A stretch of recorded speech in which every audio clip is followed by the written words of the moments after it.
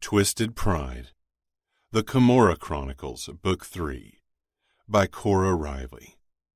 Narrated by Tortum and Charlie Angel. Prologue. Serafina. All my life I had been taught to be honorable, to do what was expected of me. Today I went against it all.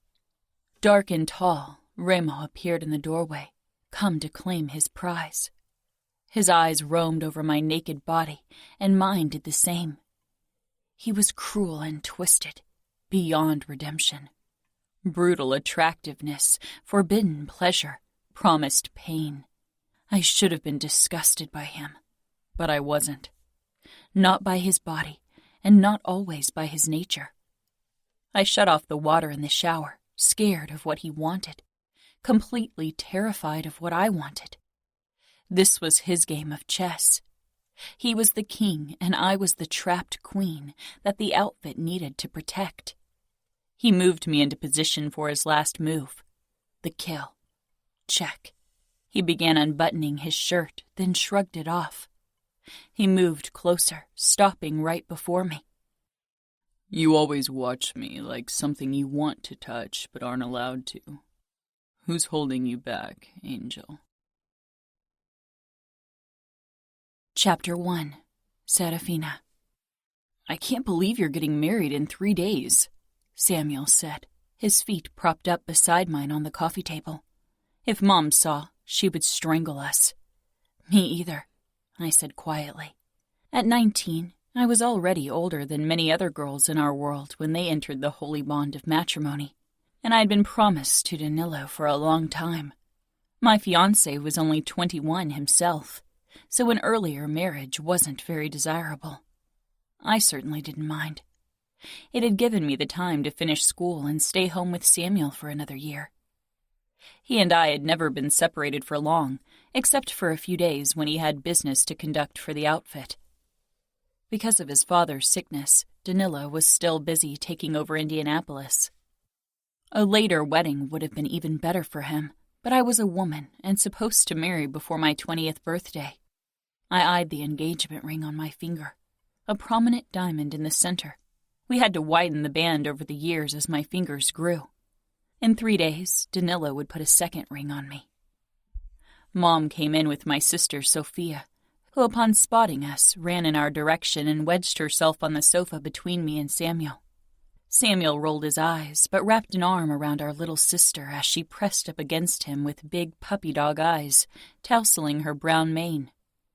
She had taken after Dad and hadn't inherited the blonde hair of our mother like Samuel and I. "It's unfair that you're leaving right after Fina's wedding. I thought you would have more time for me." I nudged her. "Hey."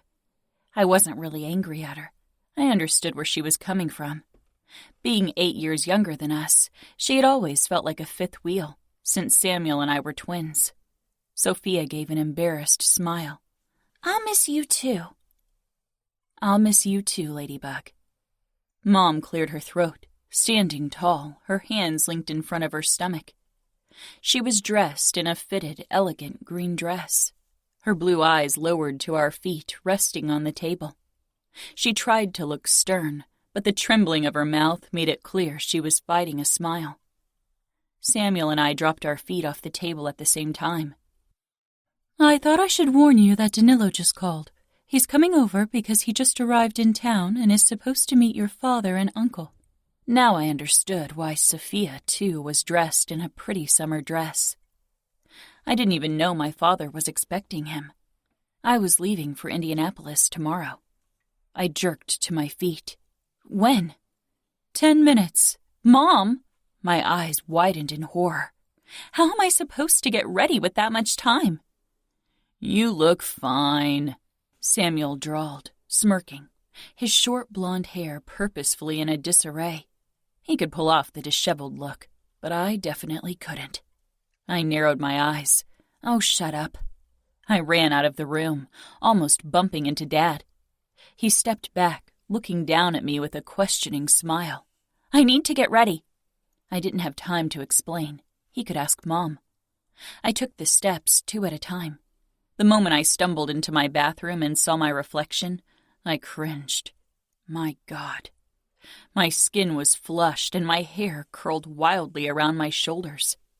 My simple jeans and t-shirt didn't scream poised future wife either. Damn it. I quickly washed my face, then grabbed a flat iron. My hair was naturally curly, but I always straightened it when people other than my family were around. This time I had 5 minutes to do it. I stormed back into my bedroom, tore through my wardrobe. Choosing the right dress for such an occasion would have taken at least 1 hour. Now I had 1 minute if I still wanted time to put on makeup. I grabbed a pink dress I ordered online a while ago but never wore and slipped it on. I was immediately reminded why I hadn't worn it before. It ended several inches above my knees, revealing more of my long legs than I usually displayed, especially when men were around. Danilo would be my husband in 3 days. It was only fair that he saw a bit more of what he was getting. A nervous thrill took hold of my body, but I pushed it aside and quickly slipped on matching heels, then hurried to my vanity. I didn't have enough time to put much effort into my makeup. My skin was quite flawless, so I decided against foundation and only put some blush and mascara on before rushing out of my room and down the corridor toward the stairs. I slowed my steps considerably when I heard Danilo, Samuel, and Dad in the foyer below. It wouldn't be wise to appear as if I had rushed to get ready for any man, not even my fiancé. They were shaking hands and exchanging pleasantries. I had met Danilo a few times before. I'd been promised to him since I was 14 and he 16, but this time felt more intimate. In only 3 days, I would become his wife and share a bed with him. Danilo was very attractive and had much success with women, a ladies' man. But to me, he had always been a perfect gentleman. He wore a white dress shirt and black pants, his dark hair immaculate. I took the first step, placing my foot on the creaky stair on purpose. One long leg extended, my head held high. All eyes turned to me. Danilo's gaze zeroed in on my exposed legs. Then he quickly snapped his brown eyes up to meet my eyes, smiling. Dad and Samuel both looked briefly at my legs, but their reaction was less than thrilled. Dad was patient and loving with Mom and us kids, even Samuel, which made it easy to forget that he was underboss of Minneapolis, and a feared one at that. I was quickly reminded just how scary he could be as he put his hand on Danilo's shoulder, wearing a hard expression on his face. "I'd like to give you something in my office, Danilo," he said in a cold voice. Danilo wasn't impressed by my father's mood change. He was going to be the youngest underboss in the history of the outfit, and he was practically already ruling over Indianapolis because his father was so sick. He gave a curt nod. "Of course," he said calmly, appearing so much older than his years. Hardened, grown up, more man than I felt woman. Danilo gave me another smile, then followed my father. I descended the remaining steps, and Samuel barred my way. "Go change." "Excuse me?" He pointed at my legs. "You're showing too much leg." I pointed at my arms and throat. "I'm also showing my neck and arms." I lifted one leg. "And I have nice legs." Samuel stared down at my leg, then up at my face with a frown. "Yeah, well, Danilo doesn't need to know that." I snorted, then quickly looked around, worried Danilo was close enough to overhear. "He will see more than my legs on our wedding night." Involuntary heat blasted my cheeks. Samuel's expression darkened. "Get out of my way," I said, trying to pass him. Samuel mirrored my move. "Go change, Fina. Now," he ordered in a voice he probably reserved for business with other made men. I couldn't believe his nerve. Did he think I would obey him only because he was a made man? That hadn't worked these last 5 years. I quickly reached for his stomach and pinched him hard, which wasn't easy considering Samuel was all muscle. He jerked in surprise. I used his momentary distraction to slip past him, then made a show of swaying my hips as I headed into the living area. Samuel caught up with me. "You have an impossible temper." I smiled. "I have your temper." "I'm a man. Women are supposed to be docile." I rolled my eyes. Samuel crossed his arms and leaned against the wall beside the window. "You always act like a well-behaved lady when others are around. But Danilo will get a nasty surprise once he realizes he didn't get a lady but a fury." A flicker of worry flooded me. Samuel was right. Everyone outside my family knew me as the Ice Princess. Our family was notorious for being poised and controlled. The only people who really knew me were my parents, Sophia and Samuel. Could I ever be myself around Danilo? Or would that put him off? Danilo was always controlled, which was probably why Uncle Dante and Dad had chosen him for my husband, and because he was the heir to one of the most important cities of the outfit. A knock sounded, and I turned around to see Danilo step in. His brown eyes met mine, and he gave me a small smile. Then his gaze moved on to Samuel, leaning against the wall behind me. Danilo's expression tightened the slightest bit. I risked a look over my shoulder and found my brother glaring at my fiancé as if he wanted to crush him to dust. I tried to catch Samuel's gaze, but he was content killing Danilo with his eyes. I couldn't believe him. "Samuel," I said in a forced, polite voice, "why don't you give Danilo and me a moment?" Samuel tore his gaze away from my fiancé and smiled. "I'm already giving you a moment." "Alone."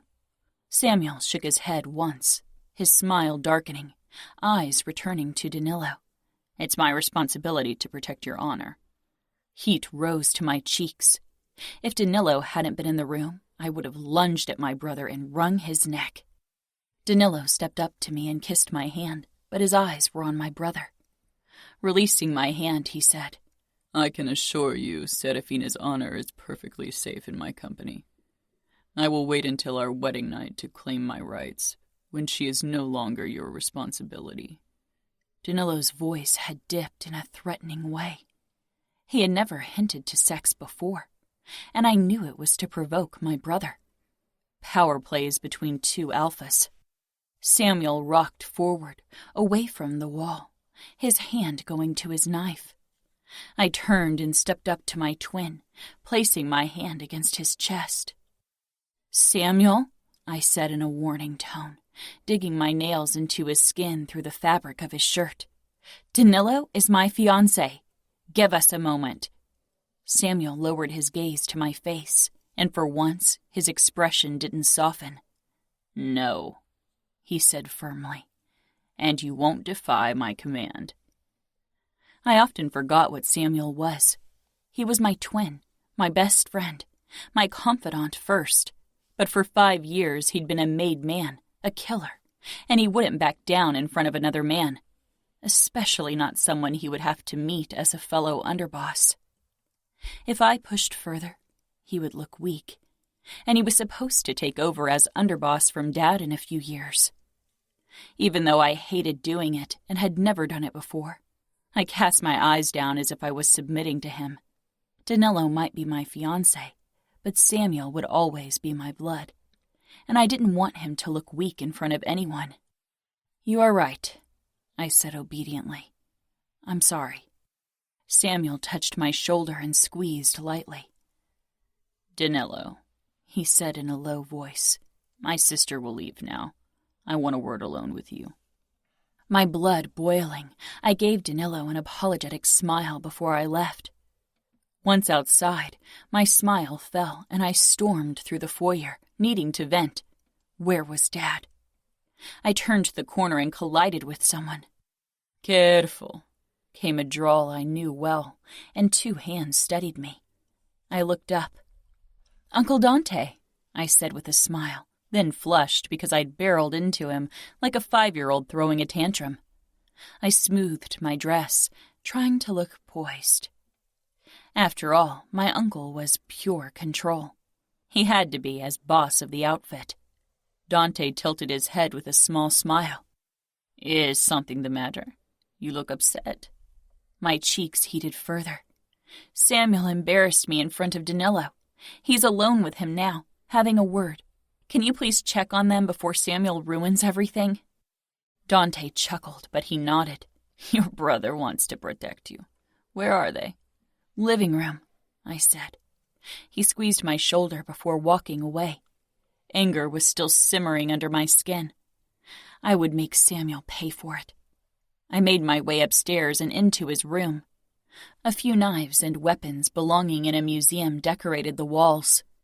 But apart from that, it was practically furnished. In a week or two, Samuel would move into his own apartment in Chicago and work directly under Dante for a couple of years before returning to Minneapolis and eventually taking over for Dad. I sank down on his bed, waiting. With every second that passed, I became more nervous. I got up and paced the room. When I heard his footsteps, I stopped and hid behind the door, carefully slipping out of my heels. The door opened and Samuel stepped in. I jumped, trying to land on his back and wrap my arms around his neck like I'd often done in the past. Samuel caught me, hoisted me over his shoulder despite my struggling, and threw me down on the bed. Then he actually held me down, tousling my hair and tickling me. "Stop!" I screeched between laughter. "Sam, stop!" He did stop, but gave me a smug grin. "You can't win against me." "I liked it better when you were a scrawny boy, and not this killing machine," I muttered. Something dark passed over Samuel's eyes, and I touched his chest and lightly shoved him. A distraction from whatever horrors he was remembering. "How badly did you embarrass me in front of Danilo?" "I went over the details of your wedding night with him." I stared at Samuel in horror. "You didn't." "I did." I sat up. "What did you say?" "I told him he better treat you like a lady on your wedding night. No dominant shit or anything." My cheeks blazed with heat, and I hit his shoulder hard. He frowned, rubbing the spot. "What?" "What? You embarrassed me in front of Danilo. How could you talk about something like that with him? My wedding night isn't your business." My entire face was burning from embarrassment and anger. I couldn't believe him. He had always been protective of me, of course, but this took things too far. Samuel grimaced.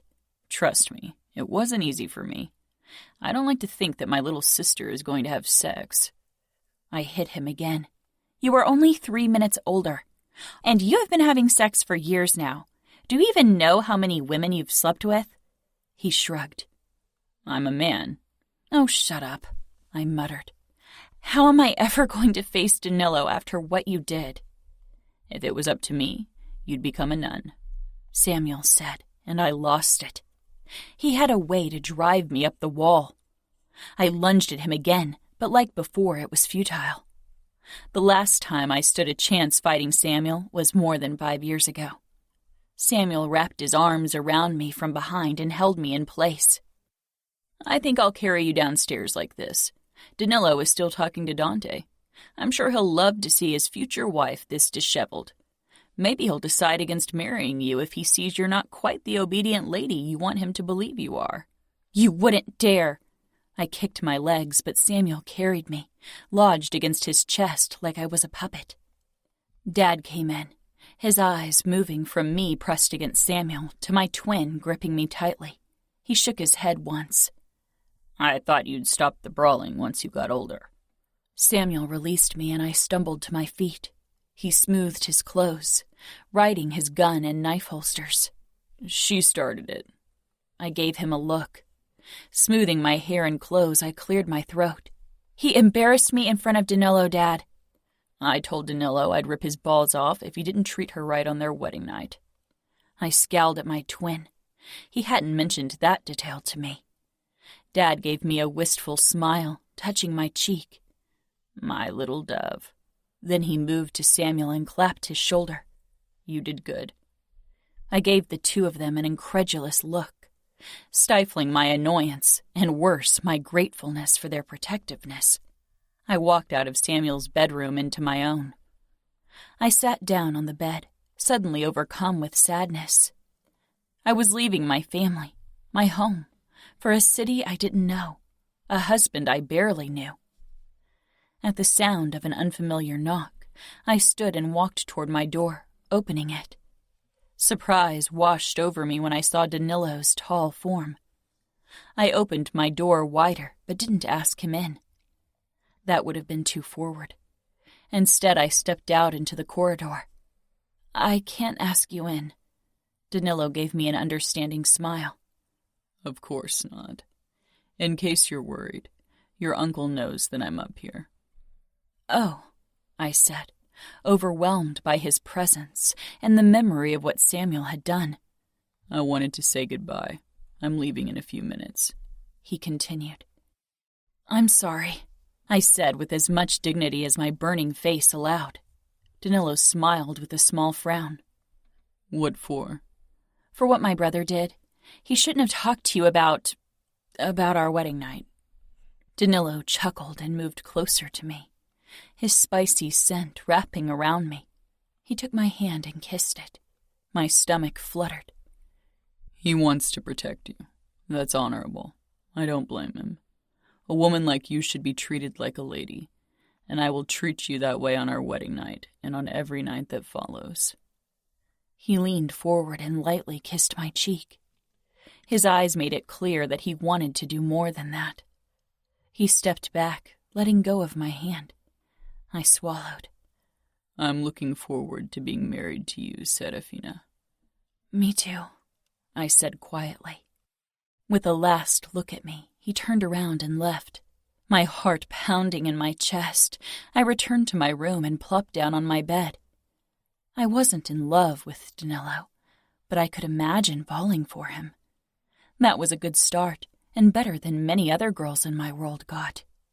A few minutes later, someone knocked again. This time I recognized the unabashed pounding of a fist against wood. "Come in," I said. I didn't have to look up to know who it was. I recognized Samuel's steps with my eyes closed. He sank down beside me. "Thank you for obeying me when Danilo was around," Samuel said quietly. He took my hand. "You need to appear strong.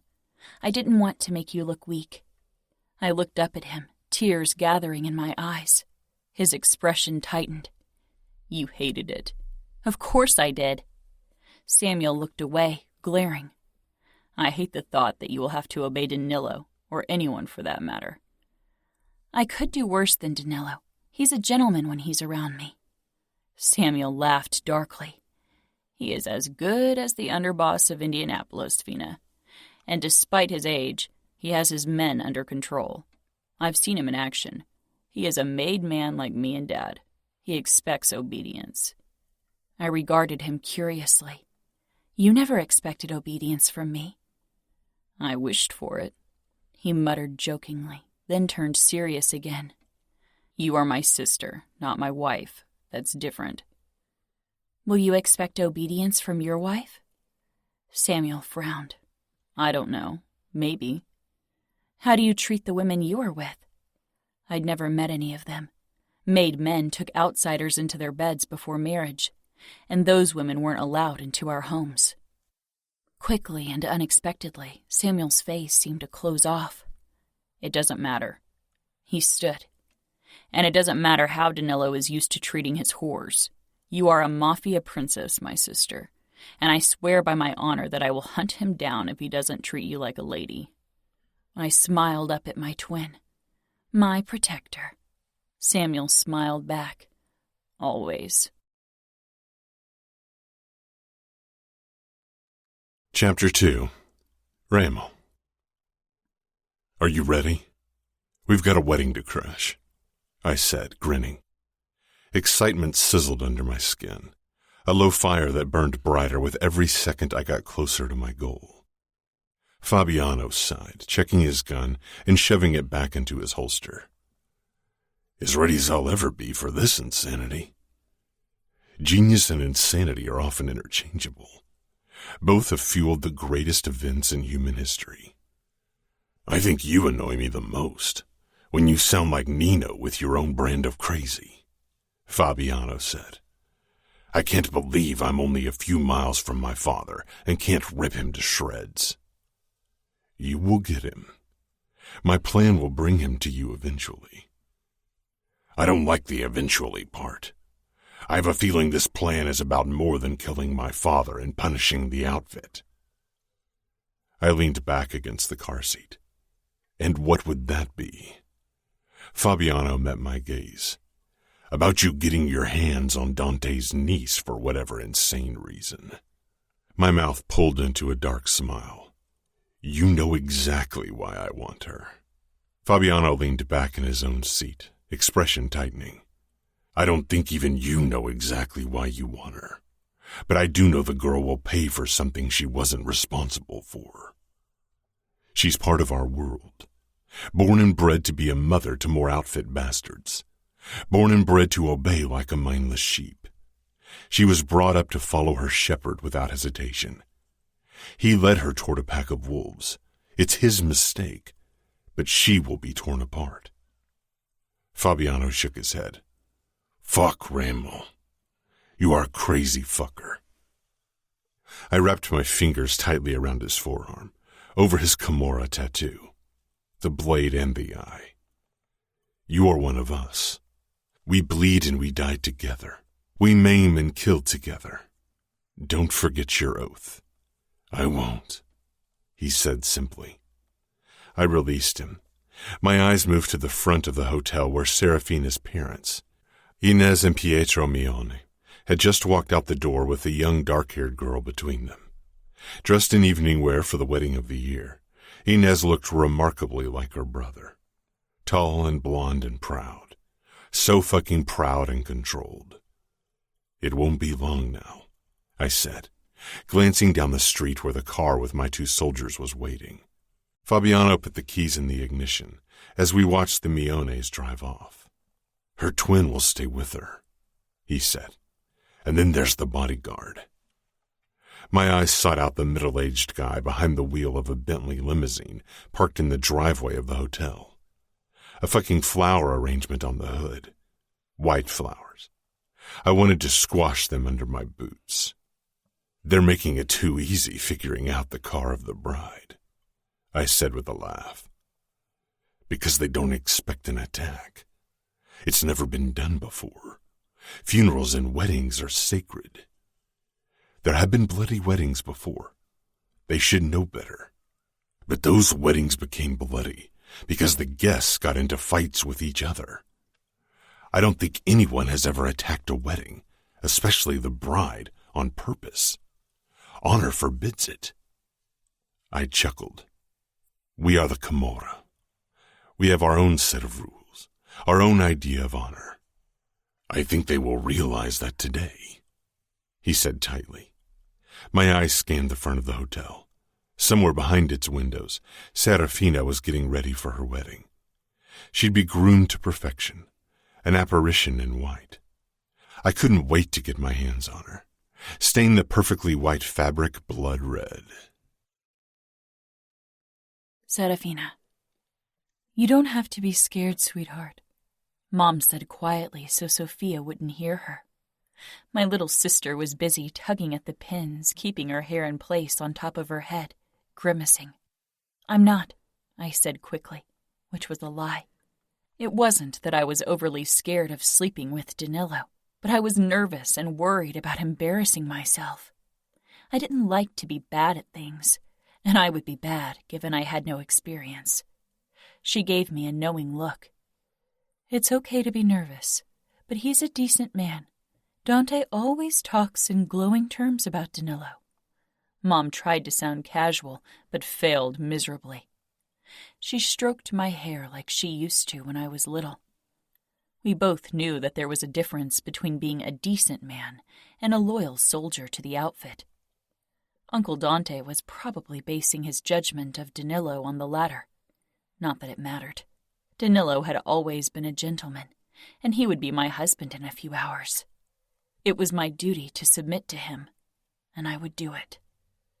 My hairdresser took Mom's place and began pinning up my blonde hair, arranging pearls and strings of white gold in it. Mom noticed Sophia fighting with her hairdo and quickly moved over to her. Stop it, Sophia. You've already untangled a few strands. Sophia dropped her hands with a resigned look. Then her blue eyes found mine. I smiled at her. Avoiding Mom's tugging hands, she came to my side and peered up at me. I can't wait to be a bride. First, you will finish school, I teased her. She was only 11 and hadn't been promised to anyone yet. For her, weddings were about looking pretty and the chivalrous knight she would marry. I envied her the ignorance. Done, the hairdresser announced and stepped back. Thank you, I said. She nodded and quickly slipped out, giving us a moment. The dress was absolutely stunning. I couldn't stop admiring myself in the mirror. Turning left and right, the pearls and silver embroidered threadwork caught the light beautifully, and the skirt was a dream consisting of several layers of the finest tulle. Mom shook her head, tears blurring her eyes. Don't cry, Mom, I warned her. You'll ruin your makeup, and if you start crying, I will cry too, and then my makeup will be ruined as well. Mom nodded, blinking. You are right, Fina. She dabbed her eyes with the corner of a tissue. Mom wasn't the emotional type. She was like her brother, my Uncle Dante. Sophia beamed up at me. A knock sounded and Dad poked in his head. He froze and slowly stepped inside. He took me in without saying a word. I could see the emotion swimming in his eyes, but he would never show it openly. He came toward me and touched 2 fingers to my cheeks. Dove, you're the most beautiful bride I've ever seen. Mom raised her eyebrows in mock shock. Dad laughed and took her hand, kissing her knuckles. You were, of course, a breathtaking bride, Inez. What about me? Sophia asked. Maybe I will be even more beautiful. Dad lifted a finger. I will keep you as my little daughter forever. No marriage for you. Sophia pouted and Dad shook his head. We need to go to church now. He kissed my cheek, then took Sophia's hand. The 3 of them walked out. Mom turned once more and gave me a proud smile. Samuel appeared in the doorway, dressed in a black suit and blue tie. You look dapper, I told him, and felt a wave of wistfulness. He would be hundreds of miles from me once I moved into Danilo's villa in Indianapolis. And you look beautiful, he said quietly, his eyes taking me in head to toe. He pushed off the doorframe and moved toward me, his hands in his pockets. It'll be strange without you. I'll tell Sophia she needs to keep you on your toes. It won't be the same. You will marry in a few years, and soon you'll be even busier with mob business. You won't even notice I'm gone. Samuel sighed, then glanced down at his Rolex that Dad had given him for his initiation 5 years ago. We need to go. The ceremony is supposed to start in 45 minutes. It'll take at least 30 minutes to reach the church. The church was outside city limits. I wanted the celebration to take place in a renovated barn in the countryside, surrounded by forest, not in the city. I nodded, then checked my reflection once more before I took his outstretched hand. With linked arms, we walked out of the suite and down into the hotel lobby. People kept glancing my way, and I had to admit I enjoyed their attention. The dress had cost a small fortune. It was only fair, since as many people as possible would see me in it. This wedding was the biggest social event in the outfit in years. Samuel opened the door of the black Bentley for me, and I slipped onto the back seat, trying to gather the skirt of my dress around me. Samuel closed the door and got in the front beside the driver, my bodyguard.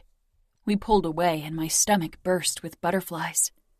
In less than 1 hour, I'd be Danilo's wife. It still seemed impossible.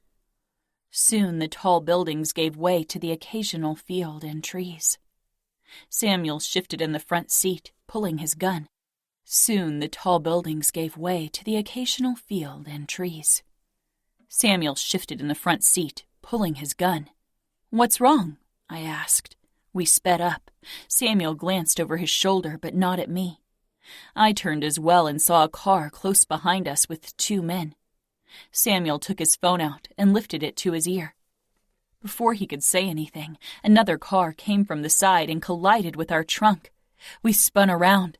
I cried out, gripping the seat as the belt bit into my skin. "Down!" Samuel shouted. I unbuckled and threw myself forward, my arms over my head. We collided with something else, then came to a stop. What was going on? Samuel shoved open the door and began firing. My bodyguard followed him. The windows burst and I screamed as shards of glass rained down on my skin. A man cried out and my head flew up. "Samuel!" I screamed. "Run, Fina!" I pushed through the gap between the front seats and found Samuel leaning against the side of the car, blood spilling out over the hand he pressed to his side. I struggled out of the door and sank to the ground beside him, touching him. "Sam?" He gave me a strained smile. "I'll be fine. Run, Fina. They want you. Run." "Who wants me?" I blinked at him, uncomprehending. He fired at our attackers again. "Run!" I bolted to my feet. If they wanted me, they'd follow me if I ran and leave Samuel alone. "Call reinforcement." I kicked off my heels and gripped my dress and began running as fast as I could. White petals from the destroyed flower arrangement stuck to my toes. Nobody shot at me. That meant they wanted me alive, and I knew that couldn't be a good thing. I turned to the right, where a forest spread out in front of me. It was my only chance to lose them. My breath came in short gasps. I was fit and a good runner, but the heavy fabric of my dress slowed me down. Twigs tugged at the dress, tearing it, making me stumble. Heavier steps sounded behind me. I didn't dare look over my shoulder to see who was chasing me. The steps closed in on me. Oh God, this dress was making me too slow. Had Samuel called reinforcement yet? And then a worse thought banished my last. What if Samuel didn't make it? I turned to the right, deciding to run back to the car. Another set of steps joined the first. 2 pursuers. Fear pounded in my veins, but I didn't slow. A shadow appeared in the corner of my eye, and suddenly a tall shape came from my side. I screamed out a second before an arm slung around my waist. The force of it made me lose my balance, and I fell to the ground. A heavy body crushed mine. The air rushed out of my lungs, and my vision turned black from the impact of landing hard on the forest floor. I started kicking, thrashing, clawing, and screamed at the top of my lungs. But a few layers of tulle covered my face and made movement difficult. If Dad and Dante had arrived with reinforcement, they needed to hear me to be able to find me. A hand clamped down on my mouth, and I bit down. "Fuck." The hand pulled back, and the voice was distantly familiar, but I couldn't place it in my panic. The tulle still obstructed my view. I made out 2 shapes above me. Tall, one dark, one blonde. "We need to hurry," someone snarled. I shivered at the stark brutality of the voice. A heavy weight settled on my hips, and 2 strong hands gripped my wrists, shoving them down on the ground. I tried bucking away, but a hand came toward my face. I tried to bite again, but I didn't reach it. My range of motion was limited with my arms above my head. The tulle was removed from my face, and finally I could see my assailants. The man sitting on my hips had black hair and black eyes, and a scar on his face. The look he gave me sent a wave of terror through my body. I'd seen him before, but wasn't sure where. My eyes darted to the other man holding my hands down, and I froze. I knew the blonde man and those blue eyes. Fabiano Scuderi, the boy I'd played with when I was younger, the boy who had run off and joined the Camorra. Finally, it clicked. My gaze darted back to the black-haired man. Remo Falcone, capo of the Camorra. I jerked violently, a new wave of panic giving me strength. I arched up, but Remo didn't budge. "Calm down," Fabiano said. One of his hands bled from where I'd bitten him. Calm down? Calm down? The Camorra was trying to kidnap me. Opening my mouth, I tried to scream again. This time Remo covered my mouth before I got the chance to hurt him. "Give her the tranquilizer," he ordered. I shook my head frantically, but something pricked the inside of my elbow and pierced my skin. My muscles became heavy, but I didn't black out completely. I was released, and Remo Falcone slid his hands under me, straightening up with me in his arms. My limbs hung limply down at my sides, but my eyes remained open and on my captor. His dark eyes settled on me briefly before he started running. Trees and sky rushed by as I peered up. "Fina!" I heard Samuel in the distance. "Sam?" I wheezed, barely a sound. Then Dad. "Fina? Fina, where are you?" More male voices rang out, coming to save me. "Faster!" Fabiano shouted. "To the right!" Twigs snapped underfoot. Remo breathed heavier, but his grip on me remained firm. We burst out of the forest and onto a street. Suddenly, tires screeched and hope filled me. But it crashed when I was put inside a vehicle in the back seat, and Remo slipped in beside me. "Drive." I stared up at the gray ceiling of the car, my breathing ragged. "My, what a beautiful bride you are," Remo said. I raised my eyes and met his, wishing I hadn't because the twisted smile on his face burned through me like a thunderstorm of terror. Then I passed out. Remo. Serafina passed out beside me. I regarded her closely. Now that she wasn't thrashing or screaming, I could admire her like a bride deserved. Dots of blood splattered her dress like rubies and marred the creamy skin of her neckline. Pure perfection. "We seem to have shaken them off," Fabiano muttered. My eyes were drawn to the back window, but nobody was following us for the moment. We had injured, not killed, Serafina's two companions, so part of the forces would waste time tending to their injuries. "She is a nice piece of ass," Simeone commented from behind the steering wheel. I leaned forward. "And you will never look at her again unless you want me to rip your eyeballs out and shove them up your ass. One more fucking disrespectful word from you, and your tongue will keep your eyeballs company, understood?" Simeone gave a jerky nod. Fabiano caught my gaze with a curious expression. I leaned back and returned my gaze to the woman curled up beside me on the seat. Her hair was pinned tightly to her head, as if even that part of her needed to be tamed and under control. But one wayward strand had freed itself and curled wildly over her temple. I wrapped it around my finger. I couldn't wait to find out how tame Serafina really was.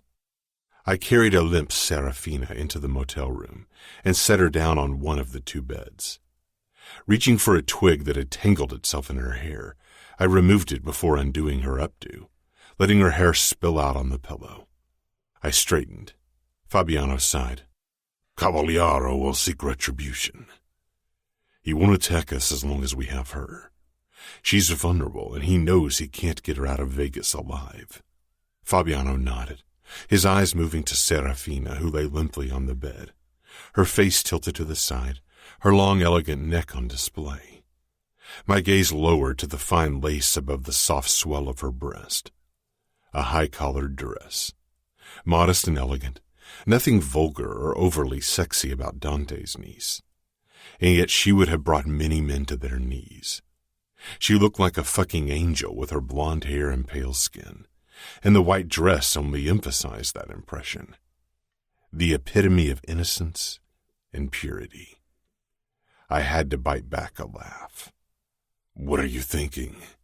Fabiano asked warily, as he followed my gaze toward the bride. That they couldn't have emphasized her innocence more if they'd tried.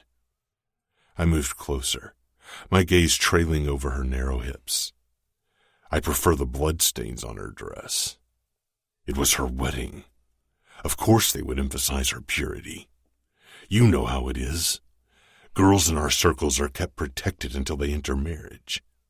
They must lose their innocence on their wedding night. Cavaliero and her fiancé will probably do anything to make sure she returns to them untouched. Danilo is underboss. Her father is underboss. Dante fucking Cavaliero is her uncle. No matter what you ask of them, they will deliver.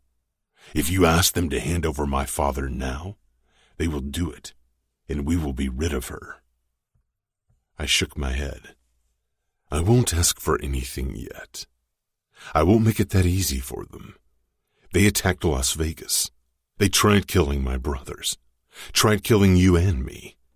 They brought war into my city, and I will bring war into their midst. I will destroy them from the inside. I will break them." Fabiano frowned. "How?" I regarded him. The hint of wariness in his voice was barely noticeable, but I knew him well. "By breaking someone they are supposed to protect. If there's one thing I know, then it's that even men like us rarely forgive themselves for letting people they are supposed to protect get hurt. Her family will go crazy with worry over her. Every day they're going to wonder what's happening to her. They're going to imagine how she's suffering. Her mother will blame her husband and brother, and they will blame themselves. Their guilt will spread like cancer among them, and I will fuel their worry. I will tear them apart." Fabiano lowered his gaze to Serafina, who started stirring slightly. The rip in her wedding dress shifted, exposing her long, bare leg. She was wearing a white lace garter. Fabiano reached for the skirt of her dress and covered her leg. I tilted my head at him. "She's an innocent," he said neutrally. "She won't return to them innocent," I said darkly. Fabiano met my gaze. "Hurting her won't break the outfit. They will come closer together to bring you down." "We will see," I murmured. "Let's call Nino and see which route to choose next." Fabiano and I moved toward the desk and put the phone on loudspeaker. We had just finished our call when Serafina moaned. We turned to her. She woke with a start, disoriented. She blinked slowly at the wall, then up at the ceiling. Her movements were slow, sluggish. Her breathing picked up, and she looked down at her body, her hands feeling her ribs, then lower, coming to rest on her abdomen, as if she thought we'd fucked her while she was passed out. I suppose it made sense. She would have been sore. "If you keep touching yourself like that, I won't be responsible for my actions." Her gaze darted to us, her body stiffening. "We didn't touch you while you were unconscious," Fabiano told her. Her eyes darted between him and me. It was obvious she wasn't sure if she could believe him. "You would know if Fabiano or I had fucked you. Trust me, Serafina." She pressed her lips together, fear and disgust swirling in her blue eyes. She began squirming and wiggling, as if she was trying to get off the bed but couldn't control her body. Eventually she closed her eyes, her chest heaving, her fingers trembling against the blanket. "She's still drugged," Fabiano said. "I'll get her a Coke. Maybe the caffeine will sober her up. I don't like her this weak and unresponsive. It's no challenge." Serafina. I watched Remo leave the room and forced myself into a sitting position. "Fabiano," I whispered. He came closer and knelt before me. "Fina," he said simply. Only my brother called me by that name, but Fabiano had always played with us when we were little and knew me by the nickname. My mother hadn't raised me to beg, but I was desperate. I touched his hand. "Please help me. You are part of the outfit. You can't allow this." He pulled his hand away, his eyes hard. "I am part of the Camorra." He stood and looked down at me without a hint of emotion. "What will happen to me? What does your capo want with me?" I asked hoarsely. For a second, his eyes softened, and that was the most terrifying answer he could have given me. "The outfit attacked us on our own territory. Remo is out for retribution." Icy terror clawed at my insides. "But I have nothing to do with your business."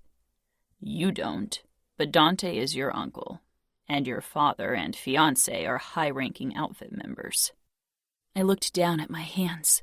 My knuckles were chalk white from clutching the fabric of my dress. Then I noticed the red stains and quickly released the tool. So he's going to make them pay by hurting me? My voice broke. I cleared my throat, trying hard and failing to hold on to my composure.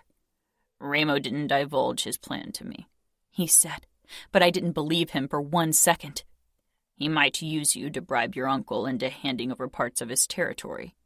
Or his consigliere. Uncle Dante would never give up part of his territory, not even for family, no matter how much my mother begged him to. Nor would he hand over one of his men. His consigliere. He couldn't, not for one girl. I was lost. My vision swam again and I slumped back down onto the mattress. Through the fogginess, I heard Ramo's voice. Change of plans. Let her sleep the drugs out of her system while we drive. We've spent too much time at this place. Nino called again. He suggests we head out now. He sent our helicopter to pick us up in Kansas. He heard from Gregori that Cavallaro has called up every soldier to search for his niece, and we are still on the fringes of his territory. Dante was trying to save me. Dad and Danilo would be searching for me as well. And Samuel, my Samuel, would look for me. If we were still on outfit territory, not all hope was lost. Chapter 3. Serafina. I woke in a car, curled into myself, half tangled in my dress. Fabiano was in the back seat beside me, but didn't look at me. Instead, he was checking the rear window. Another man sat in the front behind the wheel, and beside him was Ramo. I wasn't sure if they'd given me another tranquilizer, or if my body had trouble fighting the effects of the first injection. I hadn't eaten all day, and hardly had anything to drink. A low moan slipped past my lips. Fabiano and Ramo both looked down at me. Ramo's dark eyes sent a shiver of fear down my spine, but Fabiano's gaze didn't offer any consolation either. I closed my eyes again, hating how vulnerable I felt. I wasn't sure how long we'd been driving, but the next time I woke, we were in a helicopter. I struggled into a sitting position. The strip with hotels and casinos spread out below, and my stomach constricted as the helicopter started its descent over Las Vegas. I didn't say a word to either Fabiano or Ramo, and they didn't talk to me either. The tension was still palpable in the helicopter, but they had escaped from the outfit, and now I was in Las Vegas. In Camorra territory, at their mercy. The moment we landed, Fabiano helped me out of the helicopter, while Ramo talked to someone on the phone. I needed to wash my face and clear my head so I could think straight again. I had been in my wedding dress for almost 24 hours. I felt sticky and sluggish and exhausted, and underneath it all, a terror I had trouble containing throbbed inside of me. I was pushed into another car, and eventually we pulled in front of a shabby strip club called the Sugar Trap. Fabiano gripped my arm again as Ramo went ahead without a single glance at me. "Fabi," I tried, but he tightened his hold. "I need to go to the bathroom and wash my face. I don't feel good." He led me inside the deserted strip club toward the ladies' room and followed me inside to wait at the wash basins. Ramo had ignored me mostly, but I had a feeling that would change soon. I went to the toilet, hating that I knew Fabiano could hear me. There was nothing I could have used as a weapon, and even if there were, how would that help me surrounded by camorrista? I dropped my skirt when I was done, breathing deeply, trying to hide my emotions. "Serafina," came Fabiano's warning voice. "Don't make me get you out of there. You won't like it." Straightening my shoulders, I came back out, feeling shaky from dehydration. I bent over the wash basin and washed my face, then drank a few gulps of water. "You can have a Coke from the bar," Fabiano said. Before I could say anything, he gripped me by the arm and dragged me out. My bare feet ached. I must have cut them on the forest ground. My eyes flitted around the room. It wasn't deserted anymore. As if drawn out by the commotion, Several scantily clad women had gathered at the bar. They avoided looking at me, and I realized I couldn't hope for their help. Not a single person in Las Vegas would probably risk helping me. "Coke!" Fabiano barked at a dark-skinned man behind the bar, who grabbed a bottle, opened it, and handed it to Fabiano. The man purposely wasn't looking at me. Good Lord, where had they taken me? What kind of hellhole was Las Vegas? "Drink," Fabiano said, holding the bottle out for me. I took it and had a few long sips.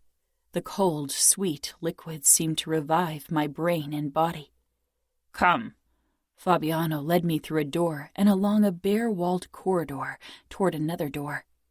When he opened it and stepped inside with me, my stomach revolted. Inside were two unknown men, both of them Falcones, I assumed. All of them were tall, with hard expressions and the air of unbridled cruelty that they were famous for. One of them had gray eyes and looked older than the other guy. I tried to remember their names, but then my eyes met Ramos and my mind turned blank. The Camorra capo had shed his shirt. There was a fresh wound on his left side that had been stitched up, but there was still blood around it.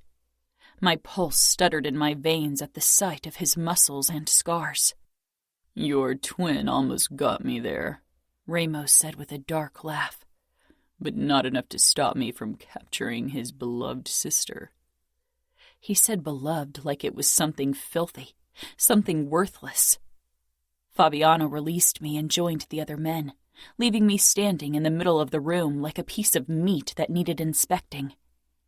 Dread settled in my bones, because maybe that was exactly what I was to them. Meat. Ramo pointed at the gray-eyed man. "That's my brother Nino." Then he gestured at the younger man beside him. "And my brother Savio." Ramo stalked closer, every muscle in his upper body taut, as if he was a predator about to pounce. I stood my ground. I wouldn't give him an inch. I wouldn't give him anything. Not my fear, and not a single tear. He couldn't force those from me. I didn't kid myself thinking that I could stop him from taking anything else. Serafina Cavallaro. My name was a caress on his lips as he slowly walked around me. He stopped close behind me so I couldn't see him. I suppressed a shiver. "Not Cavallaro. That's my uncle's name, not mine."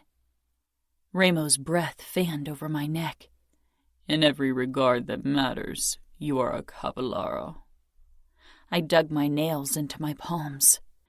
Nino's gray eyes followed the movement, without a flicker of emotion on his face. Fabiano perched on the desk, looking at the man behind me, but not me. Savio regarded me with a mix of curiosity and calculation. I didn't say anything, only stared stubbornly ahead. Ramos circled me and stopped in front of me.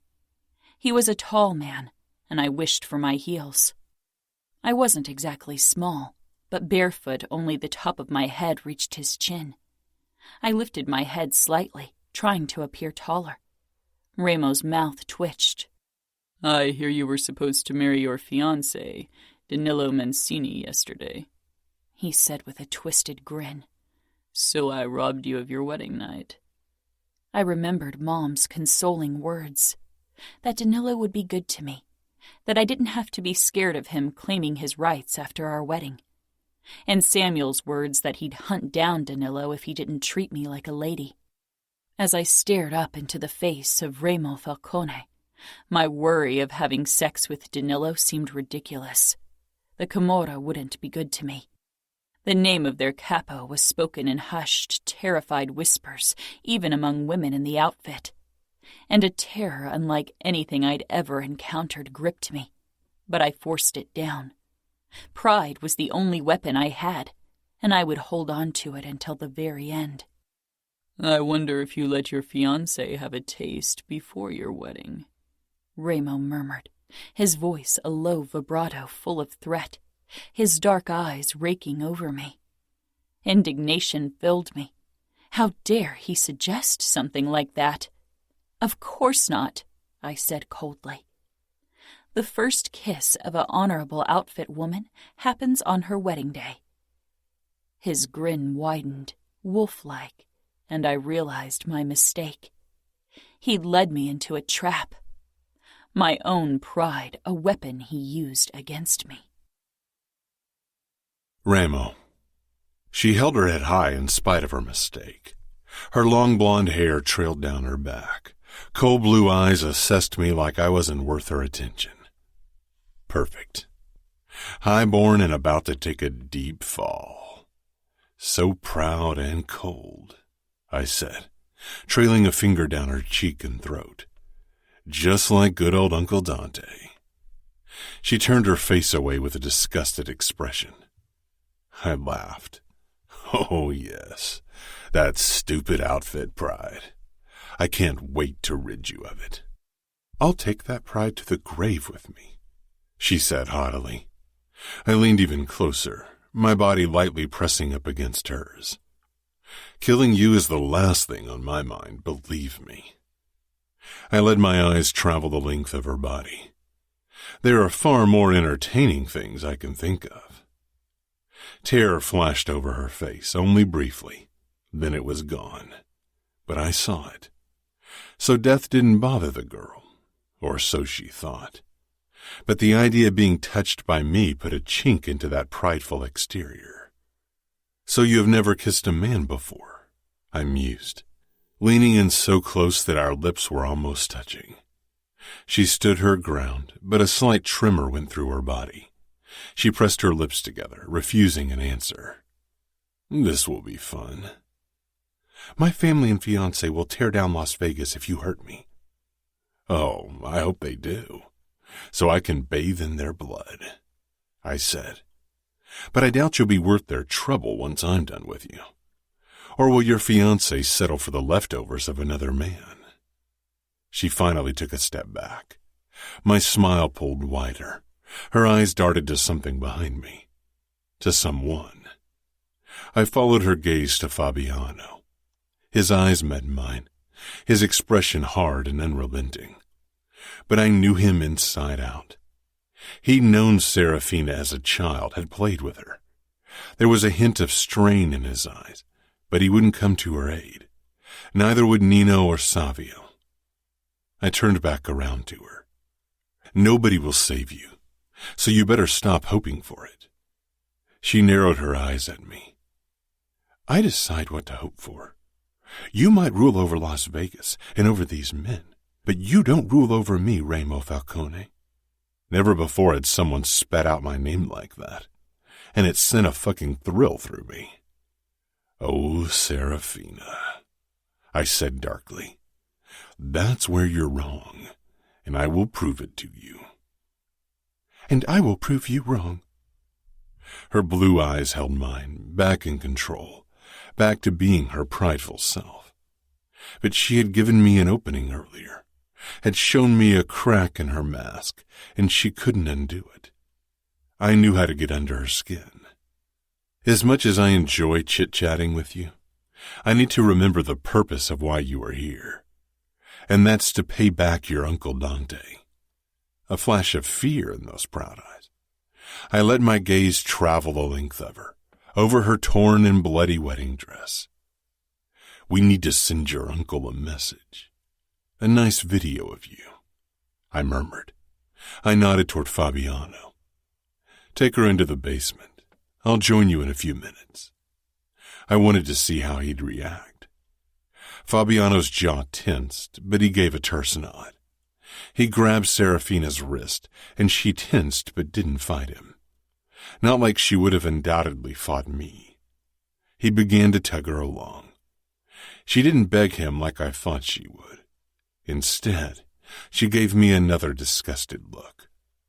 She thought she could defy me, thought she could hold on to her pride and anger. I would show her why I had become capo of the Camorra. What are you going to do to her? Savio asked, trying to sound unfazed, but he wasn't like Nino and me. He had some humanity left in him. What I said. Let her speak a message to her Uncle Dante, and record some additional material. So you're going to fuck her for the camera? Savio asked. I glanced at Nino, who watched me with narrowed eyes as if he too wasn't sure about my motives. I smiled. Don't spoil my surprise. We'll all watch the video together once it's done. I gave them a nod and headed downstairs. The moment I entered the corridor in the basement, Fabiano stepped out of the last door and closed it. His eyes settled on me. He met me halfway and gripped my arm. I raised my eyebrows. Serafina's virginity can be used as leverage against Dante and Danilo. I narrowed my eyes at him. Thank you for your input, Fabiano. I am, Capo. I've thought my plan through. Don't worry. Have you? Fabiano muttered, and I brought us nose to nose. Careful. You've betrayed me for a woman once before. Do not make it a habit. Fabiano shook his head. Fuck. I won't betray you. I went to Indianapolis with you and kidnapped Serafina. I didn't hunt down my father like I wanted to. I put her in your fucking cell for you. I am loyal, Remo. Good, I said, stepping back. Serafina is my captive, and I decide what happens to her. Understood? Understood, Fabiano said, gritting his teeth. Can I go to Leona now? Go. I'll have Simeone watch her cell tonight. He's a fucking pervert, Remo. He also knows I'll cut his dick off if he goes against my orders. Now go have fun with your girl while I take care of mine.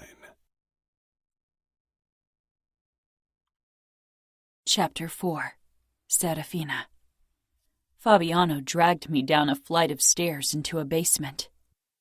Fabi, I said imploringly, tugging at his hold. Fabiano, he growled, not even looking at me as he pulled me through another narrow, bare corridor. He seemed furious. Before I could utter another word, he opened a heavy door and stepped inside a room with me. My eyes darted around. A cell. My stomach lurched when I saw the toilet and shower in one corner, but even worse when I took in the stained mattress on the floor across from them. Red and yellow stains. Terror gripped me hard, and suddenly I realized what was supposed to happen here. My eyes flew up to a camera in the corner to my right, then back to Fabiano. He was enforcer of the Camorra, and while my parents had tried to shelter me, Samuel had been more forthcoming with information. I knew what enforcers did, especially in Las Vegas. Fabiano scanned my face and released me with a sigh. I stumbled back and almost lost my balance when my feet caught in my dress. "Will you?" I pressed out. Fabiano shook his head. Remo will handle you himself. I froze. "Fabiano," I tried again. "You can't allow this to happen. Don't let him hurt me, please." The word tasted bitter in my mouth. Begging wasn't something I had been taught, but this wasn't a situation I had ever prepared for. Remo won't. Fabiano trailed off and grimaced. Pushing past my fear, I moved closer to Fabiano and gripped his arms. "If you are unwilling to help me, then at least tell me what I can do to stop Remo from hurting me. What does he want from me?" Fabiano stepped back, so I had to release him. Remo hates weakness, and in his eyes, women are weak. So I'm at the mercy of a man who hates women. He hates weakness, but you are strong, Serafina. He turned and left, closing the heavy door and locking me in. I whirled around, my eyes scanning the surroundings for something I could use against Remo. But there was nothing, and he wasn't a man who could be beaten in a fight. Strong? Was I strong? It didn't feel that way right now. Fear pounded in my chest, in every fiber of my body. My eyes darted to the mattress once more. Yesterday, Danilo was supposed to claim me on satin sheets in the holy bond of matrimony. Today, Remo would break me on a dirty mattress like a common whore. I braced myself against the rough stone wall, fighting my rising panic. All my life I had been raised to be proud and noble, honorable and well-behaved, and it didn't protect me. The creak of the door made me tense, but I didn't turn to see who had entered. I knew who it was, could feel his cruel eyes on me. I peered up at the camera once more. Everything that happened would be recorded and sent to my uncle, fiancé, and father, and worse, Samuel. I swallowed. They would see me at my worst. I wouldn't let it come to that. I'd hold my head high no matter what happened. "Are you ignoring me?" Ramo asked from close behind me, and a small shiver shot down my spine. "Does that ever work?" I said, wishing my voice came out stronger, but it was already a fight, forcing those 4 words out of my tight throat. "No," Ramo said. "I'm difficult to ignore." Impossible to ignore. "Turn around," Ramo ordered. I didn't move, focusing on the gray stone in front of me. It wasn't only an act of defiance. My legs refused to move. Fear kept me frozen, but Ramo didn't need to know that. His hot breath ghosted over my neck, and I closed my eyes, wedging my lower lip between my teeth to stifle a sound. "Open disobedience?" he asked in a low voice. His palms pressed down on my shoulder blades, and I almost crumpled under their weight, even though he didn't put much pressure behind the touch. "On second thought," he said gently, "this position works well too." The soft clink of a blade being unsheathed made me jump. Ramo braced himself to both sides of me, a long dagger in one hand. His chest pressed up against my back. "I'll give you a choice, Serafina. You can either get out of your dress by yourself, or I'll cut you out of it. What is it?" I swallowed. I had expected another choice. One Vegas was famous for. A rush of relief filled me, but it was short-lived. I shifted my hand and covered the blade with my palm, then curled my fingers around the cold steel. "If you give me your knife, I'll cut myself out of my dress," I bit out. Ramo chuckled, a dark, joyless sound. "You want my knife?" I nodded, and to my utter shock, Ramo released the handle, and I held his dagger by the blade, the sharp edge cutting into my flesh. Ramo stepped back, his warmth leaving my body. I stared at the deadly weapon in my hand. Slowly, drawing in a deep breath, I straightened and reached for the handle. I knew Ramo hadn't given me a fair chance.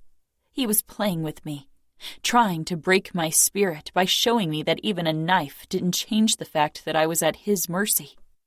What he didn't know was that Samuel and I had spent all our lives fighting with each other, like siblings always do. But when he'd become a made man, he started working with me on my fighting skills because he knew how our world treated women. He had tried to make me strong, and I was. I knew how to handle a knife, how to defeat an opponent. But I had never won against Samuel, and he was always careful not to hurt me. Ramo was stronger than Samuel, and he would hurt me, would enjoy it. I could not beat Ramo in a fight, not even when I had a knife and he didn't. Fabiano's words flashed through my mind. "Ramo hates weakness." Even if I couldn't beat Ramo, I could show him I wasn't weak.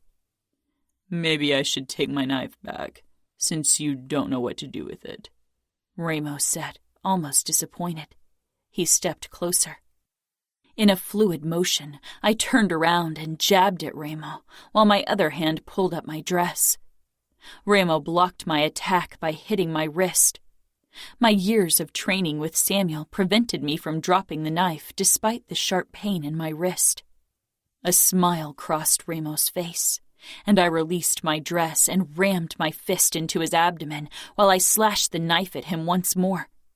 The blade grazed his arm and blood trickled down, but Ramo didn't even wince. His smile got wider as he took a step back, completely unfazed. I lunged at him, but got caught in my long skirt. I barreled into Ramo and tried to land another deadlier cut. We fell, and Ramo landed on his back with me on top of him. I straddled him and stabbed at his stomach, but he gripped my wrist with a twisted grin on his face. I tried to force the knife down, but Ramo didn't budge. And then, suddenly, he showed me what it was like when he actually tried fighting back. He bucked his hips, and before I could react, I landed on my back, and Ramo was on top of me. I struggled, but he shoved my skirt up and knelt between my legs, moving closer until his pelvis thrust against me, and I couldn't use my legs to push him away. His fingers curled around my wrists, and he pressed them into the mattress above my head, the knife still in my grasp and utterly useless. He had me pinned under his strong body, completely at his mercy, both of my hands fastened to the ground. His dark eyes held excitement and a flicker of admiration. For a moment, I felt proud, but then my situation dawned on me. I was on my back, on a dirty mattress under Ramo. He had me where he wanted me from the start. Fear overpowered my determination, and my body stiffened, my eyes darting to the disgusting mattress under me. I sucked in a deep breath, trying to keep my panic at bay. Ramo regarded me intently. "Let go of the knife," he murmured, and I did. I didn't even hesitate. Be strong. I swallowed hard, reminding myself of the camera. I take my pride to the grave with me. Just get it over with, Ramo, I said in disgust. Rape me. I'm done playing your sick game. I'm not a chess piece. Ramo's dark eyes wandered over my face, my hair, my arms stretched out above my head. He leaned down, his cruel face coming closer. He stopped when our noses were almost brushing. His eyes weren't black. They were the darkest brown I'd ever seen. He held my gaze, and I held his. I wouldn't look away, no matter what he did. I wanted him to see me as I was. Not a weakness, not a pawn, but a human being. "Not like this, Serafina," he said. His voice was low and dark, mesmerizing, but it was his gaze that held me captive. "Not like a whore on a stained mattress." He smiled, and it was worse than any glare or threat. He brought his mouth down until his lips touched mine gently, just barely, and yet a current shot through me. "I haven't started playing, and you aren't a mere chess piece. You are the queen." He took the knife and straightened, releasing me in the process. He stood slowly, drawing up to his full height and staring down at me. "And what are you in this game of chess?" I whispered harshly, still lying on the mattress. "I'm the king." "You aren't unbeatable." His eyes trailed over me until they returned to my face. "We'll see." He sheathed his knife. "Now get out of that dress. You won't need it anymore." I sat up. "I won't undress in front of you." Ramo chuckled. "Oh, this will be fun." He waited, and I returned his gaze steadily. "The knife it is, then," he said with a shrug. "No," I said firmly, struggling to my feet. I glared at him and reached behind myself, pulling down the zipper with an audible hiss. Never taking my eyes off him, I pulled at the fabric until it finally fell to the ground, a fluffy halo around my feet. "White and golden like an angel," Ramo mused darkly as he took in every inch of me. Even force of will couldn't stop my cheeks from blazing with heat, being exposed like this in front of a man for the first time. Left in nothing but my white garter, white lace panties, and a corset, goosebumps rippled across my skin at Ramo's scrutiny. He bridged the distance between us, and I held my breath. He stopped close to me, dark eyes tracing my face, and he raised his hand, causing me to stiffen. The corner of his mouth twitched. Then his thumb brushed over my cheekbone. I drew back, away from the touch, which made him smile again. Virgin bashfulness. How endearing, Ramos said darkly, mocking me.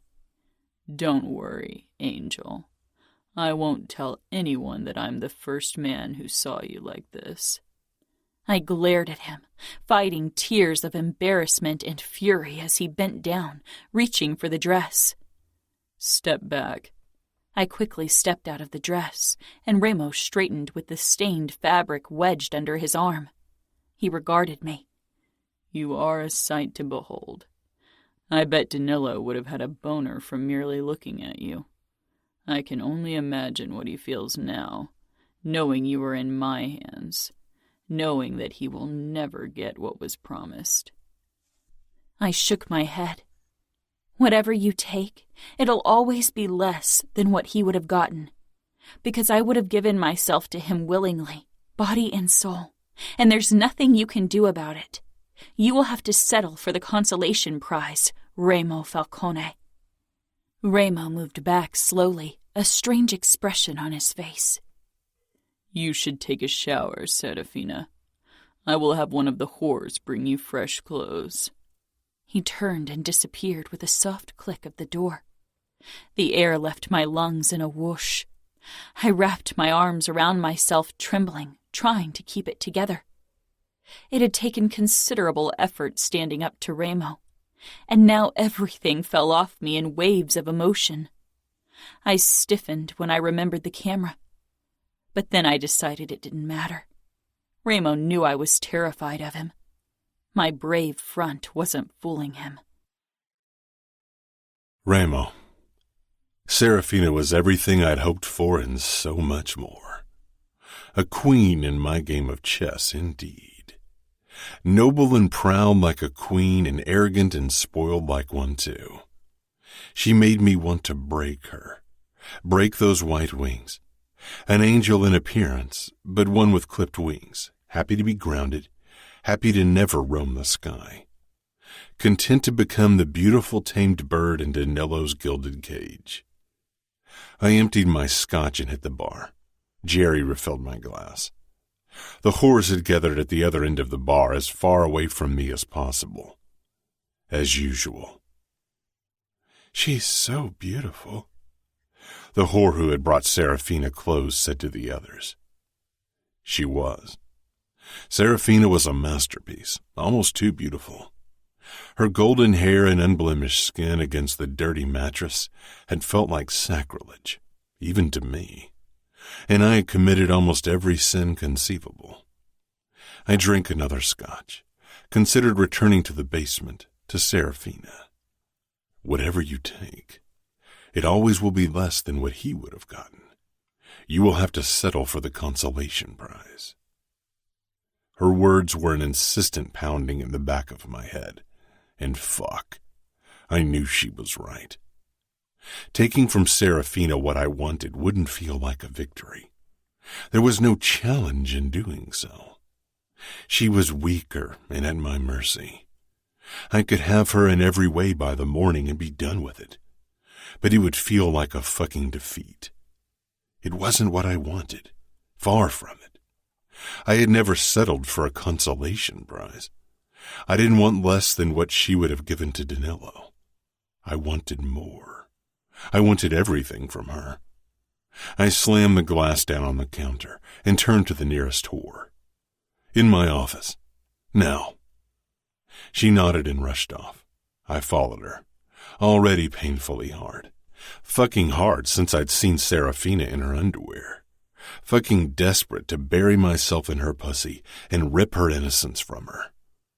I always got what I wanted. I didn't wait for anything. But if I wanted the ultimate triumph, I would have to try my hand at patience, and it would be the biggest challenge of my life. The whore perched on my desk but got up when I entered. I unzipped my pants and shoved down my briefs. She knew her cue. We'd fucked before. I often chose her. She got down on her knees as I tangled my hand in her red hair and started fucking her mouth. She took all of me as I thrust into her, hitting the back of her throat, making her gag, but for once it did nothing to sate the burning hunger in my veins. I scowled down at her face, trying to imagine it was Serafina, but the whore regarded me with that fucking submissiveness, that disgusting reverence. No pride, no honor. They all got a choice and choose the easy way, never the hard, painful one. They would never understand that nothing could be gained without pain. Weak. Disgusting. I tightened my hold on her hair, causing her to wince as I came down her throat. Stepping back, my dripping cock slid out of her mouth. She peered up at me, licking her lips like I had given her a fucking gift. My fingers itched to reach for my knife and slash her throat, relieve her of her pitiful existence. She lowered her gaze. "Get up," I snarled, losing my patience. She scrambled to her feet. "Desk." She turned around and bent over the desk, sticking her ass out, then reached behind herself and pushed her skirt up, revealing her naked ass. She parted her legs and braced herself against the desk. No pride, no honor.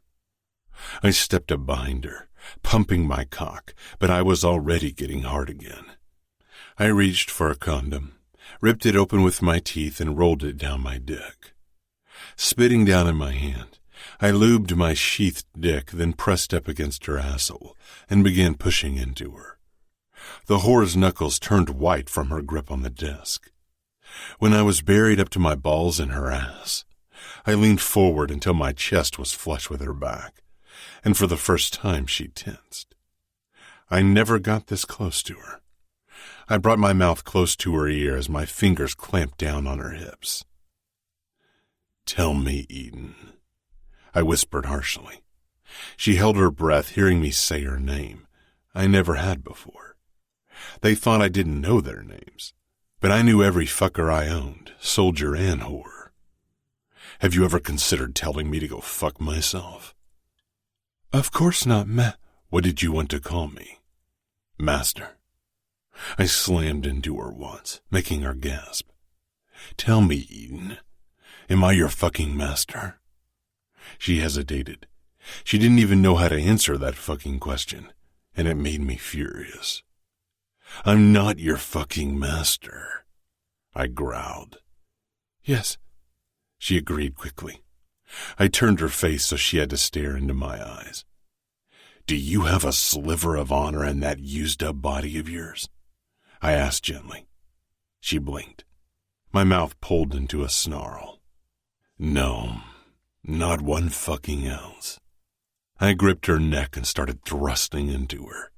She winced and it made me raving mad. Still slamming into her, I muttered in her ear, "Do you ever wonder where Daenerys is?" She tensed under me, but I didn't let up. "Have you thought about her at all?" She let out a sob. She had no right to cry, no fucking right. Because she wasn't crying for her daughter, but only for herself. A fucking disgrace of a mother. "Do you ever wonder if I do to your little girl what I do to you now?" She didn't say anything. I straightened and kept fucking her until I finally came. I stepped back, thrust the condom down on the ground, and cleaned myself with a towel that I kept handy before I pulled up my briefs and pants. She turned. Mascara smudged under her eyes, and I tossed the towel at her. "Clean yourself. And dispose of the fucking condom. It's dripping my cum all over the floor." She picked up the towel from the floor and wiped the floor first, then cleaned herself. Dirty whore. "Get out of my sight before I kill you," I said. She rushed past me, opened the door, and almost bumped into Savio, who stepped back with a disgusted expression. He cocked an eyebrow as he stepped in. "You're still fucking that bitch. Why don't you just kill her like she deserves?" "She doesn't deserve death. It would be too kind to kill her." And I gave Gregory my word that the bitch would suffer. Savio nodded. "Maybe, but I thought you'd be up virgin pussy, not this used-up piece of trash." "I'm not in the mood for virgin pussy." Savio looked curious. I imagine it'll be really tight and kind of hot, knowing you're the first to be in there. Never been with a fucking virgin, so I can't fucking tell you. Is there a reason why you're here disturbing my post-fuck fury? What's the difference between that and your pre-fuck fury? Or your general mood, for that matter? You're a fucking smartass like Nino. Savio sauntered in and leaned his hip against the desk. I thought I'd tell you Simone went into the basement with a tray of food for your girl and didn't come back up yet. I shoved past Savio. So fucking furious I had trouble not killing every single person in the fucking bar. I raced down the stairs when I heard Simeone's cackling and spotted him in the doorway to Serafina's cell, not inside of it. I slowed, knowing there was no rush. He wasn't that stupid. Stupid enough, but not so stupid to try touching something that was mine. Get out, you disgusting pervert, I heard Serafina's voice. Shut up, whore. You're not in Chicago. Here, you are nothing. I can't wait to bury my cock in your cunt once Ramo is done breaking you in. I won't shower in front of you. Get out. Then I will call Ramo and tell him to punish you. Oh, so he would call me. Interesting. I stalked closer, not making a sound. Simeone's back twitched like he was busy jerking off, which was probably the case. My mouth pulled into a snarl, but I held back my anger. More silence followed, and I approached without making a sound. Simeone's profile appeared in my view, leaning in the doorway with his hand clutching his ugly dick as he rubbed it furiously. I stopped a few steps from him, and there was Serafina in the shower, her back turned to him. Simeone was practically salivating on the ground and jerking off, watching Serafina shower. She was a sight to behold, no argument. Her skin was pale like marble. Her ass two wide orbs I wanted to sink my teeth into. There wasn't a blemish on her body, not a single imperfection, so unlike my own. She had been protected all her life, kept safe from the dangers of this world. And here she was at my mercy. Turn around. I want to see your tits and cunt, Simeone ordered, his hand moving faster on his cock. Simeone was so wrapped up in watching her and wanking off, he didn't notice me. If you don't turn around, I'll call Ramo. I won't turn around, you pig, she hissed. Then get Ramo. I don't care. You little whore. I will turn you around myself. Simeone made a move as if to push off the doorway. When Serafina turned around, one arm wrapped protectively over her breasts, the other hand shielding her pussy. The water pouring down her face almost hid her tears. She gave Simeone the most disgusted look I'd ever seen. Her head held high, and then she spotted me. See, that wasn't so difficult, was it? Simeone rasped. My lip curled. I pulled the knife from my holster, slid my fingers through the knuckle holder, relishing in the feel of the cold metal against my skin. She watched unmoving as I stepped up to Simeone. Her perfect proud lips wouldn't utter a warning. I wrapped my arm around his throat in a crushing grip and pressed my knife against his lower abdomen. He cried out in surprise and let go of his cock. You were going to call me? I asked. His terror-widened eyes blinked up at me as his face turned red from the pressure of my grip. I loosened my hold so he could speak. Ramo, I made sure she wasn't messing around. It's not how it looks. Did you know that no man has ever seen what you just saw? He shook his head frantically. I lifted my gaze to Serafina, who was watching with a frozen expression. You see, now you have seen something that I had no intention of sharing, I explained in a pleasant voice. I slid the knife into his abdomen, only a couple of inches. He cried out, flailing in my grip. I held him fast, my eyes never leaving Serafina. Blood trickled down over my hand. His filthy blood. Serafina dropped her arms to her side. I didn't think she noticed. She stared at me in open horror. For once, her prideful mask had slipped and revealed her true nature, a soft-hearted, breakable woman. And I took in the sight of her firm breasts and the golden curls at the apex of her thighs, perfectly trimmed into a triangle. For her wedding night. What a pity that poor Danila would never get to see it. She was mine for the taking.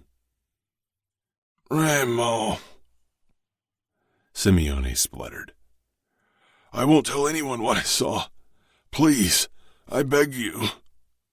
"I believe you," I said mildly. "But you will remember." I drove the knife deeper into his flesh, moving slowly, letting him savor every inch of the blade. Did you imagine how it would be to sink your filthy cock into her pussy? He gurgled. The knife was buried to the hilt in his abdomen. Did you imagine to bury yourself to the hilt inside her? His eyes were bulging, his breathing labored.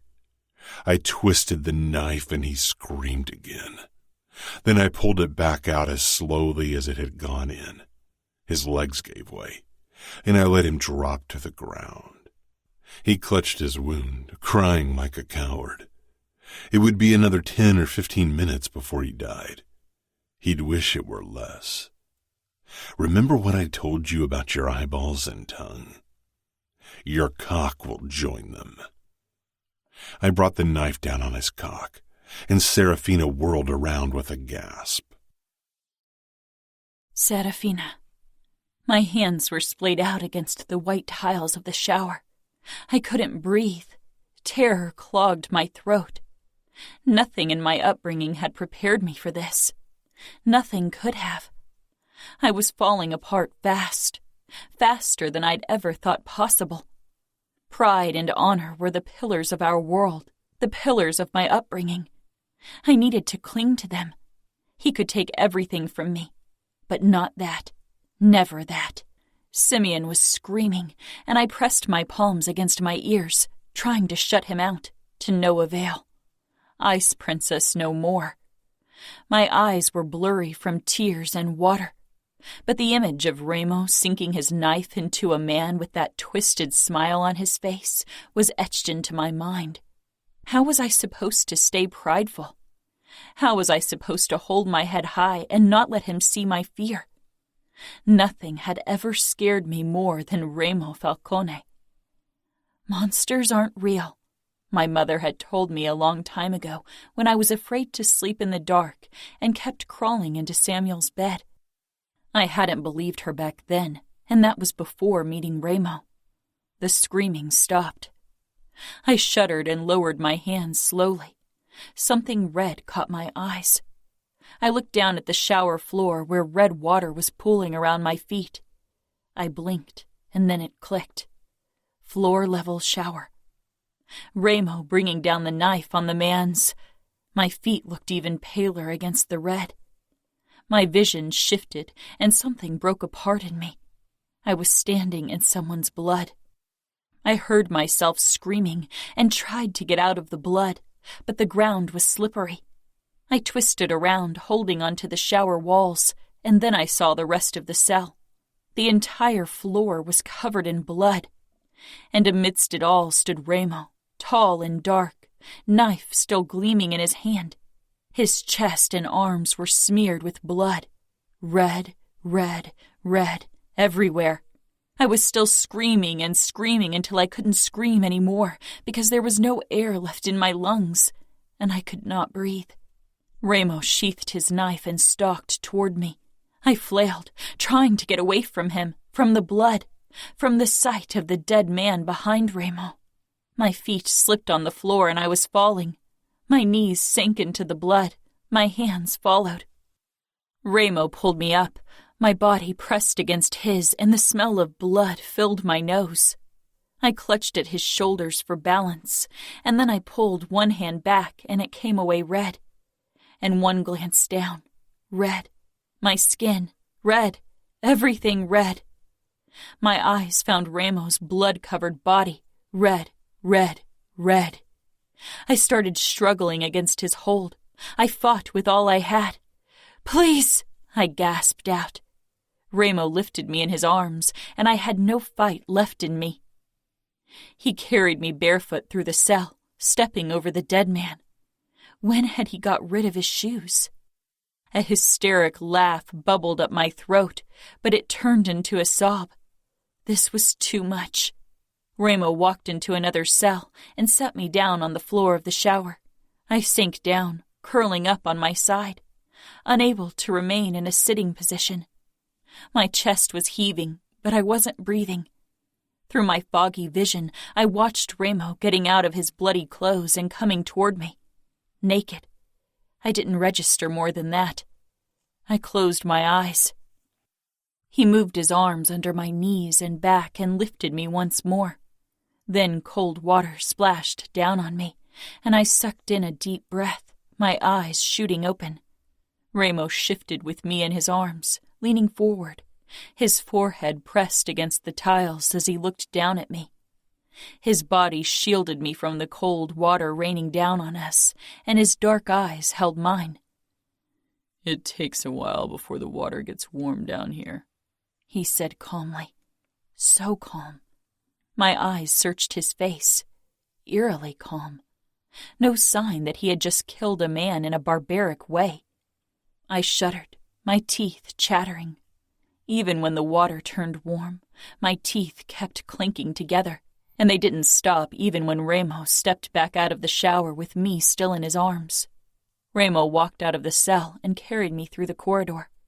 Panic tore at my chest. "Fuck," someone said, a man. "Get me a fucking blanket, Savio," Ramo growled. He tightened his hold as he carried me upstairs.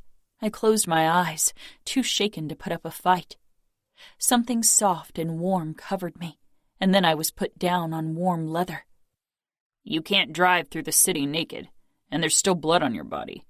"You can drive," Ramo said, and then his body eased in beside me. "Where the fuck are we taking her?" "Home."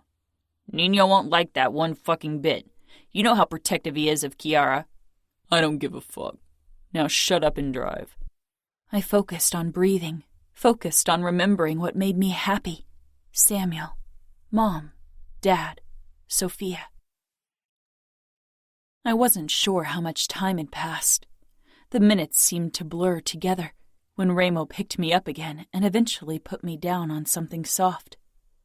My eyes peeled open, heavy-lidded and burning from crying. The first thing I registered was the bed I was lying on. Soft satin sheets, blood red. A majestic canopy bed made from black wood, the posts twisting as if two branches had wound around another to form each. Heavy blood-red drapes hung from the canopy, blocking the bright sunlight streaming into the bedroom. I put my trembling hand flat against the smooth sheet, white against red, like in the shower. I shuddered and started hyperventilating again. Ramo appeared beside the bed and sank down, causing the mattress to dip under his weight. He was naked except for a knife holster, which was strapped to his chest. Muscles and scars and barely restrained strength. I averted my eyes, my teeth beginning to chatter again. Ramo reached over me. "Don't," I said weakly. Then firmer, "Don't touch me." Ramo's dark eyes held mine with intent. He bent low until his face filled my vision. "After what you saw me do today, you still defy me. Don't you think submitting to me will make things less painful for you?" His voice was soft, low, almost curious. "Yes," I whispered, and something shifted in his eyes. Was that disappointment? But I'd rather take pain than submit to your will, Ramo. He smiled darkly and reached over me again. Before I could react, he pulled a blanket over my body, covering my nakedness. My eyes widened. "How can you know what you prefer if you've never experienced either? Neither pain," He brushed his lips lightly across my mouth. Not a kiss, but a threat. Nor pleasure. A shiver traveled down my spine. My throat was dry, my limbs heavy. I want to show you both, Angel. He paused, his dark eyes burning into me. But I fear you'd rather kill yourself than give yourself to me. He pulled his knife out and put it down beside me. You should end your life. Take the easy way out, because nobody will come to save you. And I won't stop until I've broken you, body and soul. I believed him. How could I not, with the intense determination and coldness in his dark eyes? I reached for the knife, then pushed into a sitting position and pressed the blade against Ramo's throat. He didn't flinch, only regarded me with unsettling eyes.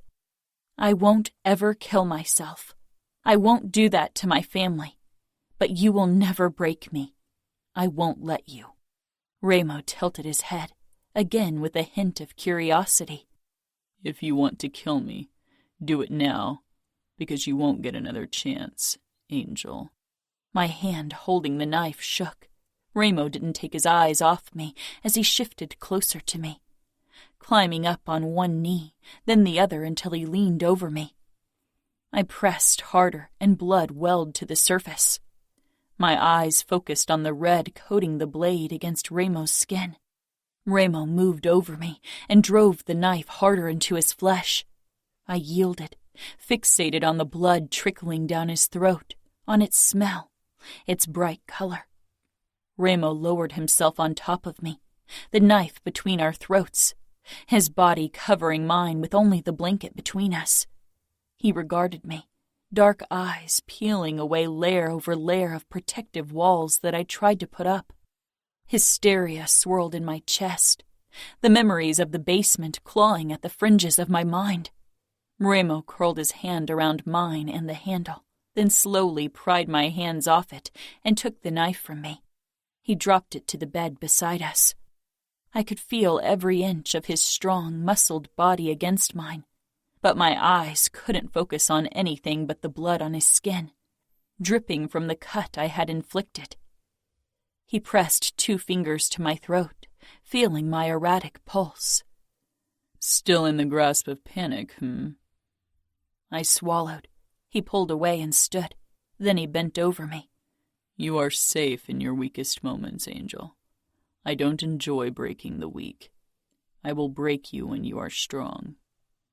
He grabbed the knife and turned around, presenting his back to me. My eyes traced the tattoo of the kneeling fallen angel. Was that how Ramo saw himself? A fallen angel with broken wings? A dark angel risen from hell? And what was I? Before he left the room, he glanced over his shoulder at me. Don't try to run, Angel. There are more men like Simeon waiting to get their hands on you. I'd hate having to send them after you and hurt you. As if anyone could hurt me worse than Ramo would. I forced a smile. We both know you're lying. You won't let anyone hurt me. Ramo cocked one dark eyebrow. I won't. You won't because you want to be the one to break me, to make me scream. Ramo's mouth pulled into a smile that raised the little hairs on my skin, a smile that would haunt me forever. Oh, I will make you scream, Angel. That I swear. Suppressing a shudder, I dug my nails into my palms and forced more words from my tight throat. Don't waste your time. Kill me now. We all have to let part of ourselves die to rise up stronger. Now sleep tight. I'll return later for a proper video message for your family. Why did you even save me from Simeon? Why not let him start the torture you have in mind for me? Why bring me here to your mansion? Ramo regarded me as if he too was wondering the same thing, and his silence told me that my guess had been right. This was indeed the Falcone mansion. It surprised me that he would risk bringing me into his family's home. Like you said, I will be the one to make you scream, and no one else. he closed the door.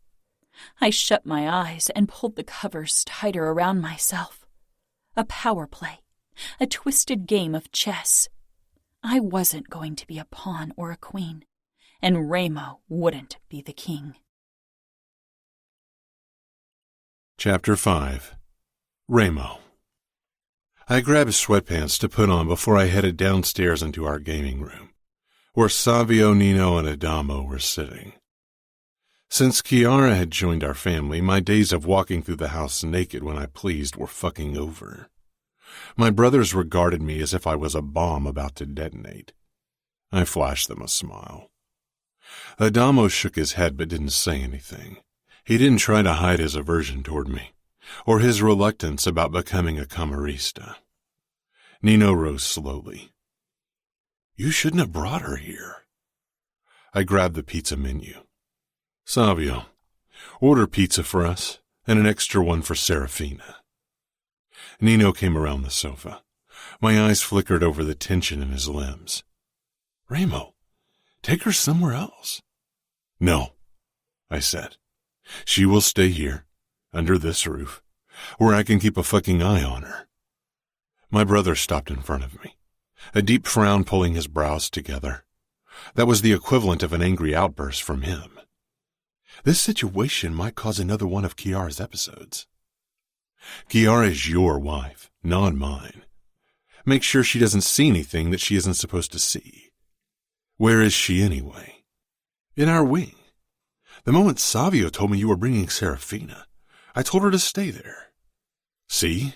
No problem. I moved past him toward the bar and grabbed a beer.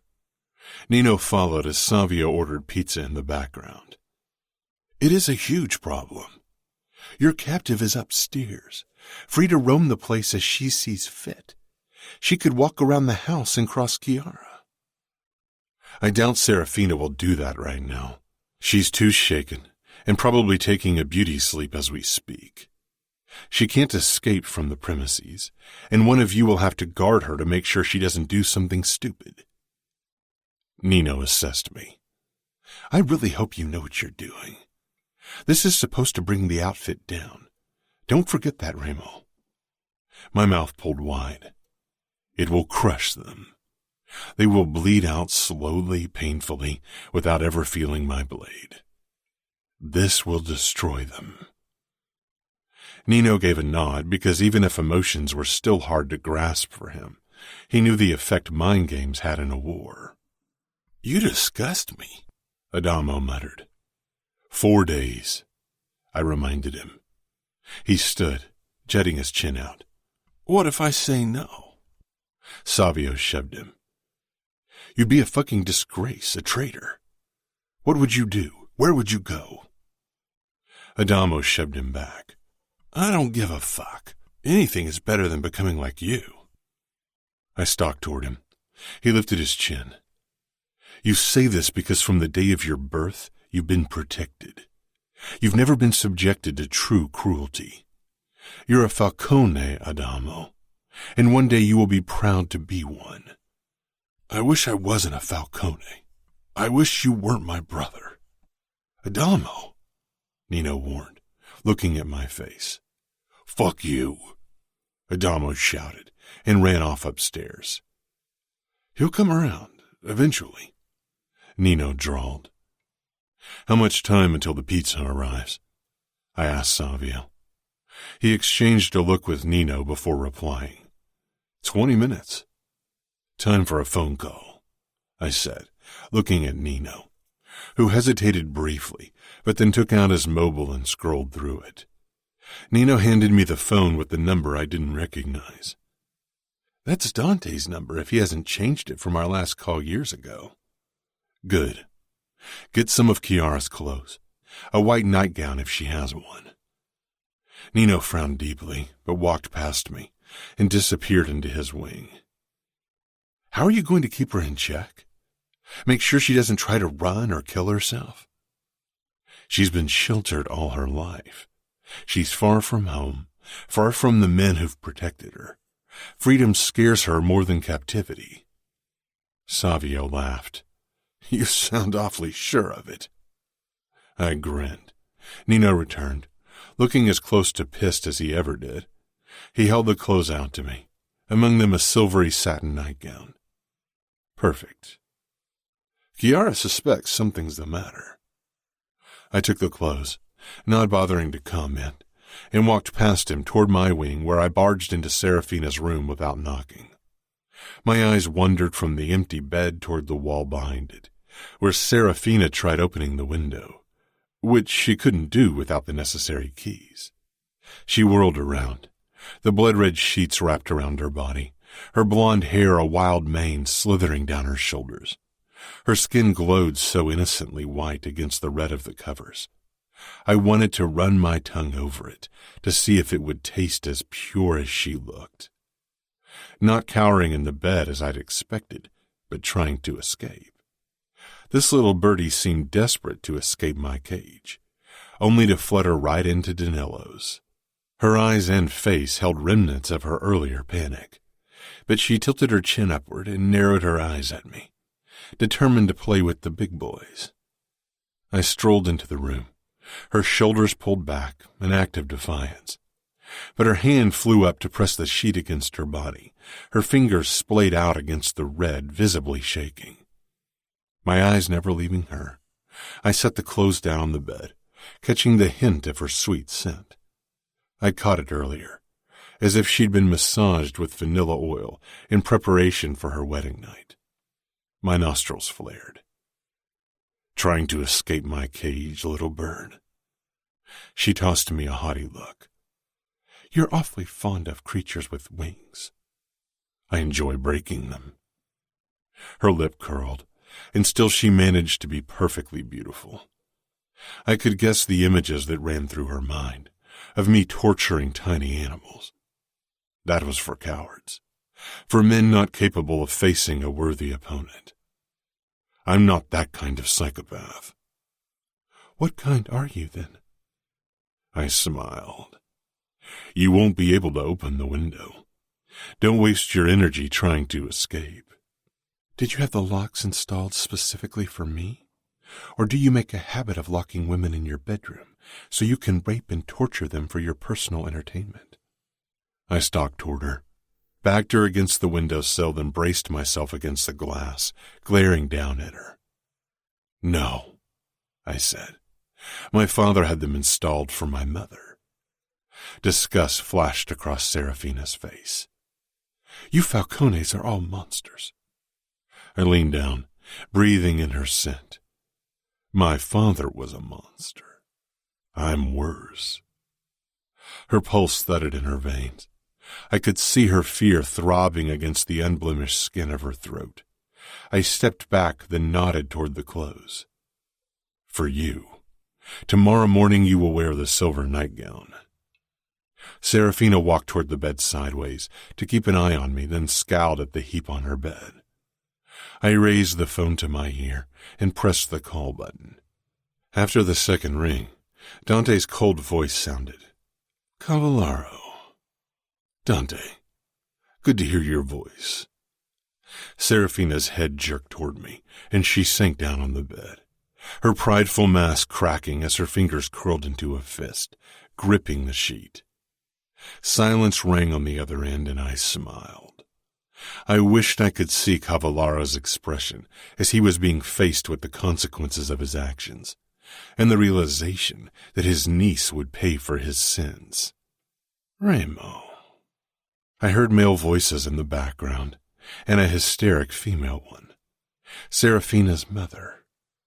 I would like a word with you, capo to capo, from one man who had his territory breached to another. 2 men of honor. I'm a man of honor, Remo.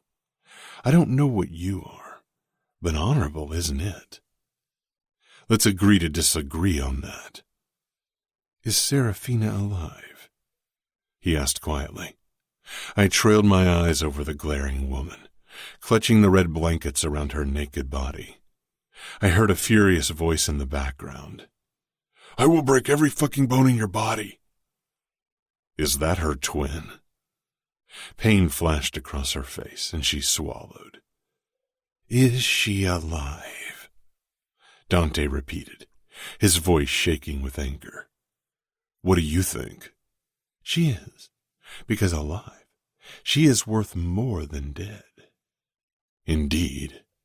I don't have to tell you that I will kill her in the most painful way I can think of if a single outfit soldier breaches my territory to save her, and I can be very creative when it comes to inflicting pain. Even from a distance, I could see her blood pounding furiously in her veins as she stared down at her fist. I want to speak to her. Not yet. Ramo, you crossed a line, and you will pay for it. Oh, I'm sure you think so. What do you want? It's not time for that kind of conversation yet, Dante. I don't think you are quite ready for it. Tomorrow morning we will have another date. Set up a camera. I want you, her brother, father, and fiancé in a room in front of that camera. Nino will give you instructions how to set everything up. I will set up a camera myself so we can see and hear each other. Serafina's eyes met mine. Ramo. Dante's voice held a warning, but I lowered the phone from my ear and ended the call. Serafina stared at me, wide-eyed. I moved closer, and she stiffened but otherwise didn't show her fear, despite the exhaustion on her face. Tomorrow, we will start playing Angel. I left, wanting her to ponder my words. Nino waited in the corridor as I closed the door. I raised my eyebrows in passing. Pizza's arrived. Nino followed close behind me, then grabbed my shoulder. What kind of video do you have in mind for tomorrow? I regarded him, trying to gauge his mood, but even now it was still difficult. I'll give her a choice. Nino shook his head once, almost disapproving. This woman is innocent. She's not a debtor, not a whore who steals money. She hasn't done anything. Kiara changed you. Not in this regard. We've never preyed on the innocent, Ramo. We've never laid a hand on someone who didn't deserve it. And this woman, this girl, she did nothing to deserve that choice. I held his gaze. You know me better than anyone else, I murmured, and yet here we stand. Nino tilted his head, gray eyes narrowing. You're playing a dangerous game. You don't know your opponent well enough to be sure of her choice. She will choose what they all do, Nino. She's a woman. She's been coddled all her life. She will take the easy way. I want to hear her say it in front of that fucking camera. Want Dante to hear his niece offer her fucking body to me. Want them all to hear it, and she will. Downstairs, I grabbed one of the pizza boxes before I returned to the guest bedroom in my wing. This time, Serafina sat on the bed and didn't look up when I entered. She held the silver nightgown in her hands. What if I refuse to wear it? You can wear your nightgown for the show or be naked. Your blood will look just as enticing against your white skin as it would against the nightgown. A small shiver rippled through her body, and she let the piece of clothing flutter to the ground at her bare feet.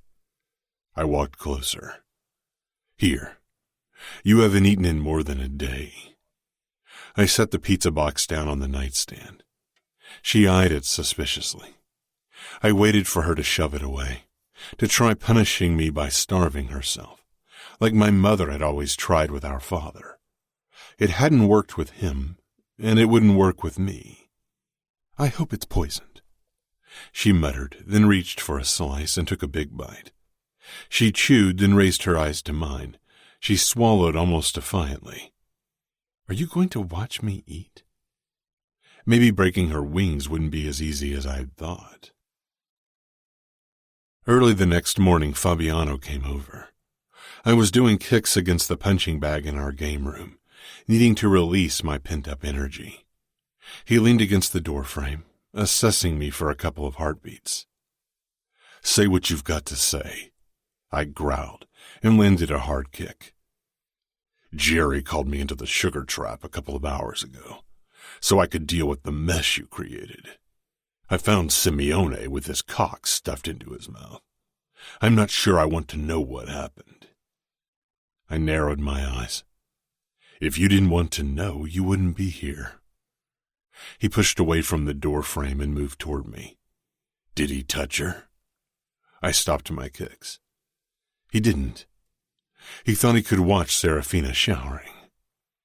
Fabiano evaluated my face. Where is she? In bed. His eyebrows rose. In your bed? I didn't say anything, but I met his eyes straight on. He sighed. So you... He searched for the right word, then gave up. I thought you wanted to use her virginity as leverage against Cavallaro and her fiancé. I tried to gauge Fabiano's feelings, but he was too good at masking them. If he put that kind of effort into hiding his feelings, he would only disapprove of me taking Serafina with force. I stalked toward him. Do you harbor feelings for her? He grimaced. Really? I have Leona.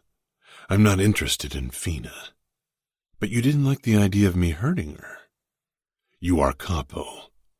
You do with her whatever you want, but no. I don't like the idea of you punishing her for something the outfit did. I respected Fabiano for his honesty. Most men were too cowardly to tell me the truth to my face. Then you should leave now, because I have a call set up with Dante and her family in 2 hours, and Serafina will play the leading role. He looked away, a muscle in his cheek twitching. I should return to Leona. You do that. Go to your girl, and I will go to mine. She isn't yours, Ramo. She didn't choose you. That's a big difference. Fabiano said before he turned and left. I returned to the punching bag and kicked it harder than before. Serafina. Even the next morning, the pizza lay heavily in my stomach, but at least now my stomach was churning for another reason than terror. I considered eating another piece for breakfast. I needed all the energy I could get if I wanted to figure out a way to beat Ramo at his own game, because no matter how sheltered I was, I knew Ramo wouldn't have set up a video call with my family if he didn't know he had something to show them that would hurt them. I barely slept through the night. Ramo hadn't locked my door after he left, but I didn't try venturing outside, fearing it was a trap. I was still too shaken to plan my flight in a way that would guarantee its success. I slid the satin nightgown over my head, even if I didn't want to give Ramo even that small victory, but I'd have to pick my battles if I wanted to survive. Steps in front of the door made me stiffen, and I got up from the bed, preferring to stand when facing Ramo. But it wasn't the scary capo who entered. Savio Falcone stood in the doorway, his brown eyes taking in the length of me. I wrapped my arms around my chest before I could think better of it. "Come," he ordered with a nod toward the open door. I walked toward him, and he made a move to grab my arm. "Don't you dare touch me," I hissed. His eyebrows shot up, and he smiled arrogantly. "Then move your pretty ass, and take my advice. Don't ever talk to Ramo like that, or you'll find yourself wishing you had never been born." I sent him a scathing look as I followed him through the house, taking in my surroundings. It was a spacious, twisted place that quickly left me confused. I could feel Savio's eyes on me occasionally, more curious than sexual, but still his presence made me nervous. He was tall and muscled and too confident. Eventually, he led me down a steep staircase into a basement. "Of course you Falcones have your own underground torture chamber," I muttered, but even I could hear the undercurrent of panic in my voice. A desolate, abandoned smell hung in the air. Thankfully, no excrements or blood. Savio didn't say anything, but he motioned for me to enter a room on the right. Ramo was already inside. "Here she is. I'm meeting Diego. Tell me how it went," Savio said with a laugh. "You'll get to see the recording," Ramo said. His dark eyes locked on mine. "Stand over there," he ordered, pointing at a spot in the center of the room. I followed his command, my brain whirring. The room was empty. No mattress, no chair, nothing except for a table with a camera that was pointed at me. Ramo walked around me, scanning my outfit. The silvery satin nightgown clung to my body, and as my nipples puckered in the cold basement, Ramo's eyes were drawn to them. I shivered. Nino came in as well, and my terror increased as I watched him readjust the camera and put a big screen on the table in the corner. He turned the screen so it was facing our way. "Ramo," he said, and his brother went over to him. Nino frowned, but Ramo touched his shoulder, then looked at me. My nails found their way into the soft flesh of my palm. The screen flashed to life, and on it I saw my family and Danilo, and my legs almost buckled. Samuel jerked, his eyes so full of despair it tore at me, and Dad had dark circles under his eyes. Dante and Danilo were better at controlling their emotions, but they too didn't look their usual composed selves. "I'm so glad you could make it," Ramo said in a British accent, all posh and sophisticated. Wrong. A man like him, shrouded in an air of violence and cruelty, was anything but an English gentleman. Ramo smiled cruelly at them, then turned to me, and his dark eyes flashed with excitement. "Serafina, in Las Vegas, women get a choice." His voice had returned to its normal, low, threatening vibrato. "Don't you dare!" Samuel shouted, lunging toward the camera as if it was Ramo. Dante gripped his arm to stop him, but even my uncle appeared at the edge of control. Ramo ignored them, except for a twitch of his lip. He pulled out the knife he'd used to slaughter Simeon and showed it to me. "They can pay for their sins with pain or pleasure." I shuddered. "You have no right to judge other people's sins," I whispered harshly.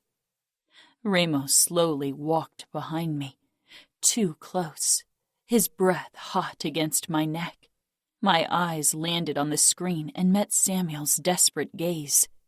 He looked on the verge of breaking. I needed to be strong for them, for him and Dad, and even Dante and Danilo, for the outfit. "What do you choose, Serafina? Will you surrender to torture or pay with your body?" I held Samuel's gaze. I'd take my pride to the grave with me. Women were built to give birth. These men could brave pain, and so could I. Ramo stepped back into my view. "If you don't choose, I will make the choice for you." His eyes and face said he knew my choice, was sure of it, because I was a woman, weak and insignificant. I smiled arrogantly. "I will choose the bite of cold steel over the touch of your unworthy hands any day, Ramo Falcone." His eyes flashed with surprise, respect, and terrifying excitement. "I will enjoy your screams." "Ramo, this is enough," Dante ordered. Ramo only stared at me, murmuring, "We have only just begun." Without a warning, he gripped me, whirled me around, and jerked me against his body, his chest, every inch of him pressing against my back and ass. His hand cupped my chin, tilting my head up so I was forced to look at him.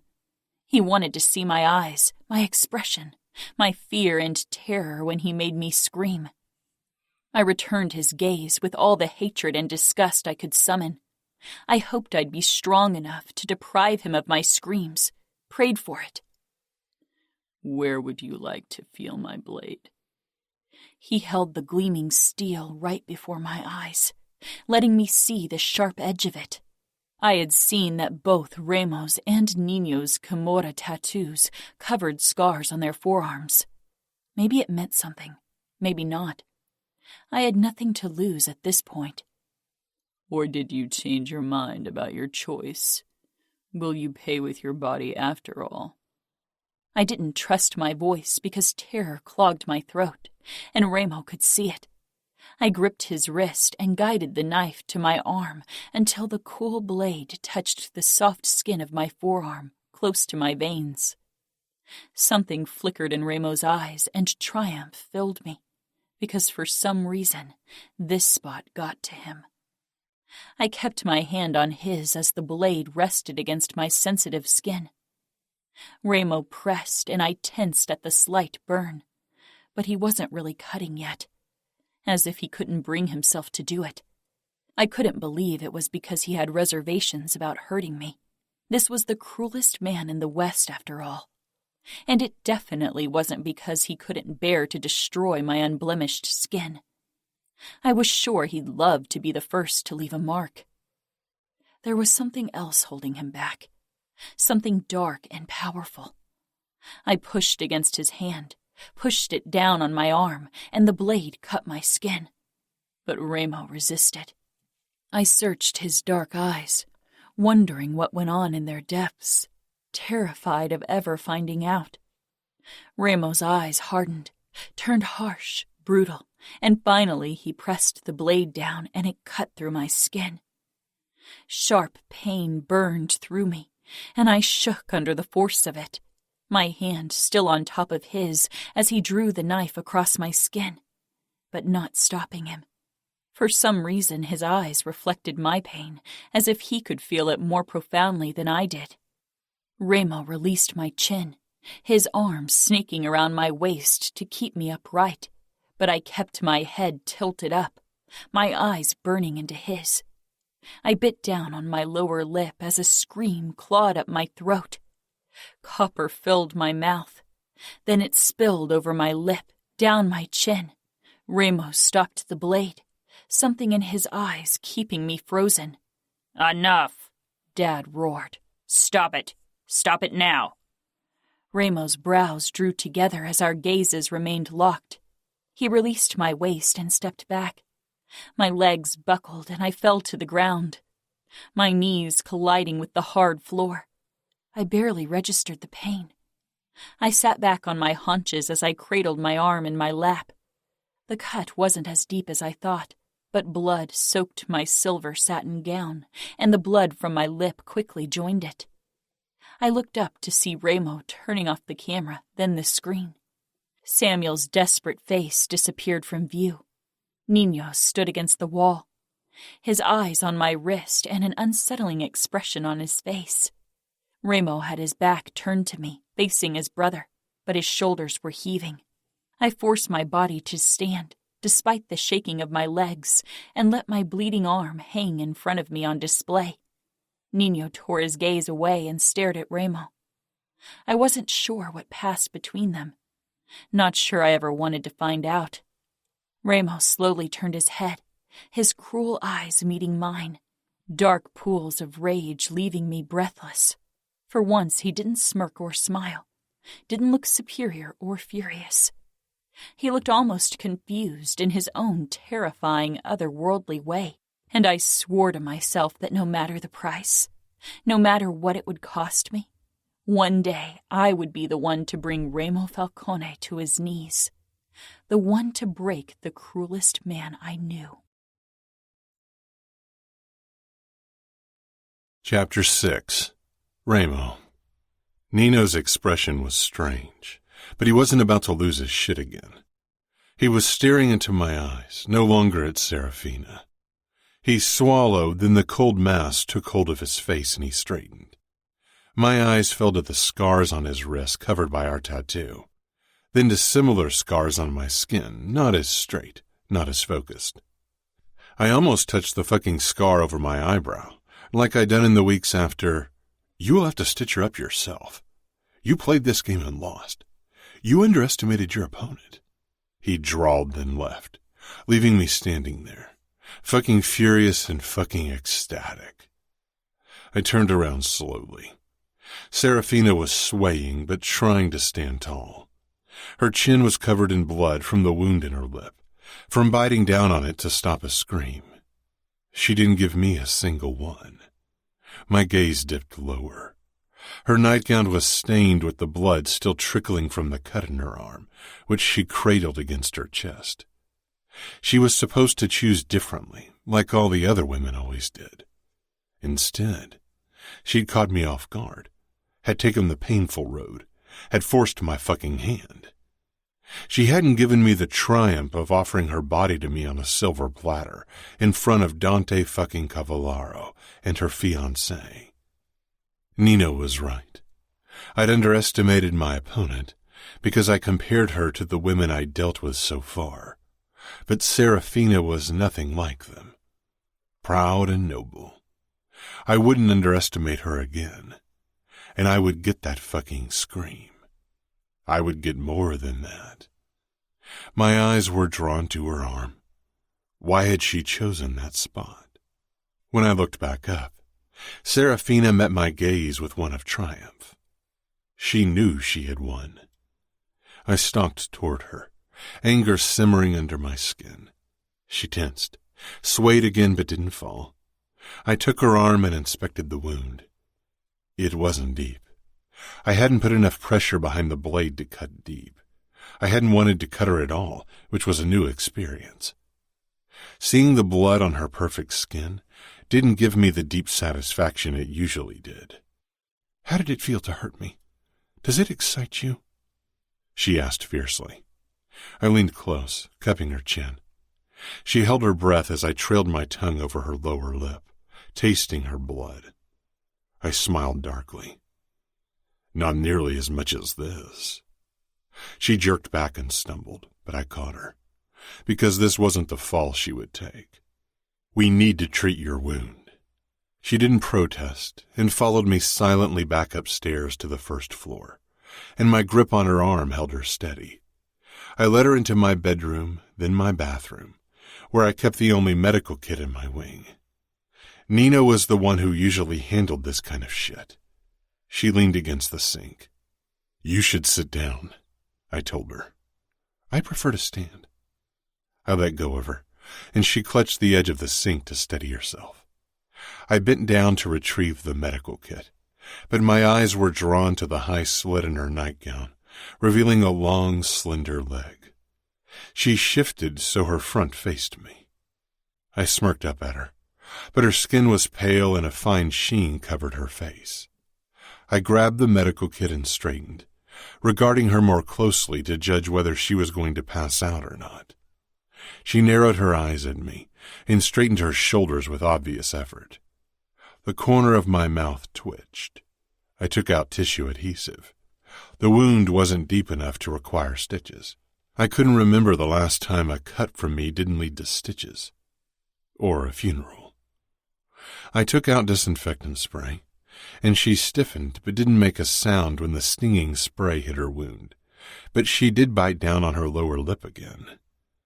"If you keep doing that, the result will be twice as painful." She sent me a scathing look but released her bottom lip. I began to put the adhesive on her wound, feeling a strange aversion to seeing the cut I had inflicted. I couldn't quite define the feeling. It was foreign to me. "So is this how it's going to be? You cutting me open and stitching me back together?" She seethed. "I'm not stitching you up. I'm gluing you together." She didn't say anything, but I could feel her eyes on me. She tapped my forearm with my Camorra tattoo, brushing the crisscrossing scars there. "I wonder who inflicted those cuts," she mused. I froze and my head shot up. She held my gaze with the same look of triumph I had seen in the basement. "I wonder who stitched you up afterward. Did you and Nino cut each other in some twisted brotherly ceremony and stitch each other up when you were done? You have the same cuts. Maybe I should ask him." I pushed her against the sink with my body, my hands clamping down on the marble counter as I shook with rage and other emotions I would never allow. Serafina looked at me, despite the fear taking over her perfect features. "Never mention those scars again. And you won't talk to Nino about this. Not a single word, understood?" I growled. She pressed her lips together, not saying a word. A droplet of blood squeezed past her lips and trickled down on her chin. Exhaling, I stepped back, grabbed a washcloth, and soaked it with warm water. I grabbed her chin, but she reached for my wrist. "Hold still," I ordered, and she dropped her hand and let me clean her chin. Then I took a closer look at her lip. Her teeth had only nicked the upper layer of skin. "You are lucky. This will heal on its own." I was so close to her. Her scent hit me again. Her voice snapped me out of it. "How long will you keep me here?" "Who says I'm ever letting you go?" I asked in a low voice before I drew back and let her out of my room.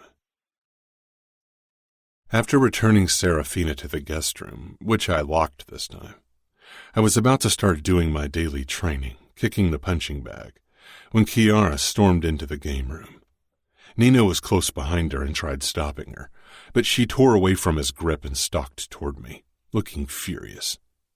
I turned to her, raising my eyebrows. She didn't stop until she was right in front of me and shoved me hard, her eyes brimming with tears. I caught her wrist because she looked like she would slap me next, and that was something we both didn't want to happen.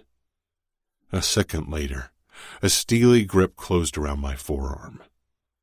"Release her now," Nino ordered. I met his gaze, not liking his tone one bit. His grip tightened further. A warning. A threat. We had never really fought against each other, for good reason, and I would lay my fucking life down before I would allow it to happen. But Cora could be the reason why Nino might risk it. Savio rose slowly, and even Adamo put down his controller. I let go of her wrists, and Nino unfastened his hold on my arm.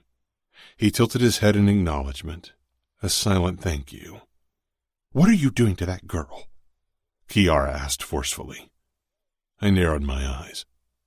"I can't see how that's any of your business." "It is my business, if you are forcing yourself on a woman," she hissed, but her voice shook. "I'm capo. I rule over this city. I decide what happens to the people in my territory." I turned to face the punching bag, but Cora squeezed in front of it. Fury burned through me, but I shoved it down my throat despite the fucking bitter taste. She was Nino's. She was a fucking Falcone. I grabbed her by the waist and set her to the side like a fucking doll before I faced the punching bag once more. She had frozen under my touch, as usual.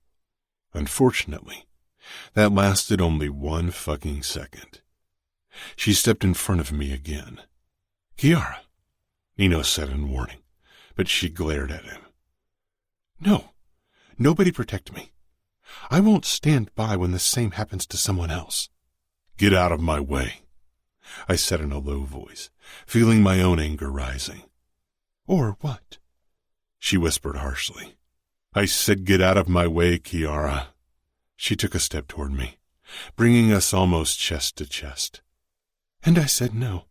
It's a mountain I'm willing to die on. I don't care about your vendetta with the outfit, or what happened in your past. An innocent woman won't suffer for it." I couldn't believe she mentioned our fucking past. Nino should have never told her about it. Nino moved closer, watching me, not Cora. Fucking dread flickered in his eyes, something I still had to get used to because my brother had always been emotionless until he met Cora. I tried stepping past his wife, but she grabbed my wrist. My gaze darted to her thin fingers, then back up to her face. Nino shifted slightly, muscles tensing. I gave him a wry smile. Was he thinking about attacking me? His expression stayed cautious. I met his gaze and twisted my free hand, so he saw my tattoo and the crisscrossing scars beneath it. He should know that no matter how infuriating his wife was, I never hurt her. His brows drew together, and he relaxed with a small nod. Cora tightened her hold. "You protected me from my uncle when he wanted to humiliate me by dancing with me on my wedding. You helped Nino kill him." I interrupted her, growing tired of her emotionality. "You can calm down. I want Serafina to come to my bed willingly, and not by force. So you can fucking release me now. She regarded me closely. She won't. Why should she? You kidnapped her. And you were forced into an unwanted marriage to my brother. What's the difference? She removed her fingers from my wrist. Nino wrapped his arm around her shoulder. It's not the same, she whispered. The only difference is that in your case your family decided who you got, while Serafina's family had no say in the matter. Neither of you had a real choice. She shook her head and peered up at Nino with so much fucking love, I knew I could never hurt a single hair on her body. She returned her gaze to mine. Let me talk to her, she said, not asking, but ordering. Is that a fucking order, Kiara? I asked in a threatening voice. Maybe she needed reminding that I was her capo. Nino squeezed her shoulder, but she held my gaze, then stepped forward out of his grip and closer to me. No, she said softly, looking at me with those big brown eyes, as if that would warm my heart. I am asking you for permission as your sister-in-law and as a Falcone. Fuck, I snarled and glared at Nino. Couldn't you have chosen an airheaded wife? She's as good at manipulation as you are. Nino's mouth twitched and he looked proud. Fucking proud. I'm not sure why I put up with all of you, I muttered. Does that mean I'm allowed to talk to her? Kiara asked hopefully. Yes, but I should warn you. Serafina isn't as docile as you are. If I were you, I'd watch my back. She might end up attacking you to save herself. I'll take my chances, she said, then turned on her heel and headed straight for my wing. Nino followed her because he was obviously concerned for her safety. I released a harsh breath and kicked the punching bag with so much force, the hook ripped out of the ceiling and the bag crashed to the ground. Savio chuckled as he came up to me. At first, I really loathed the idea of having Kiara under our roof, but I enjoy her presence more every day. Why don't you call someone to fix this fucking bag instead of grating on my nerves? Savio grinned. Will do, Capo. I know someone you can release your pent-up energy on. I was supposed to train with Adamo. Why don't you take over? The kid needs a good ass-kicking. Why don't I just hang you from a hook and use you as a punching bag instead? Savio laughed and sauntered off. Staring at the mess on the floor for another moment, I turned around to Adamo, who had his arms crossed over his chest and was glaring. Come on, kiddo. Train with me. Adamo and I had never trained together, unless you counted the mock fights I'd entertained him with when he was a small kid and didn't hate my guts yet. For a moment, he looked like he was going to refuse, but then he pushed up to his feet. He trudged after me in that annoying way he'd adopted recently, just to drive me up the walls. I grabbed my keys, then tossed them toward Adamo. Catch. He did, frowning. You're going to drive us there. Really? He asked, and for once wasn't glaring at me. Really. Now move. I don't have all day. Adamo hurried past me, not trudging, and I followed after him, shaking my head and smiling. Nothing got that kid as excited as driving cars or rather racing them. When I arrived in the driveway, he was already behind the wheel of my new neon green Lamborghini Aventador, grinning like the cat that got the fucking cream. The moment my ass hit the passenger seat, he revved the engine and we shot down the driveway. There's a gate at the end. You remember that, right? I muttered, buckling up. Adamo hit the button and the gate slid open, and we raced through them with about an inch between the side mirrors and the unrelenting steel. I shook my head, but Adamo didn't slow down. We weaved through traffic, and honks followed us everywhere. A police car shot out of a side alley and started chasing us with sirens howling and lights flashing. Oh, man, Adamo whined, hitting the brakes and pulling over. The officer got out, hand on his gun, and strolled toward us while his colleague stayed back, his gun at his side. That was the problem with a new car. Adamo let the window down, and the officer looked at him. "Get out of the car." I leaned forward, my forearm with my tattoo propped up against the dashboard, and smiled darkly at the man. "Unfortunately, officer, we have somewhere we need to be." The police officer registered my tattoo, then my face, and took a step back. "This is a misunderstanding. Safe travels." I nodded and sank back against the seat. "Drive." Adamo looked at me with a hint of admiration in his eyes. Then he pulled away from the curb in a slower pace, but still too fast. His mood soured the moment we got out of the car in front of the abandoned casino that served as our gym. I waited for Adamo in the cage, but he took his sweet-ass time getting ready. When he finally shuffled toward me, I really wished he were someone else, because I wanted to viciously destroy my opponent. Adamo climbed in and closed the door before he faced me. He had grown these last few months. He was still much scrawnier than Nino and me and even Savio, but he was filling out nicely despite his reluctance to fight. His arms hung limply at his side as he watched me with apprehension. "Come on, kiddo. Show me what you got." "Don't call me kiddo," he grumbled. I smiled challengingly. "Make me. So far, nothing I've seen has hinted at you being more than a sulking kid." He curled his hands to fists, eyes narrowing. "Better. At least I don't enjoy hurting girls." So that was what had his panties in a bunch.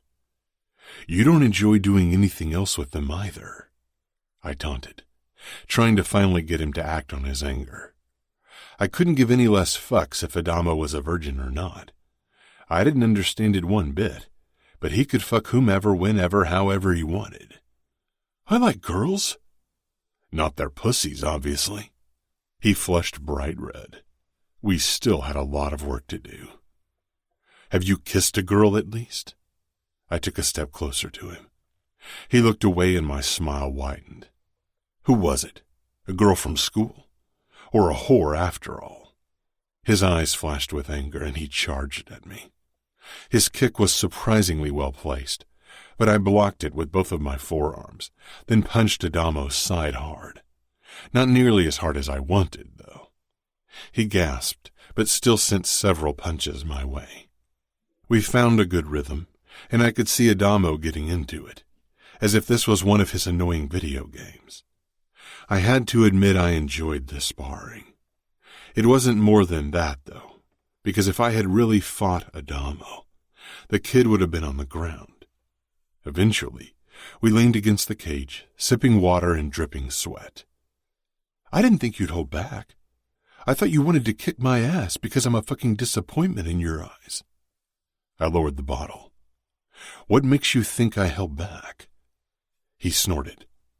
"You're the strongest fighter I know. I wouldn't stand a chance against you." "Not yet. Maybe one day. And you aren't a disappointment." He shook his head. "I'll never be like you and Nino or even Savio. I don't want you to be like any of us. I only want you to be a Falcone and be proud of it."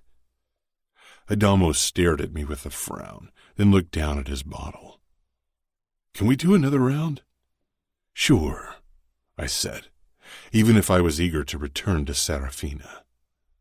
"Don't hold back as much this time," Adamo said. My lips pulled wide and I set the bottle down. I should have fought with Adamo before. Serafina.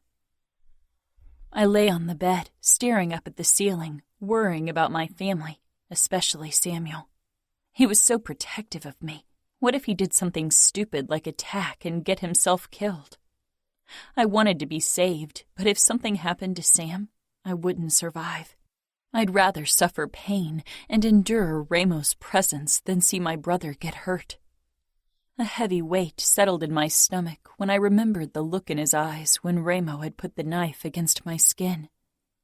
That look had hurt so much more than the shallow cut. But the cut had given me an important piece of information about Ramo.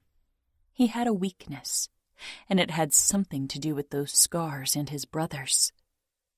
Steps sounded in front of my door and someone knocked. I sat up, surprised. Nobody had bothered to knock.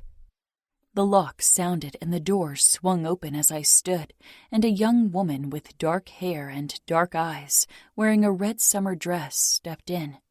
She was shorter than me, and must be the source of the clothes Ramo had brought me to wear. It explained why the maxi dress I was wearing ended mid-calf. I had never met her, but I knew who she was. Not a single person in our world didn't know her. "Chiara Vitiello," I said. The poor Famiglia woman who was thrown to the Falcone wolves to be devoured. Everyone had heard of that union. It had been the gossip of the year among outfit women. I had only felt pity for the girl, but she didn't appear as if she needed or wanted it. Chiara Falcone now, but yes, that's me. She looked over her shoulder with a small frown, and I followed her gaze, finding Nino Falcone standing behind her. You don't have to stay. Serafina and I are going to talk. She poses no danger to me. He was worried I'd attack his wife? Maybe using her as a human safety shield would have gotten me out of the mansion, but I wasn't that brave. If I failed, I knew what that would mean, because the look in Nino's eyes sent an icy shiver down my spine. "I will stay," he said firmly, looking straight at me as he walked in, closed the door, and leaned against the wall. "And if you make a move toward my wife, the consequences will be very unpleasant." Chiara's cheeks turned red. She gave me an apologetic smile before stepping close to him, touching his chest. I didn't hear what she was saying, but Nino's expression remained stoic. He shook his head once, and she sighed. She came toward me. I eyed her warily. Not only had she been a Vitiello, but she was now a Falcone. Neither were names that set me at ease. "I'm sorry. He's very protective," she said with a small smile. I gave Nino the once-over. "That's obvious." His expression remained a cold mask. Ramo would have given me his twisted smile, or that scary signature look, and I had to admit I preferred it to Nino's unreadable face, because I had no doubt that he was just as brutal and messed up as his brother, but even harder to read. Chiara extended her hand. "Call me Chiara." I hesitated, then took it. "Serafina." Her eyes fell to my arm. "I'm sorry." "That's not your apology to hand out," I told her as I returned to the bed and sank down. "I fear it's the only one you're going to get," she said with a hint of disapproval. At least she seemed appalled by her crazy brother-in-law hurting me. I don't want Ramo's apology. I want him lying at my feet in his own blood. I sent Nino a smile, gauging his reaction, but his expression didn't change. He might as well have been carved from ice. If he couldn't be taunted into carelessness, my chances of getting past him were nil. If I ever tried an escape attempt, I would have to make sure he wasn't close by.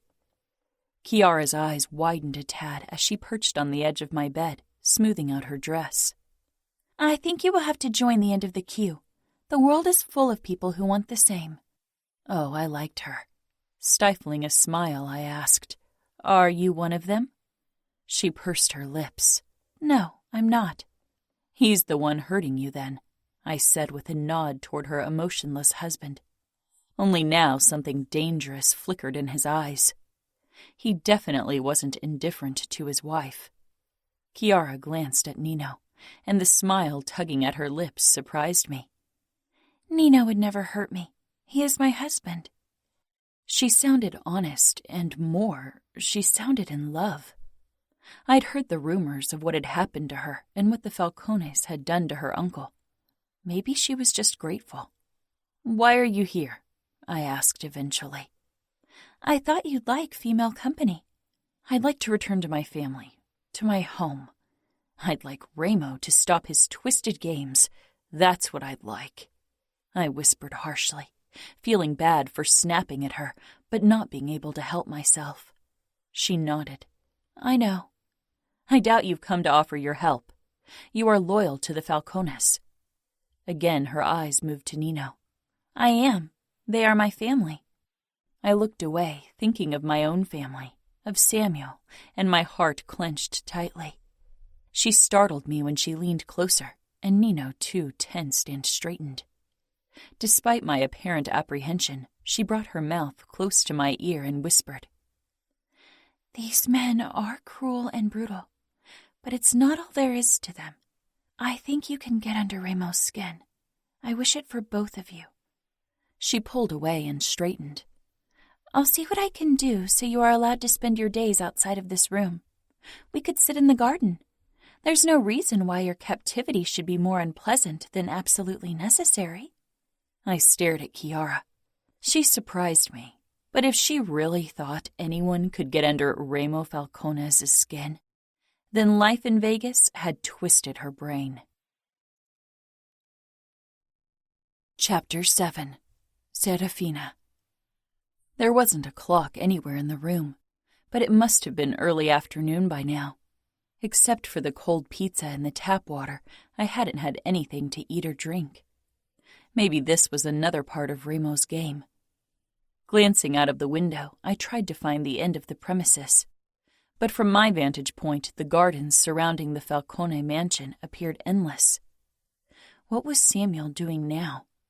I closed my eyes. He would blame himself for what happened. I knew him. He had always seen himself as my protector. I wished I could hear his voice, could tell him that it wasn't his fault. And Mom and Dad, I hoped they had at least found a way to keep the truth from Sophia. She was too young, too innocent to be burdened with the cruelness of our world. The sound of knocking, followed by the lock being turned, made me face the door. I winced at the dull pain in my forearm. A teenage boy in fight shorts and a t-shirt stepped into my room. He had slightly longer curly brown hair and was lean but muscled. "Hey," he said hesitantly, brown eyes kind. "Ramo sent me to get you." I didn't move from my spot at the window. "What are you, his servant?" The boy smiled an unguarded, honest smile. A smile few could afford in our circles. "I'm his youngest brother, but that's as good as the same in Ramo's eyes." His kindness confused me. It didn't seem fake. My eyes flitted down to his forearm, free of the markings of the Camorra, the knife and the eye. "You haven't been inducted yet." The smile dropped. "I will be in 2 days." "But you don't want to?" I said curiously. Caution replaced the open friendliness. "We shouldn't keep Ramo waiting." He opened the door wider and gestured for me to walk through. I wondered what he would do if I refused to follow him. He was taller than me and definitely stronger, but I got the impression he would have a hard time laying a hand on me. If he'd been my only opponent, I might have taken my chances, but Ramo was downstairs. Finally, I moved toward him and followed him through the long, winding hallway. "I'm Adamo, by the way," he said. I glanced up at him. "Serafina." "I know." "I suppose you Falcone brothers were all in on the kidnapping," I muttered. His brows drew together, but he remained silent. There was a hint of embarrassment and disapproval on his face. After a few minutes, we arrived in the lower part of the mansion, in some sort of entertainment hub with a bar, sofas, TV, and a boxing ring. A punching bag lay amidst rubble, and Ramo was glaring down at it as if it had personally insulted him. He, too, was in fight trunks and nothing else. The memory of how he'd held me under the shower, of how I'd been pressed up to him completely naked, resurfaced. I hadn't registered much at the time, and even in the immediate aftermath, but now my gaze trailed over the display of hard muscles, the many scars that spoke of his violent past and present. Every inch of Ramo screamed danger. His height, his muscles, his scars, but worse, his eyes. They found me, and as always it was a struggle to meet them. Around Ramo you felt like the omega in a pack of wolves. Your eyes wanted to avoid his out of a deeply buried primal impulse, because Ramo was the alpha. There was no mistaking it. Adamo left my side and went over to the sofa, where he plopped down and picked up a controller. A gun lay on the coffee table in front of him. Remo stalked closer. Adamo, he clipped, indicating the gun. Damn it. Adamo grasped it and shoved it under his leg. I wouldn't even know how to use it. I lied. Remo smiled darkly. You are a good liar. His skin glistened with a fine sheen of sweat, as if he hadn't bothered showering after a workout. Why did you call me down? Do you have another torture session planned for me? Remo glanced down at my wound, his expression hardening. All sharp cheekbones and tight jaw. There's food in the kitchen for you and something to drink. Unless you prefer hard liquor, then this is where you'll get it. He nodded toward the bar to my left, where an array of bottles, most of them less than half full, awaited consumption. Scotch, bourbon, whiskey, gin. I definitely wouldn't get intoxicated while I was being held captive by the Camorra. I'm free to walk around the house? I asked. Remo smirked. I don't think we've reached that level of trust yet. We won't reach any level of trust, Remo. Steps echoed out in the hall behind me, and I turned halfway, but not enough to lose sight of Remo.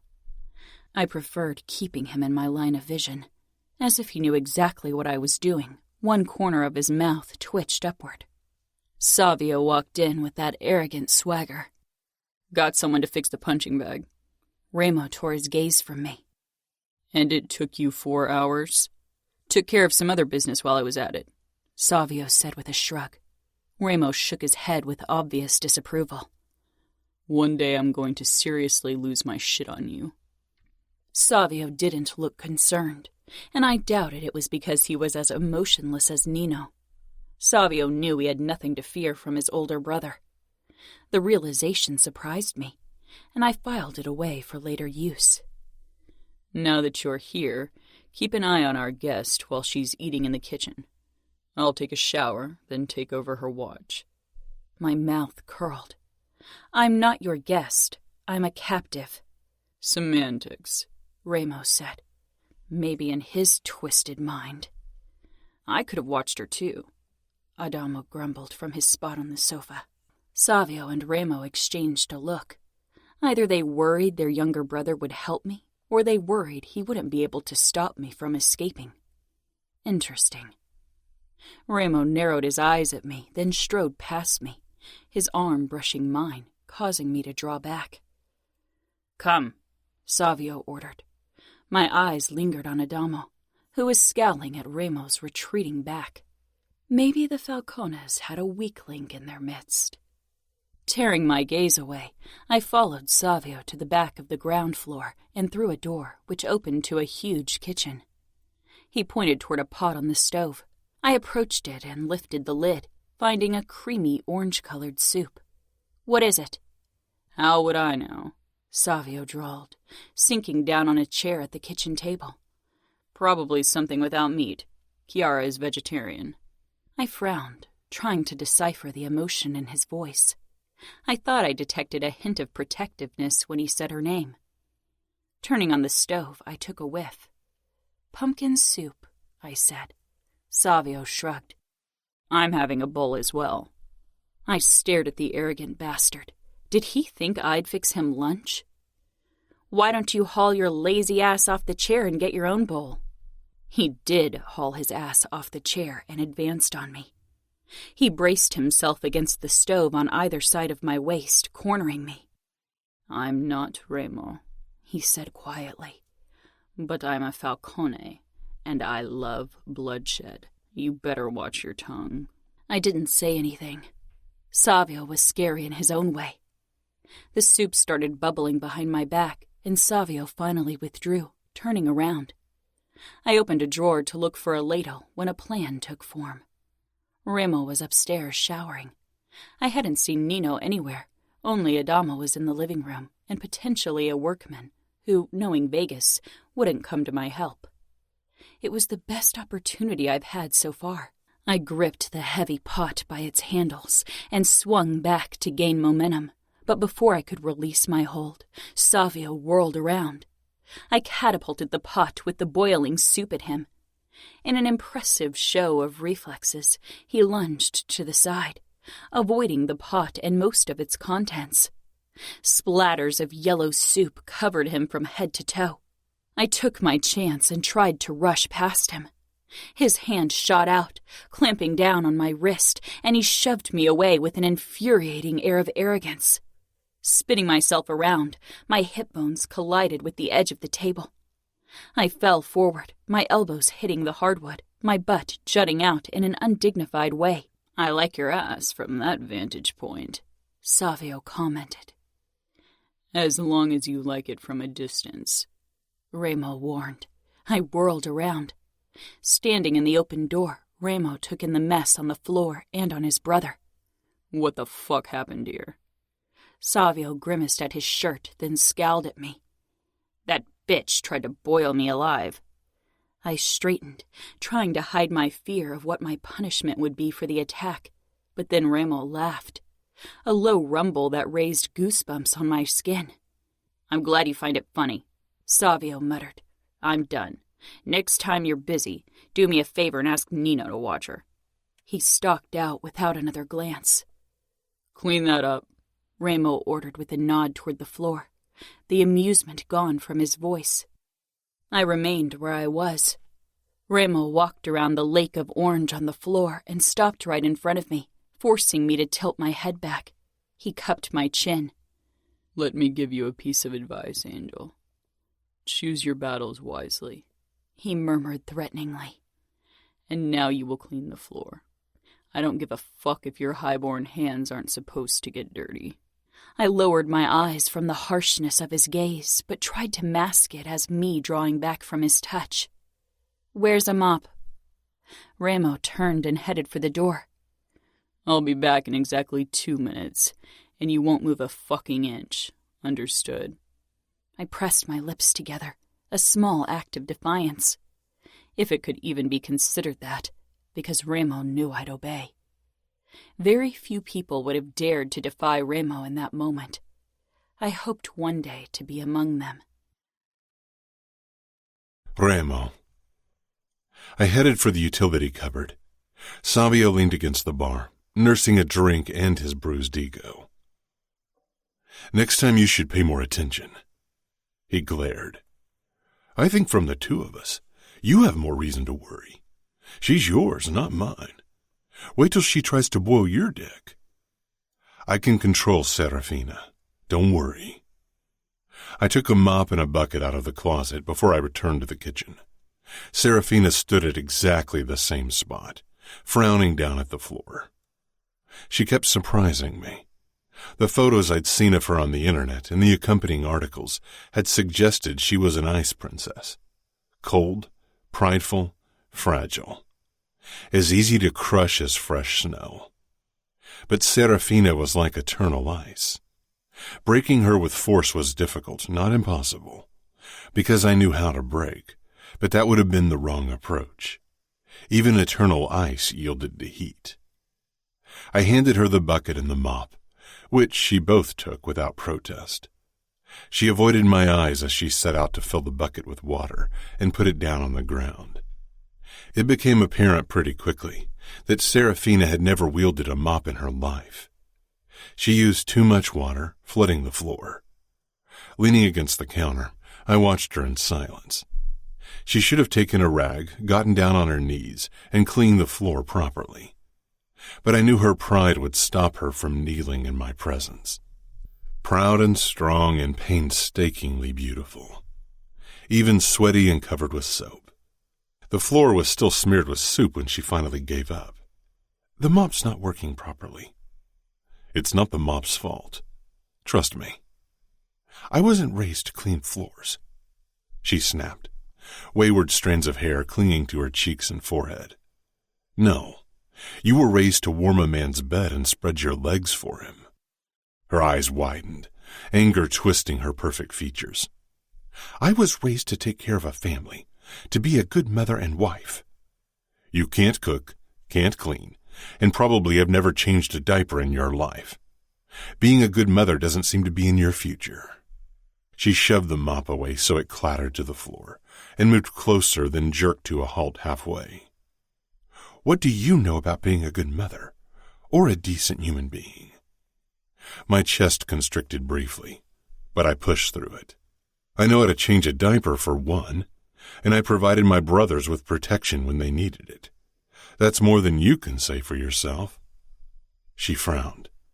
"When did you change a diaper?" "When Adamo was an infant, I was already 10, I said. It was more than I'd wanted to reveal in the first place.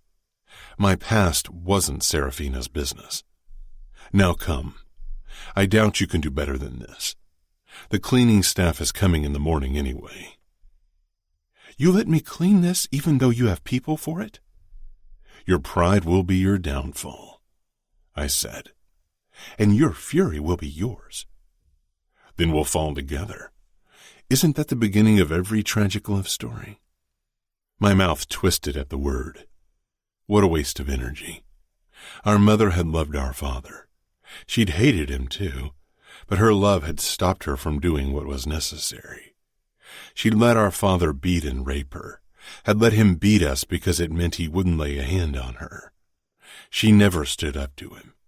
She cowered, and worse, turned his anger toward us to protect herself. Her one act of fucking defiance was to punish our father by killing his sons. She tried to pay him back by killing her own flesh and blood, because she was too fucking weak to retaliate in any other way.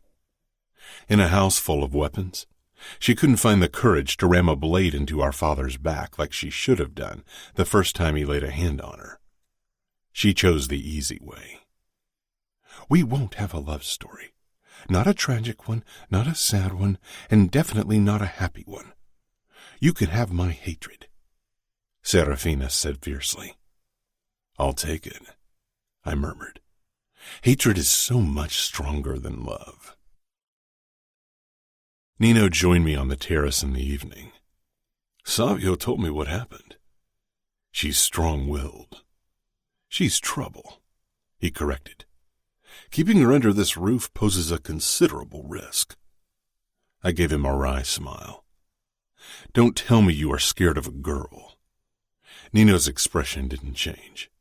"Fortunately, fear isn't among the emotions I've unlocked." "Then keep it that way," I said. Fear was as useless as love, and even more crippling. "I'm concerned about Adamo. His initiation is in 2 days. Keeping Serafina as a captive in the mansion might increase his reluctance to take the oath." I turned to him. "You think he'll refuse the tattoo?" Nino sighed. "I don't know. He's slipping away. I can't get him to talk to me anymore. Chiara's the only one he spends time with. Adamo is rebelling, but he's still a Falcone. Should I push him more?" Nino shook his head. "I think that would only make him pull away further. We have to hope that he comes around eventually. The initiation is in front of our underbosses and captains. If he refuses—" I trailed off. Nino nodded because he understood. Adamo refusing the tattoo would be shameful, a betrayal. There was only one punishment for refusing the tattoo: death. I suppose it wouldn't be the first time we've had to kill a considerable number of Camarista, I said.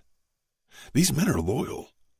It would be unfortunate to dispose of them, and we'd be faced with too many opponents at once. It won't come to that. Nino nodded again and stood quietly beside me. Have you given Serafina something for the pain? Pain? I echoed. Her wound might sting. It's a shallow cut. It can't possibly cause her more than slight discomfort. Nino shook his head. That's what I thought when I treated Chiara's wound, but she was surprisingly sensitive to pain. And Serafina won't be any different. Maybe worse. It's probably the first cut she's suffered. Probably the first act of violence at all, Ramo. She'll feel pain more profoundly than you and I do. I considered his words and realized he was probably right. From what I'd gathered, Serafina had probably never been hit by her parents. The first act of violence, I didn't dwell on those thoughts. Do we have anything for pain? I have Tylenol in my room. I can bring it to her after dinner. Kiara's cooking her cheese lasagna again. No, I will give it to her when I bring her a slice of the lasagna. Okay, Nino murmured, regarding me carefully. What? I snarled, his silent judgment grating on my nerves. Originally, the plan was to keep Serafina in the sugar trap. Originally, I didn't know what kind of woman she was, and she is safer here. I don't want anyone to get their hands on her. It would ruin my plans. I'll get the Tylenol, Nino said, turning around and leaving me standing there. I went inside and made my way into the kitchen, which smelled of herbs and something spicier. Kiara glanced up from the chopping board. She was slicing tomatoes and throwing them in a bowl with lettuce. No one's eating salad around here, I told her as I strode toward her. The tensing of her body was barely noticeable anymore. I'm eating it, and Nino will too, and maybe Serafina prefers to stay healthy as well, Kiara said. I stopped beside her and glanced into the oven, where a big pan was bubbling over with cheese. Serafina has more pressing problems. Kiara's eyes shot up, and I gripped her hand before she could chop her fingers off. Nino needs to show you how to hold a knife properly, I demanded, then released her. She put down the knife. When will you send her back? I stared down at her. She pushed a strand behind her ear, looking away. Kiara was still quick to submit. You will send her back, right? Nino came in with the Tylenol, glancing between his wife and me. He frowned, but didn't comment. When's the lasagna done? I asked. It should be ready now. She gripped the handle, and I stepped back so she could open the oven. She nodded. Perfect. Nino took oven mitts and gently pushed his wife to the side. Let me. He set the bubbling pan onto the stove, and Kiara smiled at him, touching his arm. Thank you. His expression softened, and I still couldn't wrap my mind around it. My brother loved, or whatever he was capable of, Kiara. Taking the Tylenol from his pocket, he handed it to me. Give me a piece of lasagna for Serafina. Kiara pursed her lips, but did as she was told. Why can't she have dinner with us? She's a captive, Savio muttered as he came in. He was still pissed because of the soup incident. She can be a captive and eat dinner with us, don't you think? She looked up to Nino for help. He touched her waist, and a look passed between them I couldn't read. Sick of their silent exchanges, I left with the lasagna and the Tylenol. When I stepped into the bedroom, Serafina was sitting on the windowsill, her arms wrapped around her legs. I wondered what kind of clothes she'd worn in Minneapolis. I couldn't imagine she'd opt for floor-length dresses like Kiara.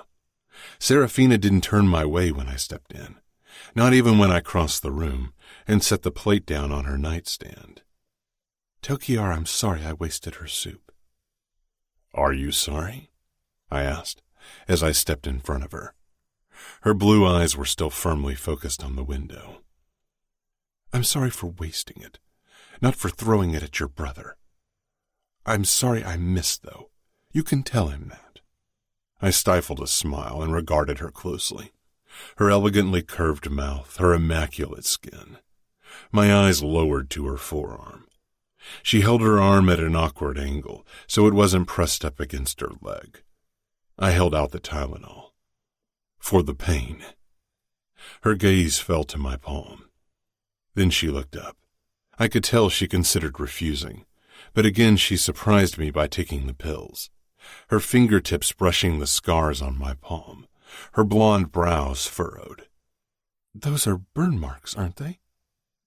I withdrew my hand and curled it into a fist at my side. Eat. I have plans for you tomorrow.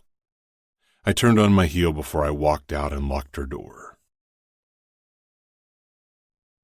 Chapter 8. Serafina. The next morning I took a quick shower, holding my arm out of the stall so it wouldn't get wet. The painkillers had helped with the sting. I hadn't expected that kind of consideration from Remo, and I suspected he had ulterior motives for the gesture, but it had given me another piece of the puzzle. The scars on his palms held a special meaning. I had a feeling they were connected to the scars his tattoo covered. The sound of the lock startled me, and I quickly put another one of Kiara's long summer dresses on before I stepped out of the bathroom, my hair still damp and barefoot. Ramos stood with his arms crossed in front of the window, tall and dark and brooding, like the love interest in romance novels.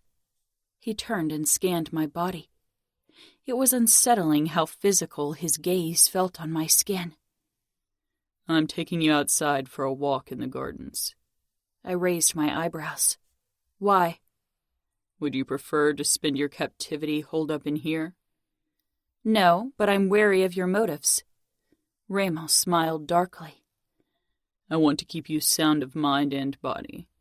It would be a shame if these four walls broke you before I can." I glared at him, glad he couldn't hear my thundering pulse. "Now come," he ordered with a nod toward the door, his eyes lingering on my body. I followed after him and almost bumped into him when he paused in the hallway, glancing down at my feet. "Won't you put on shoes?" I would if I had any that fit me. Kiara is a 6, and I'm a 7.5. Ramo regarded me a moment before touching my lower back, and I lurched forward in surprise.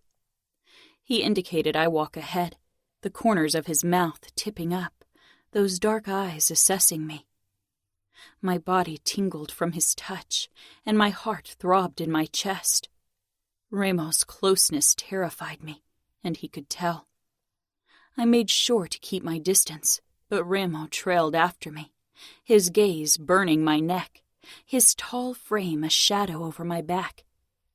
I managed to relax when we stepped outside into the bright sunshine.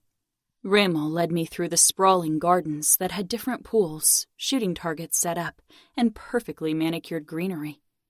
The warm grass felt wondrous under my bare feet, but I didn't let it distract me from my main objective, scouting my surroundings.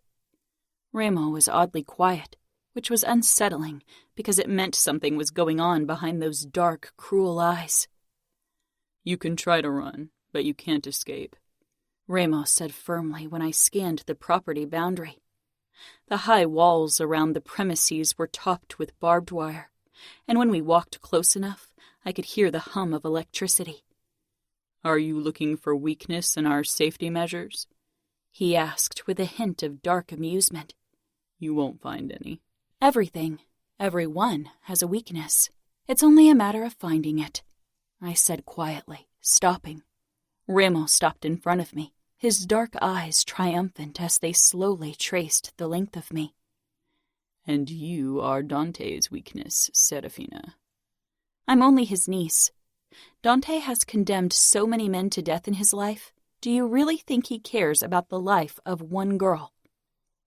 Ramo cupped the back of my head, holding me in place as he brought our faces closer. I let him, softened in his hold, knowing it wasn't the reaction he wanted. His dark eyes searched mine, and I had to fight not to look away. "I wonder if you really believe it, or if you hope I believe it," he said in a low voice. "It's the truth." His lips widened in a harsh smile. "The truth is that you are a woman, something precious, something they must protect. It's ingrained in them, burned into them irrevocably from the day of their birth.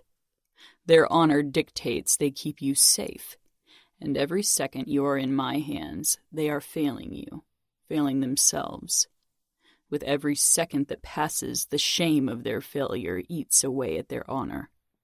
As made men, we live on honor and pride.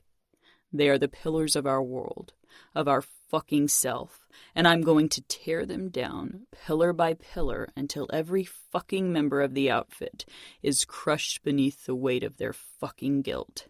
My breath had lodged itself in my throat, and I could do nothing but stare at the man in front of me. Maybe he'd underestimated me, but I feared even the outfit, had underestimated Remo Falcone as well. His actions spoke of barely restrained violence and led you to believe that he lacked any sliver of control, that he could be driven into rash acts. But Remo was dangerously intelligent. A ruthless man with the power and wit to get his revenge. Maybe they will feel guilty, but they won't waver. They won't risk any part of the outfit for me. Not for the soundness of my body, not for my life, and least of all for my innocence, Remo. So take either or all. You won't weaken Dante or the outfit. Remo's thumb stroked the side of my throat. I wasn't sure if he did it on purpose or without noticing. And it wasn't the touch, but the look in his eyes that made me shiver. They will protect your innocence at any cost, because it's the only pure thing in their fucking lives. They think your innocence could wash away their sins, but they breathe sin. We all do. 100 virgins can't wash the sin from our veins. Definitely not from mine. Not even an angel, I murmured, tilting my head up, peering at him through my lashes. My pulse throbbed in my veins, aware of the risk I was taking. But I was forced into Remo's game, willing or not, and I could either be a pawn or a player. Something in Remo's dark eyes shifted, something hungry and lethal unfurling. He leaned closer, his breath hot against my lips. You are playing a dangerous game, Angel. I smiled. So are you. His lips pressed against mine. I hadn't expected it. Almost kisses, like threats ghosting over my skin, had been his tactic. Until now. This wasn't a ghost touch. It was substantial, and yet it felt like the promise of a kiss, a threat of what lay ahead. Stunned by Remo's action, I held his gaze. Finally, I ripped away and raised my palm to slap him, but he caught my wrist. He jerked me closer once more. That's the kiss Danilo would have given you in church, and maybe even later on your wedding night. Polite, controlled, reverent. His voice dipped low. That's not a kiss. Anger surged through me. You? Remo's mouth crashed down on mine, fingers bruising my hip as his other hand cradled my wrist between our bodies. His lips conquered mine, his tongue tasting the seam of my mouth, sucking at my tender lower lip, demanding entrance. Heat flushed through me, and my lips parted slightly, barely. A flicker of submission, and Remo plunged his tongue into my mouth, tasting me, consuming me. His taste was intoxicating, his body's heat overpowering. His thumb pressed into my wrist, his palm sliding from my hip to my lower back. Small sparks of electricity followed in his touch's wake. My head swimming, I was unable to pull back, unable to move at all. Finally, Remo let me free. I sucked in a desperate breath, lightheaded, confused, my body tingling from head to toe. Remo exhaled. That, Angel, was a kiss. It's the only kind of kiss you'll ever get from me, and it's the kiss you'll use to measure every kiss that follows. I stumbled away from Remo, shaking. What have you done? I stammered. I pressed shaking fingers to my lips, horror striking down on me like lightning. That was supposed to be Danilo's privilege, my first kiss. Remo had taken it. No, I had given it away. Remo shook his head, glowering. I cut you with my blade, and you didn't shed a single tear. But a kiss makes you cry. I turned away, trying to get a grip on my emotions. All my life I had been raised to be the perfect wife, to gift myself to my husband. And just like that, I'd allowed Remo to plunder part of my gift. For a moment, I felt like bawling. Then I felt Remo's warmth against my back, not touching, but lingering between us. Are you scared of Danillo's wrath if he finds out his angel hides a few black feathers beneath the glowing white of her plumage? I glanced over my shoulder at his striking face. You don't know anything about Danillo or me. I know your weakness, and I know his. I faced him once more. You, too, have a weakness, and one day your enemies are going to use it against you with the same cruelty you bestow upon them. Maybe, he growled. Maybe they'll rise after I've burned down their pride, but not everyone is built to rise from the ashes. I scoffed. You sound like a martyr. What do you know about burning? Remo didn't say anything, only looked at me with cruel intention. The same expression I'd seen when he'd cut me. My eyes darted down to the wound on my arm, and Remo's gaze followed. Brick after brick, I was tearing down a wall Remo had no intention of lowering. Remo grabbed my arm and led me back toward the mansion. I didn't say anything, didn't even look his way. I knew when to retreat, knew when to give in, because this battle had only just begun. The second I was alone in my room, I headed into the bathroom and splashed cold water on my face to clear my head. Looking up, I cringed at the state of my lips, red and swollen.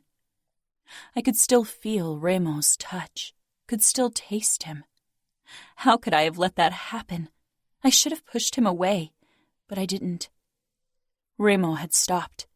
Not only had I allowed him to steal my first kiss, I'd enjoyed it in a twisted, all-consuming way. I walked back into the bedroom and dropped down on the bed, staring up at the dark canopy. Something about Remo overwhelmed me. He had a way of drawing me in.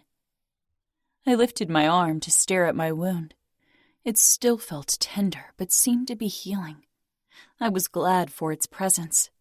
It had not only allowed me a glimpse behind Remo's cruel mask, it also served as a reminder of what he was, a monster. One kiss didn't change that. I couldn't let his manipulation get to me. Remo was capo. He knew how to make people act how he wanted them to act. I covered my face with my palms, taking deep, calming breaths. I wished I could talk to Samuel, see his face, be in his arms. Without him, I felt lost. He'd figure something out. My stomach constricted thinking of my brother. If Samuel knew I had allowed Remo to kiss me, hadn't raised even a finger against him to fight him off, what would my brother think of me then? And what about Danilo? He was my fiancé. That kiss had been promised to him. Samuel remained at the forefront of my mind. He was the person I really cared about. And my family. God, my family. I wished they'd never find out about the kiss, but I had a feeling Remo would tell them all about it. Remo. A fucking kiss when I wanted so much more.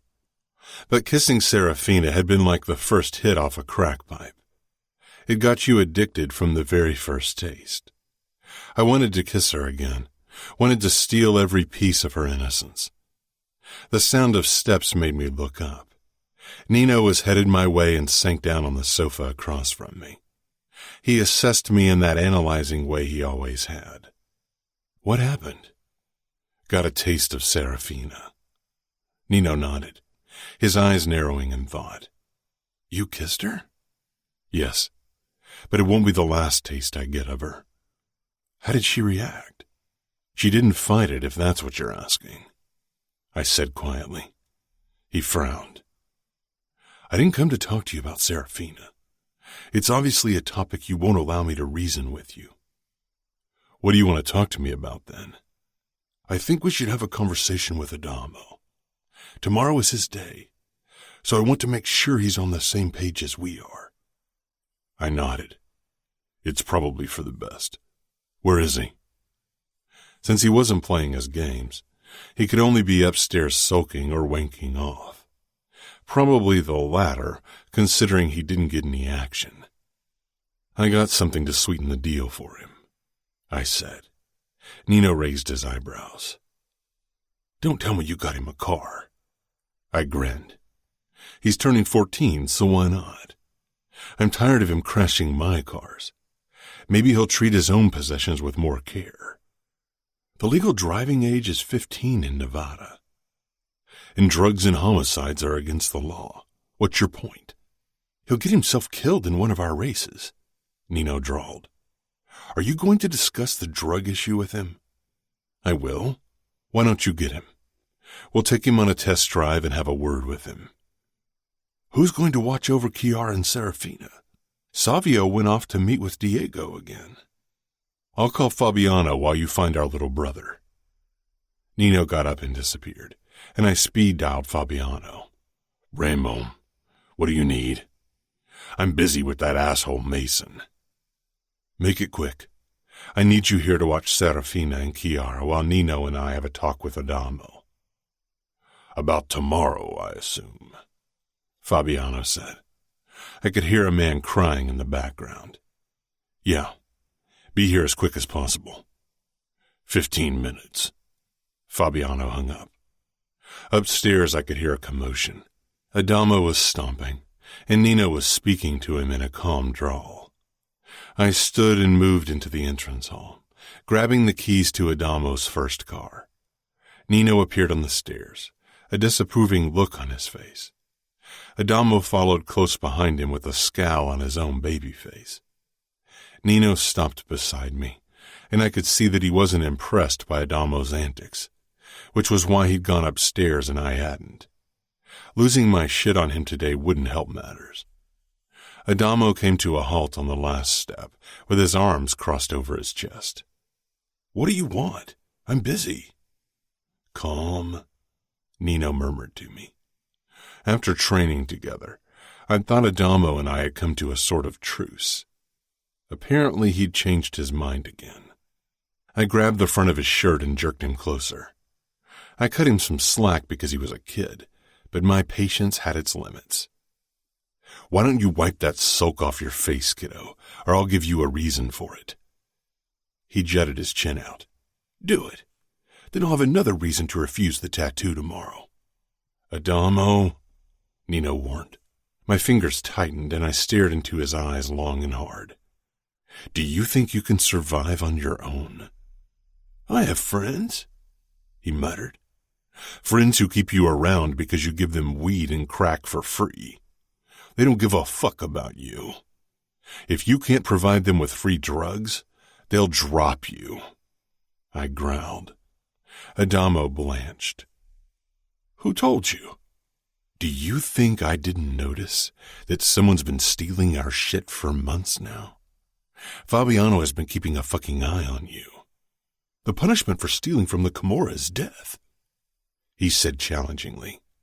It is, I said, but not for you. The entrance door was unlocked, and Fabiano entered, shirt sleeves rolled up, forearms tinged pink. Blood was difficult to wash off. Adamo's eyes widened. What did you do? Fabiano nodded at Nino and me in greeting. Fabiano talked to one of your friends. That useless piece of shit Mason. You killed him? Adamo asked, horrified. Fabiano raised one eyebrow at me. I shook my head. It wasn't time to divulge information yet. Adamo could do the talking. Don't hurt Harper, Adamo whispered. I frowned at the tone of his voice. That girl in your junkie group? Fabiano grimaced. She was with Mason when I went after him, sucking his cock. You're lying. Adamo jerked out of my grip and lunged at Fabiano, trying to land an uppercut. Fabiano blocked him and shoved him to the ground, but Adamo pushed up to his feet and went for it again. I didn't intervene.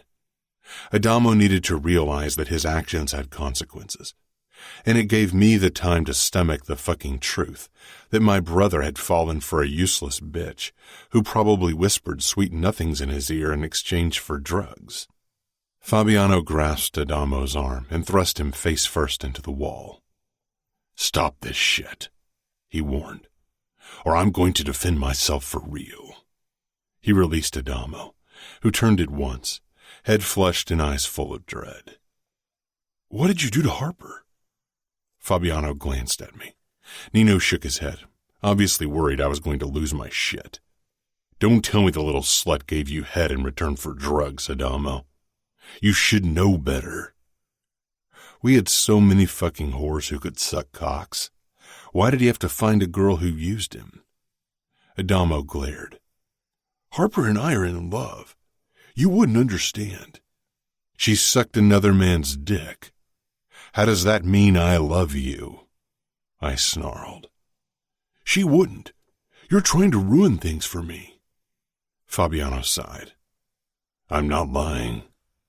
Mason had his cock shoved up to his balls inside her mouth. Shut up, Adamo said fiercely. I told you it's difficult to find what you're looking for, Nino told our brother. People will always try to gain something from being with you. Adamo shook his head, a stubborn gleam in his eyes. What did you do to her? I nodded at Fabiano. Nothing. I sent her away before I beat some sense into your friend. He's alive.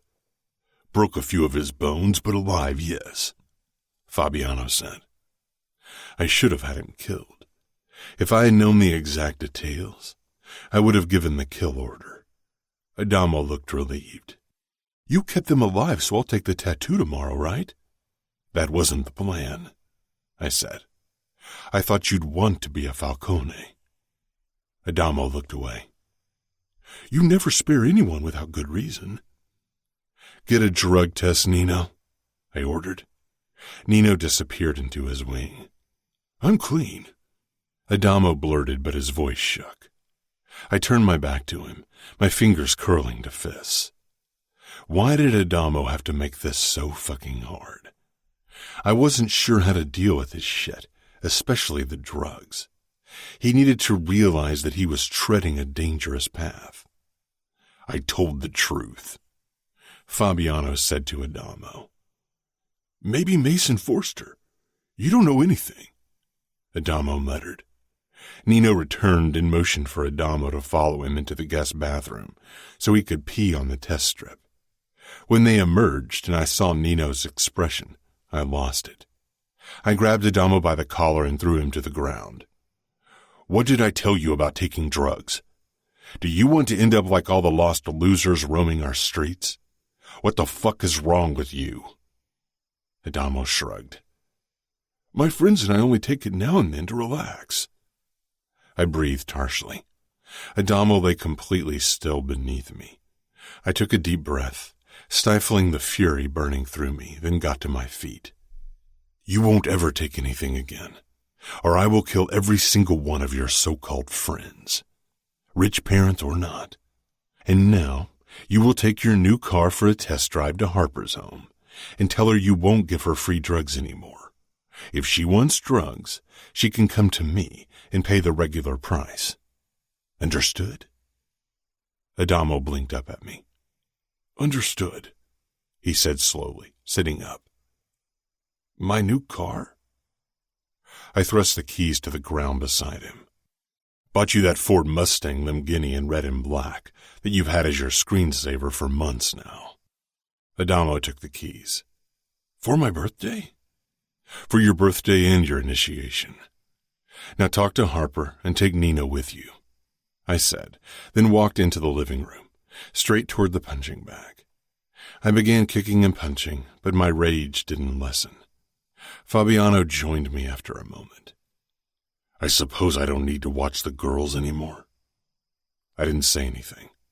I didn't want to think about Serafina because if I started thinking about her, I might end up ruining my own fucking plan. Fabiano stepped in my line of vision. That girl led him on. I know, I growled, and sent the bag flying. The hook groaned but stayed anchored in the ceiling. How about a sparring match? You don't look like you want to spar.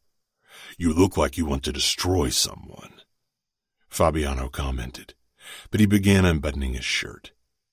I tugged at my own t-shirt and dragged it over my head, then shoved down my pants and swung myself into the boxing ring, wearing only my briefs. Fabiano did the same and stood across from me. I motioned him forward, and he went into attack mode at once. We hit and kicked hard and fast. Fabiano's punches spoke of suppressed anger, and my own were fueled with fury. I shoved him into the ropes, but he caught himself. "Is this because of Serafina?" I taunted. "No," he shot back. "I always enjoy kicking your ass, Ramo." He lunged at me again. "What's going on here?" Kiara asked from the entranceway. We ignored her. "If nobody bothers to give me an answer, I'll head upstairs and talk to Serafina." "You won't," I ordered, and Fabiano landed a hard punch in my side. Snarling, I did a side kick and got his shoulder. "Kiara." I held up my palm toward Fabiano to pause the match. She froze. "I thought she could have dinner with us. I have mac and cheese in the oven." "You won't go anywhere near her without someone to watch your back, understood?" She nodded eventually. Then her eyes moved on to Fabiano. "Why don't you call Leona? I made enough food so you can join us." "That's a good idea," I said, then jumped out of the ring. It was obvious that I wouldn't get rid of my anger today. "Will you bring Serafina down then?" "No," I said tersely. "Why not?" Kiara asked, and I stalked toward her. She didn't back off as I stopped right in front of her. "Because I don't fucking trust myself around her today, okay?" Kiara nodded, a deep worry line forming between her brows. "Okay." "I can bring her food up later," Fabiano suggested. I slanted him a hard look. "Yeah, why not?" My voice rang with warning. He held my gaze for a long time, until he grabbed his phone from the pocket of his pants off the ground and brought it to his ear. I put my clothes back on, not giving a shit that I was sweaty. Kiara trailed after me as I sank down on the sofa. She didn't know what was good for her. Now that she wasn't completely terrified by my presence anymore, she was starting to annoy the fuck out of me. "Is it because of Adamo?" "What?" "Your sour mood." I smiled darkly. "You haven't seen me in a sour mood yet, and if I can help it, you won't." She pursed her lips. "He's conflicted. He doesn't want to disappoint you, but he also doesn't want to kill and torture in your name." I didn't say anything, only returned her gaze until she looked away. She had more trouble holding my eyes than Serafina did. "He's killed before." "And he feels guilty for it." I braced myself on my thighs. "Nobody forced his hand back then. He could have hidden like all the other spectators of the fight. He could have run. He could have shot the asshole's leg or arm, but Adamo shot him in the head. Maybe Adamo doesn't want to be a killer, but he is. It's in our nature, Kiara. He can fight it as long as he wants, but eventually the darkness seeps through. It's what it is." "Maybe," she agreed. Fabiano was a good boy once. Goldilocks with remorse in a squeaky clean white shirt, but now he's my enforcer. Fabiano snorted. "I was never good, and definitely not Goldilocks." "I should get dinner ready. Can you help me with the mustard jar in the kitchen? I can't open it," Kiara said. I nodded toward Fabiano. "He can help you." Kiara shifted nervously, her eyes sliding to Fabiano, then back to me. My eyebrows shot up. I got to my feet. Fabiano gave a small shrug. "Leona will be here in 5 minutes." I followed Kiara into the kitchen and took the mustard jar she held out to me. I didn't think I'd live to see the day that someone was less scared of me than of Fabiano, or anyone else for that matter. Kiara flushed. "I know I'm safe with you," she said quietly. Fuck, she was. I held out the open jar. "Here." "Thank you." "You're safe around Fabiano as well," I told her. "I know," she said, "but it takes a bit longer for the message to get through to my brain." "You should be wary of a brain that makes you love my brother and trust me, Kiara," I muttered. She laughed. It's not my brain. It's my heart. I narrowed my eyes, then turned on my heel and walked out. Not in the mood for emotional nonsense. Chapter 9. Serafina. I wasn't sure if it was Ramo's plan to break me by letting me stew with my own thoughts all day. I had nothing to do except relive this afternoon's kiss, torn between guilt and a flicker of terrifying excitement, because that kiss had been unlike anything I'd ever felt before. And every time that realization hit me, my guilt doubled. I knew I wasn't supposed to enjoy it, not only because Danilo was the man I was supposed to be kissing, but also because Remo was the last man I was allowed to kiss. Whenever Samuel had returned from a night out with friends while I was stuck at home, I'd be overwhelmed by a wave of longing and jealousy. I wanted to be free to party with him, but that would have been my ruin, even if Samuel had been at my side to protect my honor. I couldn't be seen in a club dancing the night away. We'd had a few secret house parties, which had been exhilarating, even if Samuel had been glued to my side every second, so none of his friends got near me. Not that any of them would have dared. They were all made men or on their way to becoming one. My father was underboss. My uncle was the boss of the outfit. My fiancé as good as the underboss of Indianapolis, and my brother a made man. No guy ever looked at me twice, at least not the guys allowed near me. I could have been naked and thrown myself at these guys, and they wouldn't have batted an eye, from fear of losing it, and their life. And I had been okay with it, had accepted it because we were bound by the rules of our world. It wasn't as if I wanted to sleep around like Samuel, even if the few stories he'd shared with me in the beginning when he was overexcited about losing his virginity had made me curious. The lock clicked and I quickly sat up, bracing myself. I wouldn't allow Remo to catch me by surprise again. My eyes widened when Fabiano stepped inside, carrying a plate. I stood. Why was he here? Would he help me after all? Fabiano regarded my face, then shook his head as if he could read my mind. "I'm bringing you dinner." He came in but left the door ajar, and I wondered why he did it. I doubted it was so I could run. Was he worried of being alone in a room with me? "Here." He held out the plate with steaming mac and cheese to me. I glared. "Do you remember how you, Samuel, and I played together? Do you remember how you and him pretended to be my protectors? Do you remember that?" For a moment, we did nothing but stare at each other, but he didn't allow me to glimpse behind his emotionless mask. With a sigh, he walked past me and put the plate down on my nightstand. "You should eat," he said firmly. I whirled around to face him. "Why? So I stay healthy just so Remo can break me?" Fabiano glanced down at my arm and grabbed it, inspecting the wound closely. "That's Remo's doing? Who else enjoys slicing up people?" Fabiano's mouth switched into a wry smile. "Pretty much every man in the mob, Fina." He touched the wound lightly. "It's not deep." "I'm sorry that my wound doesn't fulfill your high standards. Next time maybe you should cut me." Fabiano shook his head. "Remo cuts deep, hits hard, kills brutally.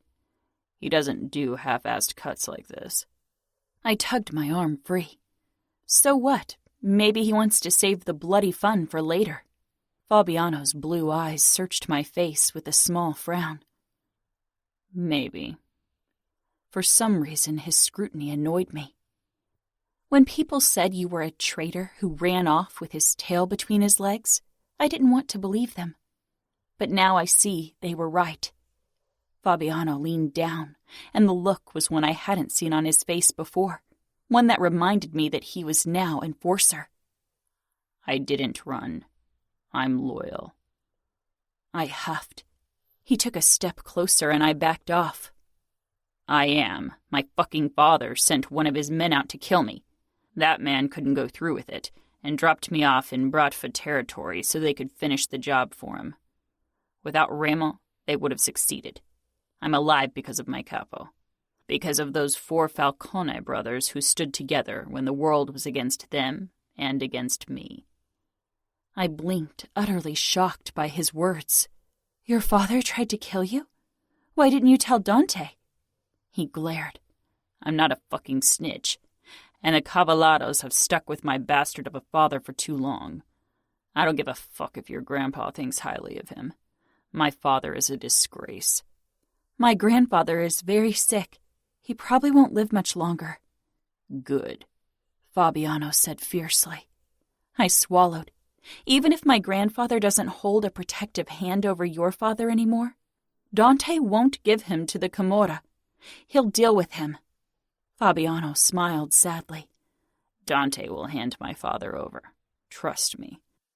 He took a step back. I only wished you were the one who's going to make it happen. I touched Fabiano's arm. I know you can't help me escape, but at least let me talk to Samuel, Fabi. I miss him so terribly. That's not his decision, Ramos said in a low voice as he stalked into the room. Fabiano gave a terse nod, exchanging a look with his capo that I couldn't read. Then he walked out without another look at me. Trying to talk my enforcer into betraying me. Unfortunately, everyone I've met so far is loyal to you. It was true, and they couldn't even blame it on fear. Despite his reputation, the people close to Remo seemed to tolerate him, maybe even liked him. Remo left the door open as well, and he kept a few arm lengths between us. Something about him was off, and it set my alarm bells off. Let me talk to my brother, I said. I couldn't bring myself to say please. Remo tilted his head, his expression assessing. What about Danilo? Don't you want to chat with your fiancé? After all, he'd be your husband by now if it weren't for me. Samuel. I want to talk to Samuel. His eyes narrowed briefly before they traveled the length of me. What do I get in return for allowing you to talk to him? I'm not a whore, I snapped. I won't give you that in return for a call. Remo approached slowly like a predator. You will give it to me for free? Hell will freeze over before that happens. He backed me into the wall. The violent vibe he gave off was even stronger than usual, and it was starting to make me nervous. I wasn't sure what had him on edge like that, but I knew to be wary. Isn't your brother worth a kiss? He taunted. My brother wouldn't want me to give away a kiss for him. You already gave away your first kiss, Angel. What do a few more matter? His dark eyes raked over my face until they lingered on my lips. I scowled. One kiss and you'll let me talk to my brother? Tomorrow? One kiss, he agreed with a dark smile. I pushed to my tiptoes, gripped his neck to pull him further down, and smashed my lips against his for a second before drawing back. There you go, one kiss. Remo shook his head, his face still close to mine. That wasn't a kiss. You didn't stipulate the details of the kiss. I kissed you. Now fulfill your part of the bargain. Remo cupped my face, caging me in with his body. I showed you what I consider a kiss. I won't settle for less. I glowered, but trying to stare Remo down was a ridiculous notion. Not brave enough, he murmured. I shivered at the low vibrato of his voice. Gripping his shirt, I tugged him down violently. Our mouths clashed, but Remo held himself still, waiting for me to make the next move, daring me to do it. With a burst of indignation, my tongue nudged his lips, and despite the heat rising into my cheeks, I held his dark gaze. My moment of control was ripped from me the second Remo deepened the kiss. He took the lead, demanded with his mouth and tongue for me to surrender. I had trouble keeping up. His scent and heat sucked me in, made my body spring to life in the most terrifying way possible. Remo's hand touched my waist and then it moved up, closer to my breast. My reaction was instinctual. instilled by defense training with Samuel.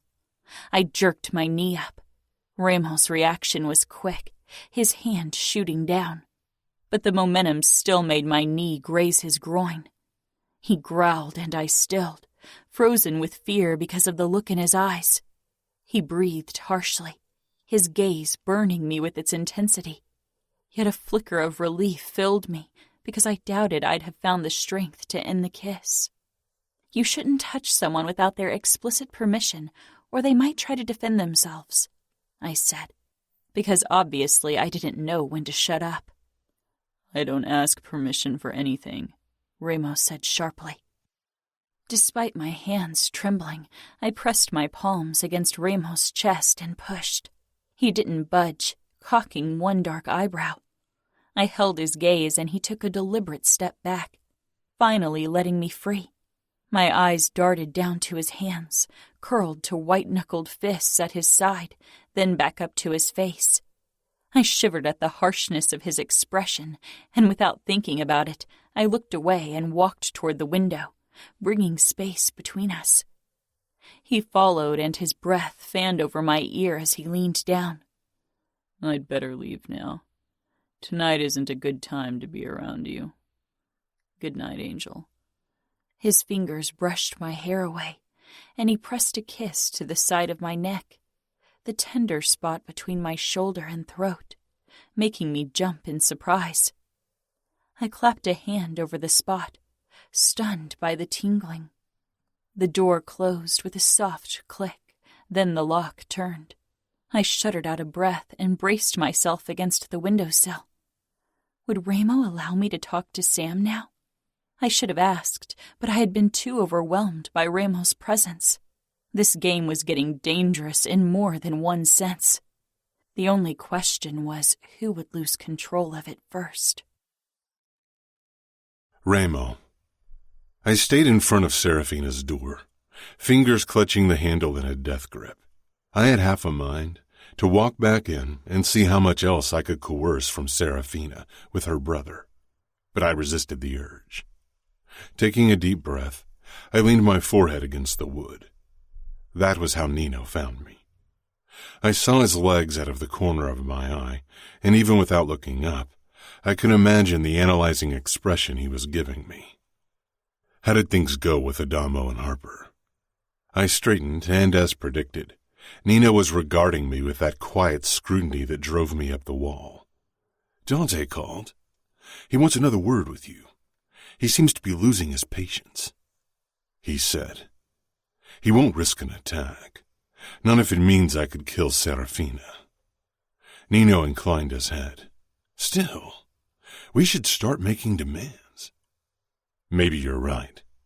Think of some ridiculous demand he won't possibly agree to. I'm not done playing yet. Ask him for Indianapolis or Minneapolis. I don't care. A muscle in Nino's jaw tightened, a clear sign of his annoyance with me. All right, I'll send him a message. Tell him that I'm allowing Serafina a video chat with her brother tomorrow. He better be ready at 8 a.m. You're cutting it close. Adamo's initiation starts at 11. Enough time, I said, then frowned. You didn't tell me what happened with Harper. As expected, she used Adamo to supply her with drugs. The moment he told her he couldn't give her anything, she dropped him and admitted to fucking around with that other guy. Adamo is crushed. He takes these things too personal. Is he angry? Angry at Mason, not at the girl. I smiled. That's enough. We still need someone Adamo can deal with tomorrow.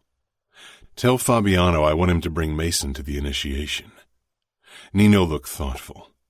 Maybe it'll work.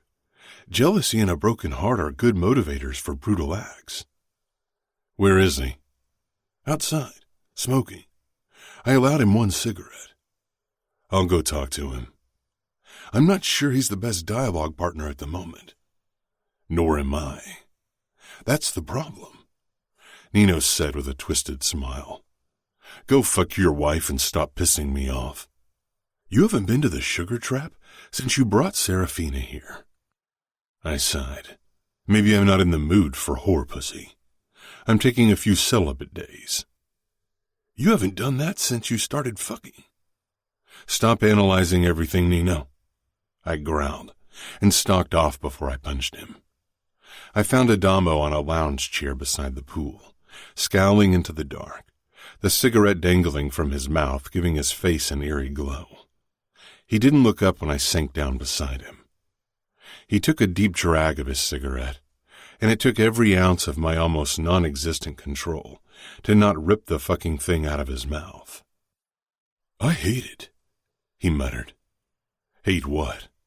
Hate that with our last name, people always want something from us. You shouldn't have tried to make friends by giving them drugs, I said. We're not Santa Claus. We're selling this shit, not handing it out for free. And we never fucking take the shit ourselves. When will people ever like me for myself, and not for what I can give them? They only see my name. That's all they care about. You've got people who care about you, I said roughly. Adamo glanced at me. You've cost me millions so far, with the cars you crashed and the drugs you let disappear. What would I do to anyone who stole something from me? You torture and kill them, Adamo said quietly. I would and have. I paused. But here you are, safe and sound. And you know you will remain that way until the day I take my last fucking breath. Adamo lowered his head. Tomorrow you're going to swear loyalty to the Cumorah. You will take the oath and the tattoo, I ordered. I don't give a fuck about the Cumorah, Adamo whispered, and my anger rose, but then he spoke up again. But I will swear loyalty to you, because even if I hate what you, Nino, and Savio do, you are my family. I straightened up and looked down at my brother for another moment. Don't waste your energy on another thought of that girl. She's worthless. There are many more girls out there. She used you. Maybe now you'll start using them as well. Adamo frowned. I can't help how I feel. He swallowed audibly. She's been fucking him the entire time. So what? You fucked her, he fucked her, you move on. I didn't, he said quietly. We didn't get that far. Please tell me she at least gave you head. I muttered. Embarrassment flashed across Adamo's face. I sank back down. Can I ask you a question? He said quietly. I had a feeling this was turning into the sex talk I'd avoided with Savio by throwing him a freebie with 2 whores. He gladly accepted. How long does it take to get control? Control? I echoed. I didn't bother controlling myself during sex, but I had a feeling Adamo didn't mean that kind of control. Adamo tossed his cigarette to the ground. To hold back, you know? I kind of, Shot your cum the second she put her mouth on you? I provided. Adamo grimaced and looked away. Yeah, I chuckled. Adamo scowled. Don't make fun of me. I'm not, I said. You've never been with a girl, so it's pretty normal. Did it happen to you too? No, but I fucked out of anger. That gave me better control. I bet Mason and Harper had a good laugh behind my back, he said miserably, then added in a low voice. I want to kill him, Mason. I know. Adamo's eyes widened. You're going to make me kill him tomorrow. You will have to kill someone in front of our soldiers. It's either him or someone you don't hate. Mason is a dead man either way. He can die by your hand or Fabiano's. I regarded my brother. He was biting his lip, staring down at the pool. I'll do it. I touched his shoulder, and for once he didn't try to shake me off. Chapter 10. Serafina. I was still in bed when the lock turned and didn't have time to sit up before Remo stepped inside the room. Feeling vulnerable lying in the bed, I pushed into a sitting position. Remo regarded me with an intent expression. I was only in a chemise and shorts and was acutely aware of how little the fabric covered. Swallowing my nerves, I got out of bed, not wanting to show weakness. Ramo's eyes followed my every move, lingering on my breasts. My body betrayed me as my nipples hardened in the cool air. I'm fairly sure God designed your body to drive men into insanity, Ramo said darkly. Stifling the excited thrill Ramo's words sent through me, I retorted, You believe in God? No, I don't. But looking at you, I could turn into a believer. I huffed. There's a cozy, warm place in hell reserved just for you. I've burned before. I slanted him a look. He'd said the same words before, and I wondered what exactly he meant by it. You have a video call with your brother in 5 minutes, so you better hurry. I didn't have a bathrobe to pull over my clothes, so I reached for a dress, but Ramo shook his head.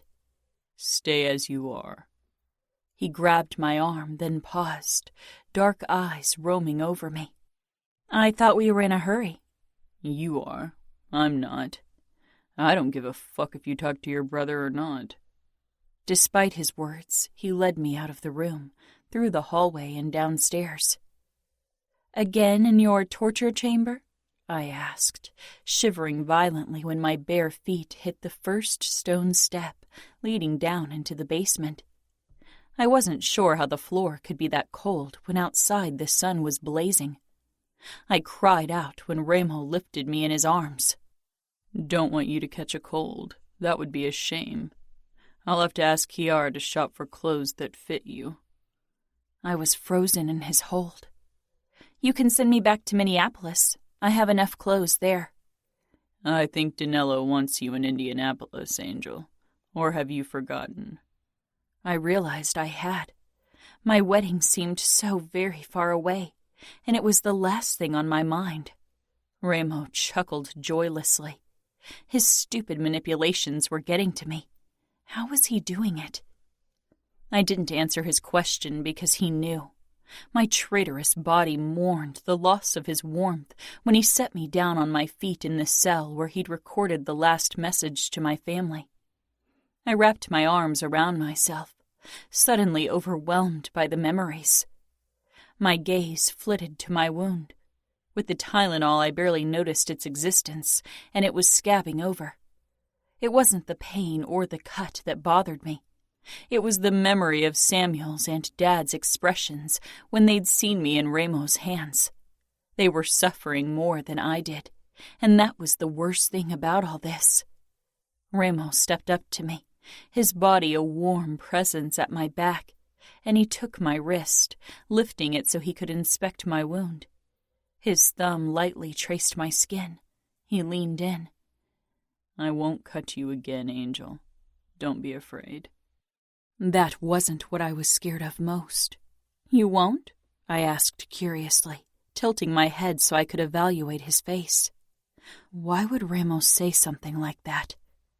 Ramo cuts deep, hits hard, kills brutally. Ramo dropped my wrist, something in his expression shifting, his guard slipping in place. Time for your call with Samuel. He went to the screen on the table and turned it on, followed by the loudspeakers. I moved closer when Samuel's face appeared. My heart clenched violently at the sight. His hair was a mess, his expression haunted, and dark circles spread. We'll return to the story soon.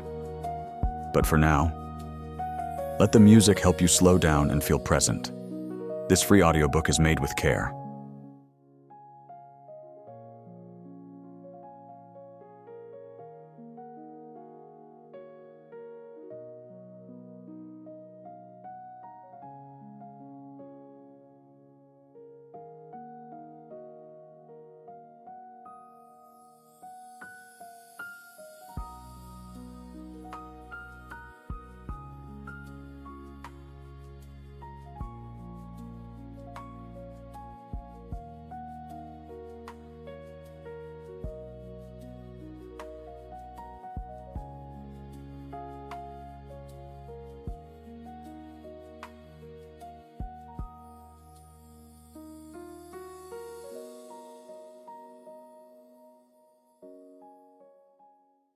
His eyes.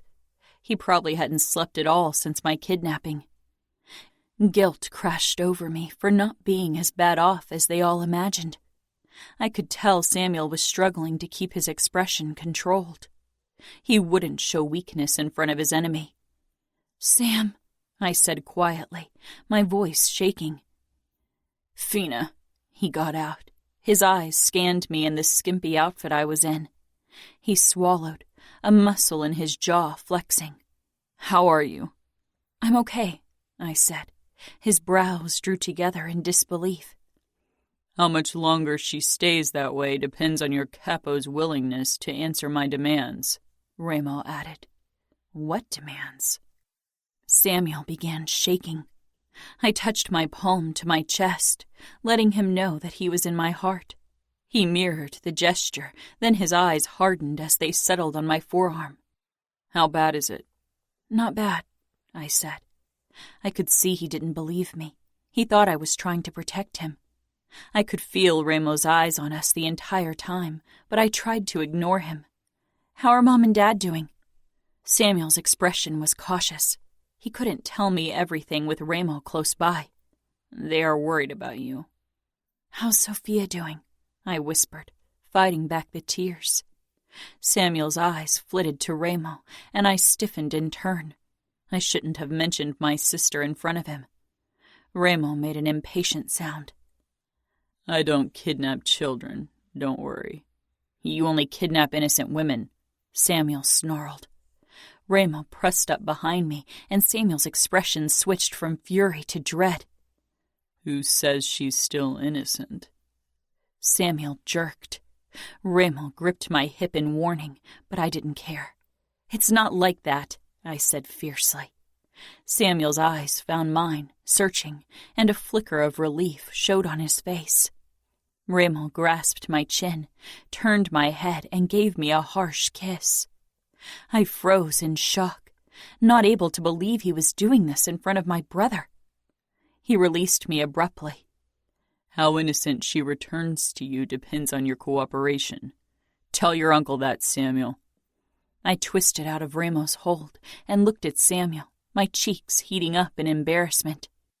"Take me in her stead. I'll exchange myself for her." "No!" I shouted desperately, but Samuel wasn't looking at me. I whirled around on Ramo, wide-eyed. A cruel smile played on his face. I caught his gaze. "No," I said forcefully. His eyes lingered on my lips, then dipped lower before they locked on mine once more, and relief coursed through me. Ramo wouldn't exchange me for my twin. He wouldn't release me. Not before he got what he wanted.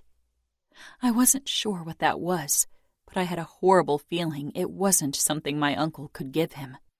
"Serafina is worth too much, I'm afraid. Time to say goodbye." I turned back to my twin. "I love you, Sam," I whispered.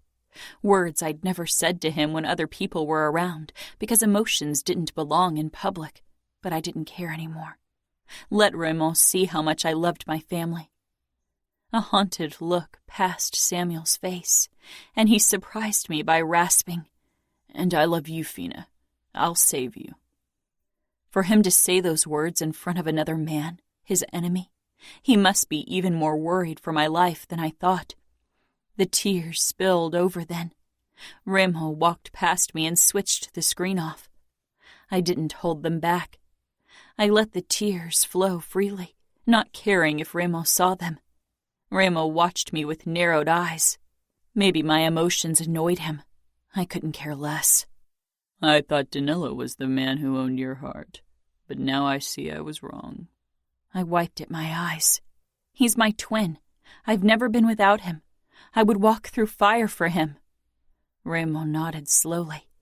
"I believe you." Ramo.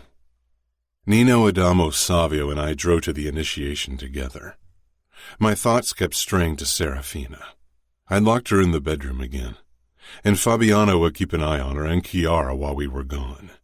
I would have preferred to have him at the initiation as well, but someone needed to protect Chiara and make sure Serafina didn't do something stupid. I doubted she'd find a way out of the bedroom, but if anyone could do it, then it was her. Nino was driving and Savio and Adamo sat in the back. It reminded me of the past, the months we'd spent on the run from the Russians, part of the Camorra, and the other mob families. We'd been on the road almost constantly, never staying anywhere for long, and still our pursuers almost got us a couple of times. Nino slanted a look at me as if he too was remembering those days. We pulled up in front of one of our casinos on the outskirts of Vegas, where the initiation would take place. The parking lot was crowded with limousines. My soldiers were already there. I got out first, not waiting for the bellhop to open my door, and stalked inside the casino with my brothers on my heels. The place had been closed since yesterday for the occasion. Inside, familiar faces greeted me. Some of my men were nursing drinks at the bar. Others were engaged in conversation with each other. None of them were playing poker or roulette, even though the croupiers were there just in case. They knew it was a test. An alcoholic shouldn't run a bar, and my underbosses and captains better not gamble or do drugs. Lower soldiers had more leeway.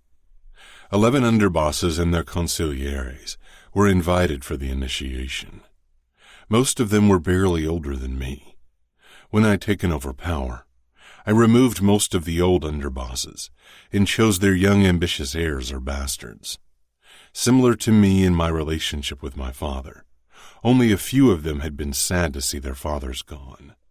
Only 3 cities fell under the rule of older underbosses, who were loyal to the bone. I shook their hands before we gathered in the center of the room. I put a hand on Adamo's shoulder. He stood tall, for once his expression not betraying his emotions, but I could feel his tension under my palm.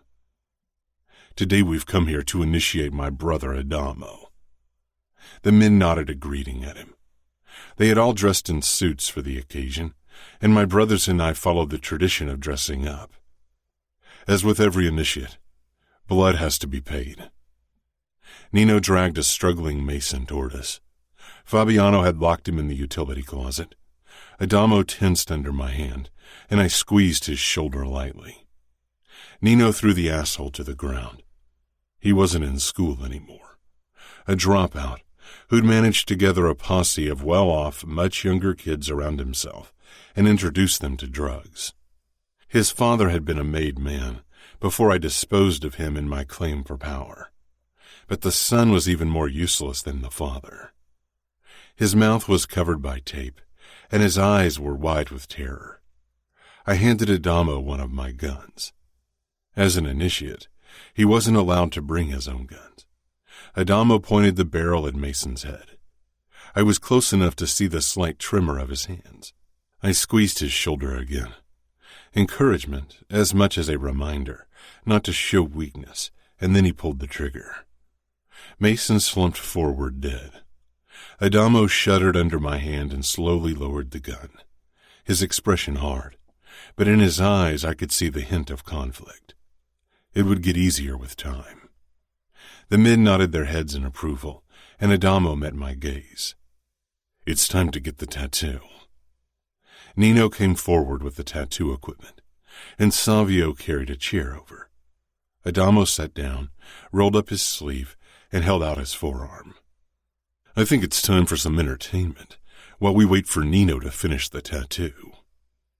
I clapped my hands, and one of the bartenders opened another door. A row of our most beautiful whores streamed into the room, half naked.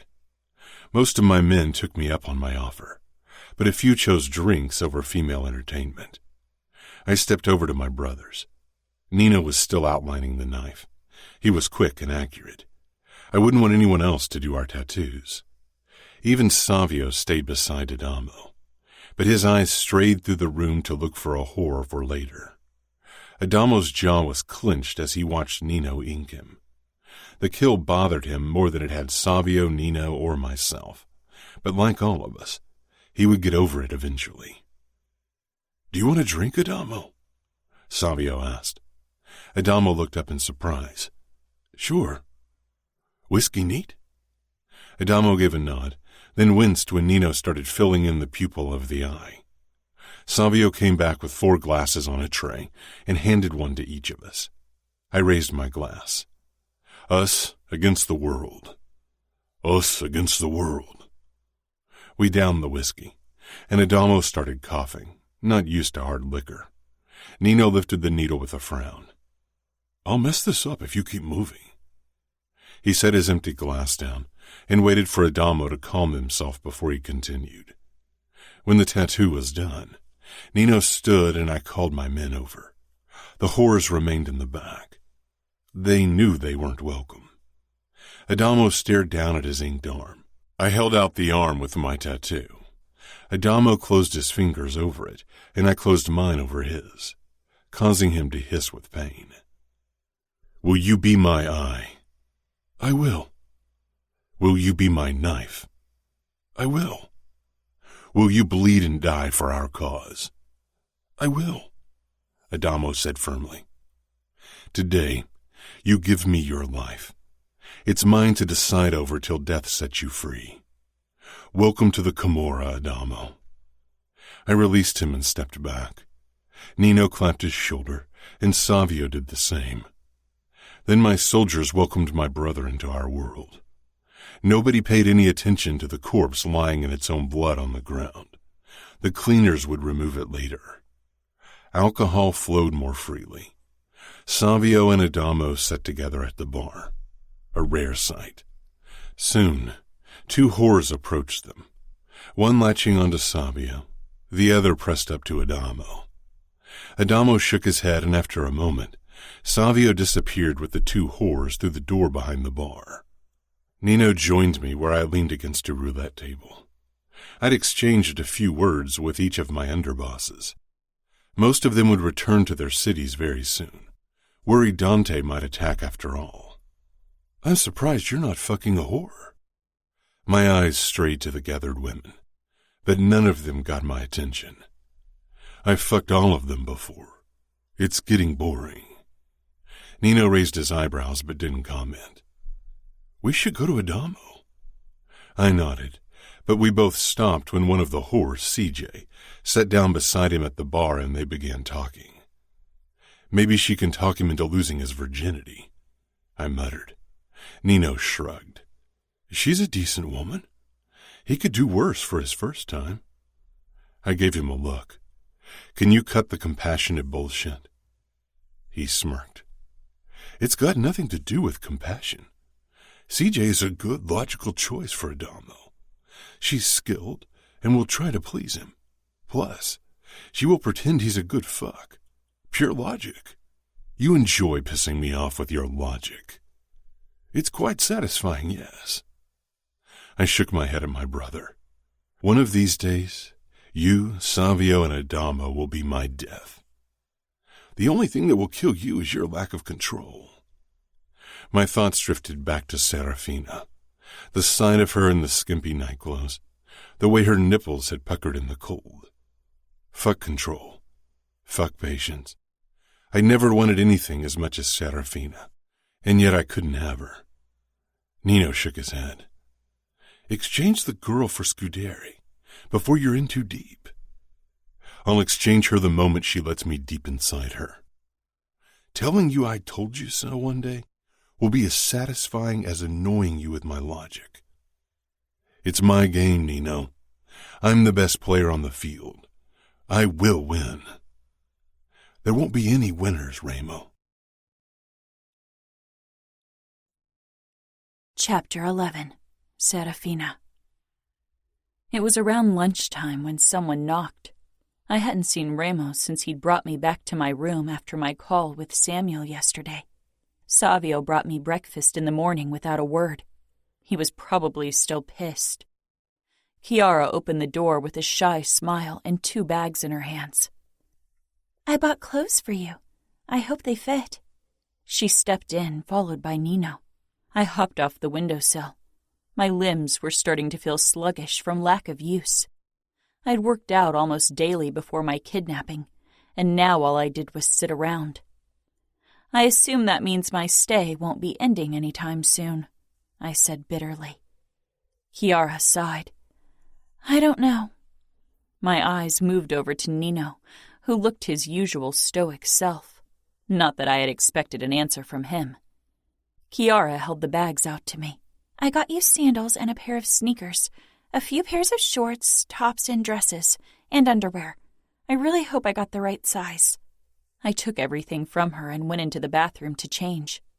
The clothes fit, even if they weren't my usual style. I left the bathroom wearing shorts and a top as well as the sandals. And? Kiara asked hopefully. It all fits. Why don't you join me in the gardens? It's beautiful outside, and I'm sure you can't stand these walls anymore. I frowned. I can't stand this city, but I'd love to join you. My eyes darted to her husband, whose expression had tightened at her suggestion. If he allows it. Nino gave a quick nod, but it was obvious that he didn't approve. I followed Kiara outside while Nino walked behind us to keep an eye on me.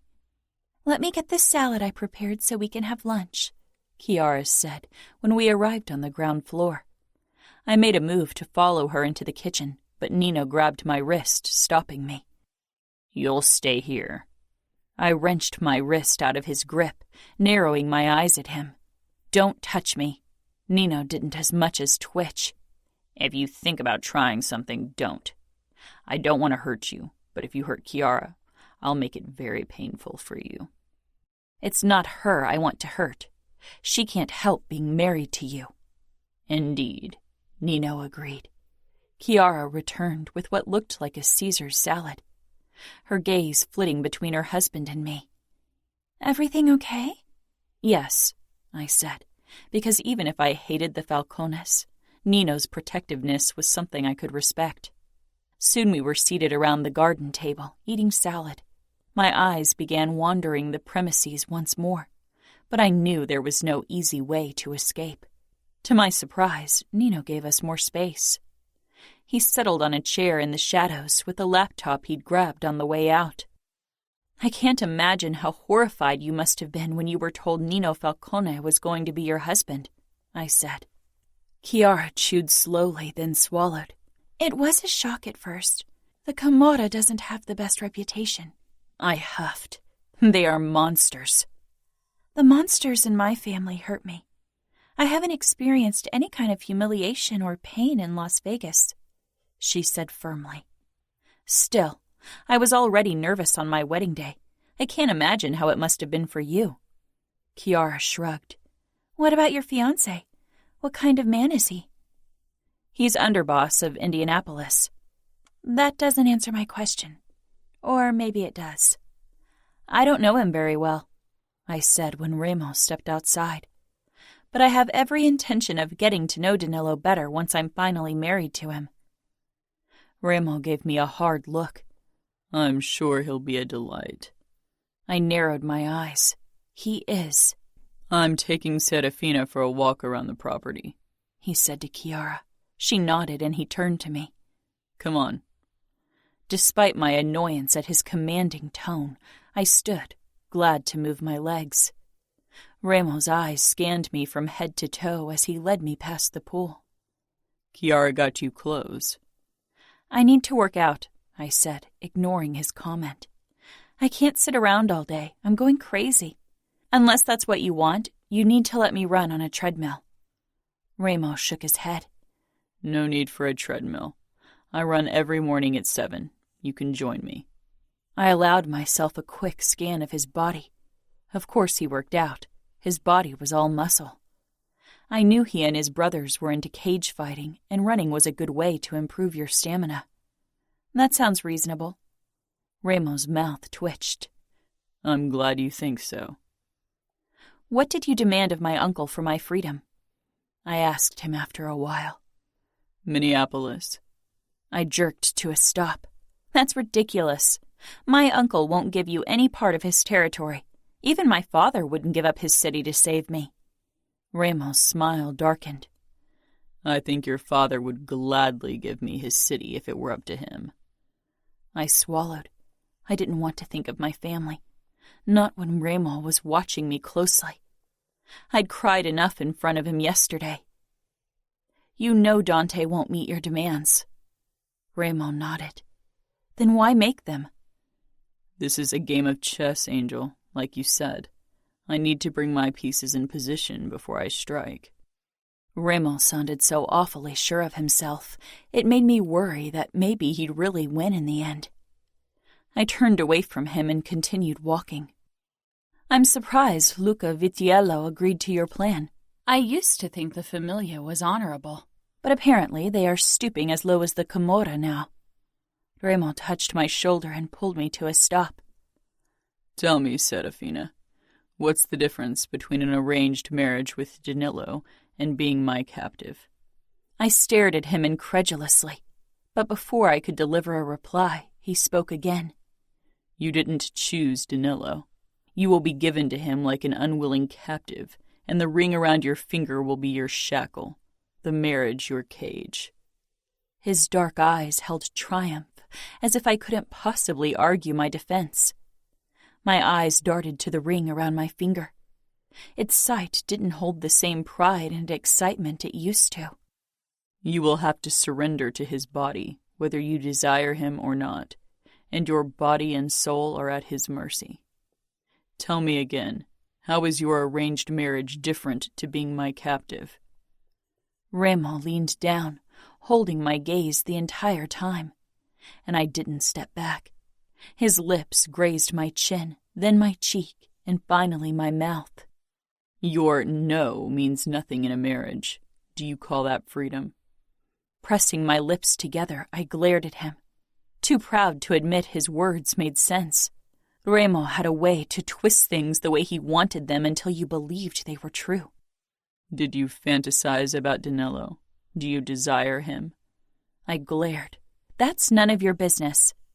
Raymond shook his head as he stroked my throat, then my collarbone with his rough fingertips. You didn't. Your mind said yes to him, and you hoped your body would follow. His fingers on my skin made thinking straight difficult, but I didn't want to give him the satisfaction of pulling back. I wonder how long it'll take for your mind to say yes to me, because your body has been screaming yes from the very first moment. I ripped away from him. You are insane. Neither my body nor my mind say yes to any part of you, Raymond. I think being the undisputed ruler of Las Vegas has made you a megalomaniac. Raymond's dark eyes sent another shiver down my spine, and I stalked off, running as much from his terrifying expression as the weight of the truth. Despite my hate for the Camorra's capo, his kisses and closeness wreaked havoc within me. I suspected it was due to my captivity, a form of Stockholm syndrome. I made sure to keep my distance as Raymond led me back to my room, and he didn't try to touch me again.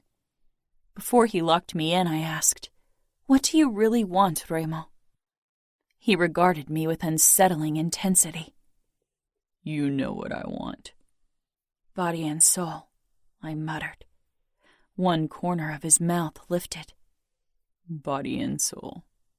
He closed the door, and I was left with the whirlwind of thoughts in my head. I needed to figure out a way to get away. Maybe my family was already planning some insane hostage rescue. Samuel surely was. If not openly, then definitely in his head. There was no way anyone would survive an attack on Camorra territory. And I didn't kid myself into thinking that Raymond would release me anytime soon. He was making demands, but he didn't want them to be fulfilled. Yet.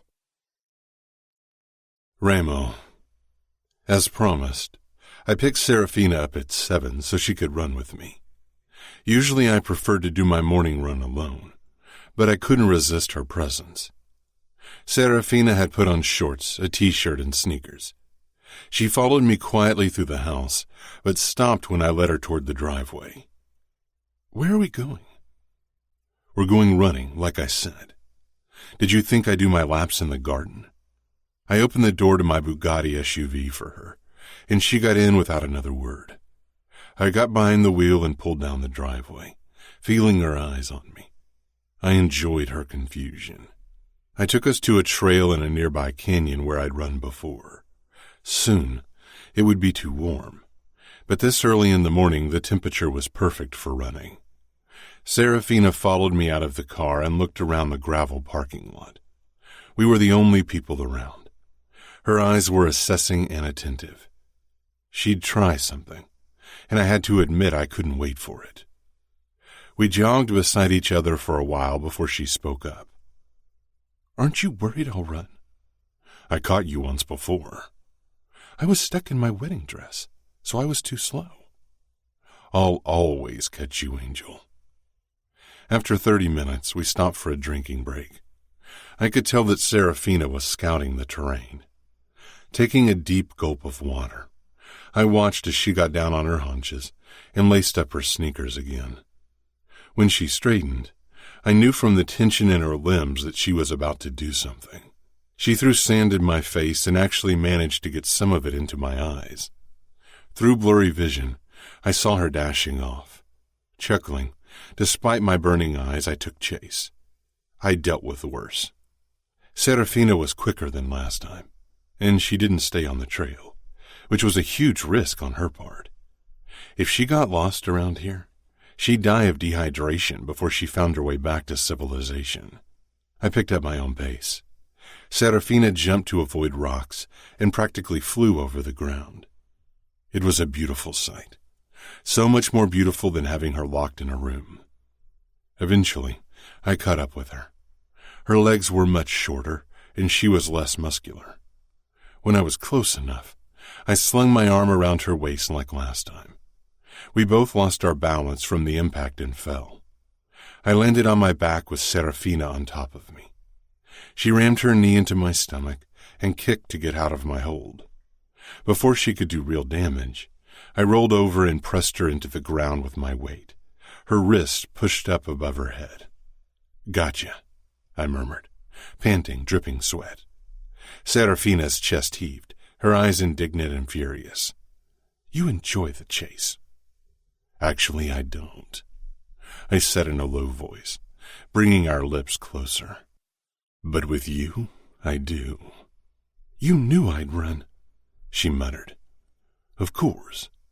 You are meant to be free, which makes me wonder why you allow someone like Danilo to cage you." She wriggled under me. "Let me go. I'm enjoying being on top of you and between your lithe legs." I rocked my pelvis slightly. She stiffened. "Don't." I licked a droplet of sweat off her throat before I pushed off her and stood. Serafina ignored my outstretched hand and stumbled to her feet. Her hair had fallen out of her ponytail, and she was covered in dirt and sweat. "I prefer you like this." She frowned. "Dirty?" "Untamed. Seeing you in that white atrocity can't compare. Too perfect, too groomed, too fake. I bet Danilo would have loved it, though." She didn't say anything, and I knew part of my words got through to her. My eyes were drawn to her forearm, which she was rubbing absent-mindedly. A small part of the cut had opened again and was bleeding. A flicker of guilt caught me off guard.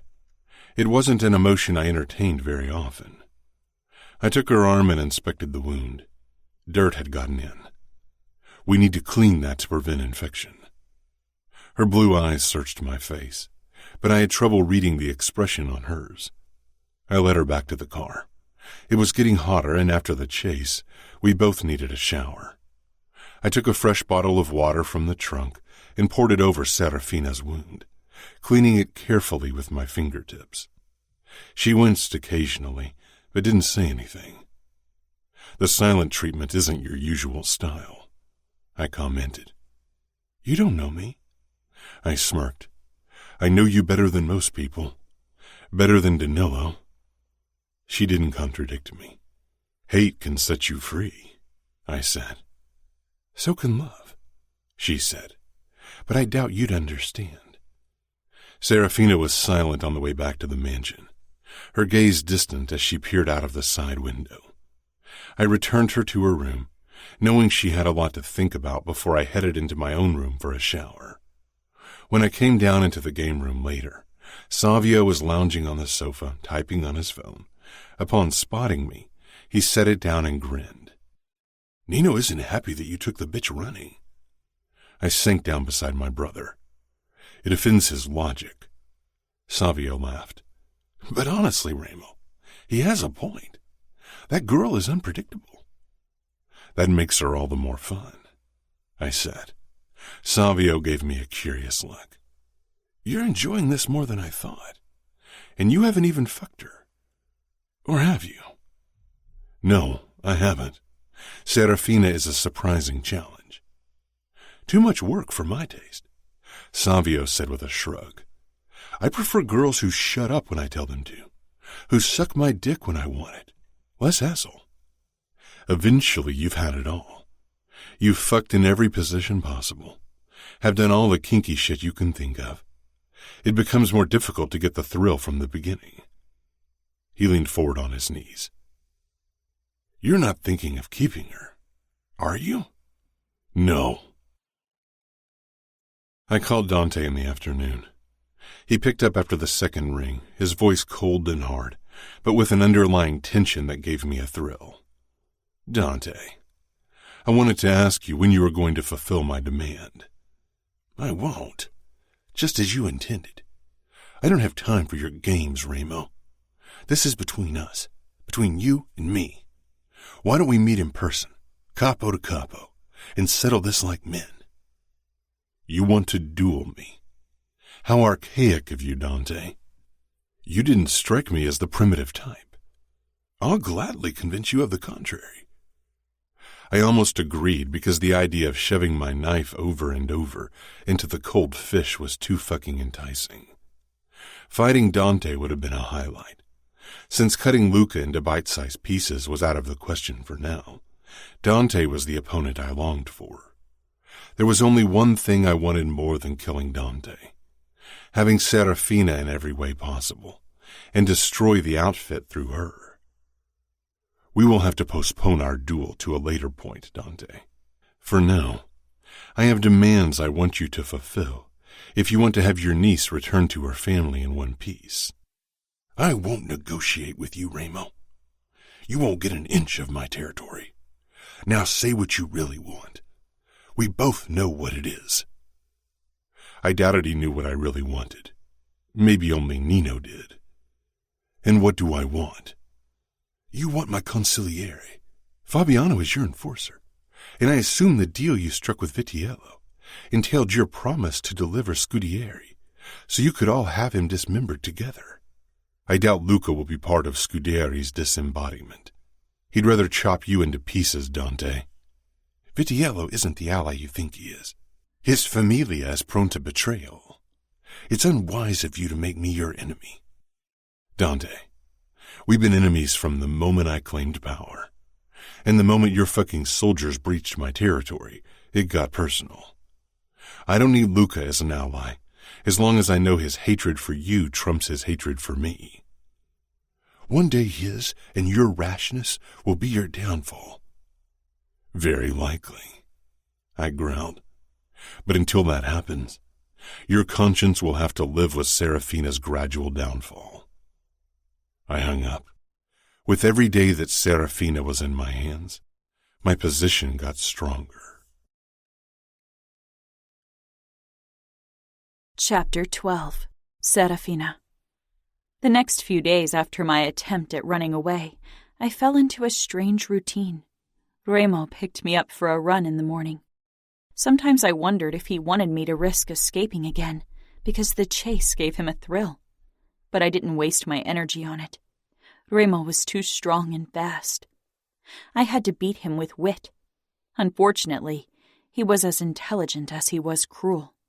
He could twist my words faster than I thought possible, and I occasionally caught myself enjoying our strange debates. I didn't have to hold back when I was around Ramo. I didn't try to present my best side to him like I had done with Danilo, because I didn't care about his approval. I was myself, unfiltered, careless, and strangely enough, Ramo seemed to get a sick kick out of it. The capo was a mystery to me. He hadn't tried to torture me or force himself on me like I'd expected, and I couldn't help but be wary because Ramo's motives were cruel. Once I set you free, you'll return to Danilo like a well-trained carrier pigeon. Ramos said as we jogged along the canyon trail one day. Your bird analogies are starting to get old, I muttered. I was glad Ramo didn't know Dad called me Dove. He'd only use it to his advantage. But they are so very fitting, Angel. I slanted a look at him. He had a strange smile on his face. His shirt clung to his body with sweat and showed the outline of his muscles and his gun holsters. What are you in your ornithology scheme? The vulture waiting for the poor pigeon to drop out of the sky so you can tear into her? Ramo let out a deep chuckle, which sent a shocking shiver down my spine. I sped up, trying to force my body into submission. I don't think you'll ever fall from the sky. I'll have to snatch you out of the air like an eagle. I snorted, not caring if it was an undignified sound. You are insane. He fell silent, easily following my faster pace. Ramo was fit to the point of admiration. I had to give him that. After we returned to the car, we shared a bottle of water. Why are you doing this? He cocked one eyebrow. Giving you water? Treating me decently. He smiled darkly. Why do you sound almost disappointed? Part of me was, because I knew the man in front of me was ruthless and cruel to the very core, more monster than man. The weaker part was relieved and didn't want to question his motives. When will the torture begin? Ramo propped his arm up against the roof of the car and stared down at me. Who says the torture hasn't already begun? Just because I'm not torturing you doesn't mean I'm not torturing others through you. I flinched. My family. They were suffering because they imagined the horrors I was going through. Horrors that weren't taking place. Yet. You are a monster, I bit out. Ramo leaned even closer, radiating heat and power. The scent of fresh sweat and his own forbidden aroma wrapping around me. I returned his gaze. Dark eyes. Monster eyes. But God help me. They always kept me frozen with their intensity. You know, Angel, I think you enjoy my monstrosity more than you want to admit. I didn't have a chance for a comeback. Ramo's lips crushed mine, his tongue sliding in, and my body reacted with a wave of heat. I clutched his shoulders, meeting his tongue with the same fervor. Then realization struck me. I tried to shove him away, but Ramo didn't budge. He wrapped his arms around me, molding our bodies together. Breathtaking, terrifying, intoxicating. I bit down on his lower lip, but Ramo didn't pull back. He growled into my mouth and tightened his hold, his kiss turning even harder. The taste of his blood swirled in my mouth, and I pulled away in equal disgust and sick fascination. Ramo's mouth was covered with blood. He truly looked the monster then. A dark smile curled his lips, and I opened the door and got into the car, trying to catch my breath, trying to escape his overwhelming presence. I caught sight of my reflection in the rearview mirror and cringed. My lips, too, were red with Ramo's blood. In that moment, I didn't look any less a monster than he did. The moment Ramo picked me up the next morning, I knew it wasn't for a run. For one, he was too early, and second, he was only in his briefs. I tore my gaze away from his body. We need to record additional motivation for your uncle, Ramo explained. Come. I perched on the bed, not moving an inch. Another recording? When I didn't follow his command, Ramo raised his eyebrows. Come, he said with more force, and it took considerable effort to remain motionless. I stubbornly returned his gaze. He stalked toward me and bent over me. Maybe I'm being too lenient with you, he murmured, fingers nudging my chin up. I smiled, then gasped when Ramo jerked me to my feet and threw me over his shoulder. His big, warm hand rested on my butt as he carried me, and for a few moments I stilled in shock. more because of my body's reaction to the feel of Remo's palm than to my head hanging down over his shoulder. I started wiggling, and Remo squeezed my butt cheek in warning. I rammed my elbow into his side, but apart from a sharp exhale, Remo didn't falter. "Let me down," I wheezed, horrified by the way my center tightened at the feel of Remo's hand on my backside. If he found out, I'd die on the spot. Remo didn't set me down, however, until we were back in the cell. My head swam for a moment, but when my vision cleared, I noticed the shackles hanging from a chain at the wall. Remo nudged me forward. "Arms up," he ordered. "What?" I gasped out. He didn't wait for me to comply. He grabbed my wrists and secured me. Confusion, then terror shot through me. Maybe he was finally sick of torturing others when he had me to have fun with. Remo leaned down and I shivered. His dark eyes roamed my face, and he gave a shake of his head. "Calm down. We need to give your family a show. I'll give that perfect throat a hickey for a few convincing photos. Nothing else. Don't get your panties in a bunch over nothing, Angel." "You want to make my family believe I'm shackled up in a cell?" "Among other things," he murmured. His hands reached for the hem of my chemise and tugged hard. The fabric came apart until only the seam of the neckline held it together. My nipples hardened, and Remo watched silently, then released a harsh breath. I swallowed. "These photos are fake. I'm not dangling from chains all day, and you're not ripping my clothes off," I muttered. He smiled down at me. "Would you prefer if I didn't have to fake them, Angel?" I swallowed again, goosebumps rising on my skin. "I didn't think so," he said in a slightly rougher voice, then carefully brushed my hair away from my throat. I held my breath when his lips were almost at my skin. "You smell so fucking sweet. Owning you one day will be the sweetest triumph of my life." "You'll never own me." Remo pressed his lips to my skin. Then his tongue darted out, licking along my pulse point. He sucked and nibbled on my throat, his fingers cupping my head, tilting it to the side. My eyes fluttered shut. The sensations were foreign and mesmerizing. Remo's mouth on my throat seemed to send shockwaves through my body, creating sensations I'd never experienced before. His warm body pressed into mine, his scent flooding my nose. I was motionless, stunned, confused by my body's reaction. How could my throat be such a sensitive spot of my body? How could it fill me with so much forbidden desire? He pulled back, but didn't straighten immediately. His face still close to my throat as he exhaled. When he finally stood, his dark eyes sent a new ripple through my body.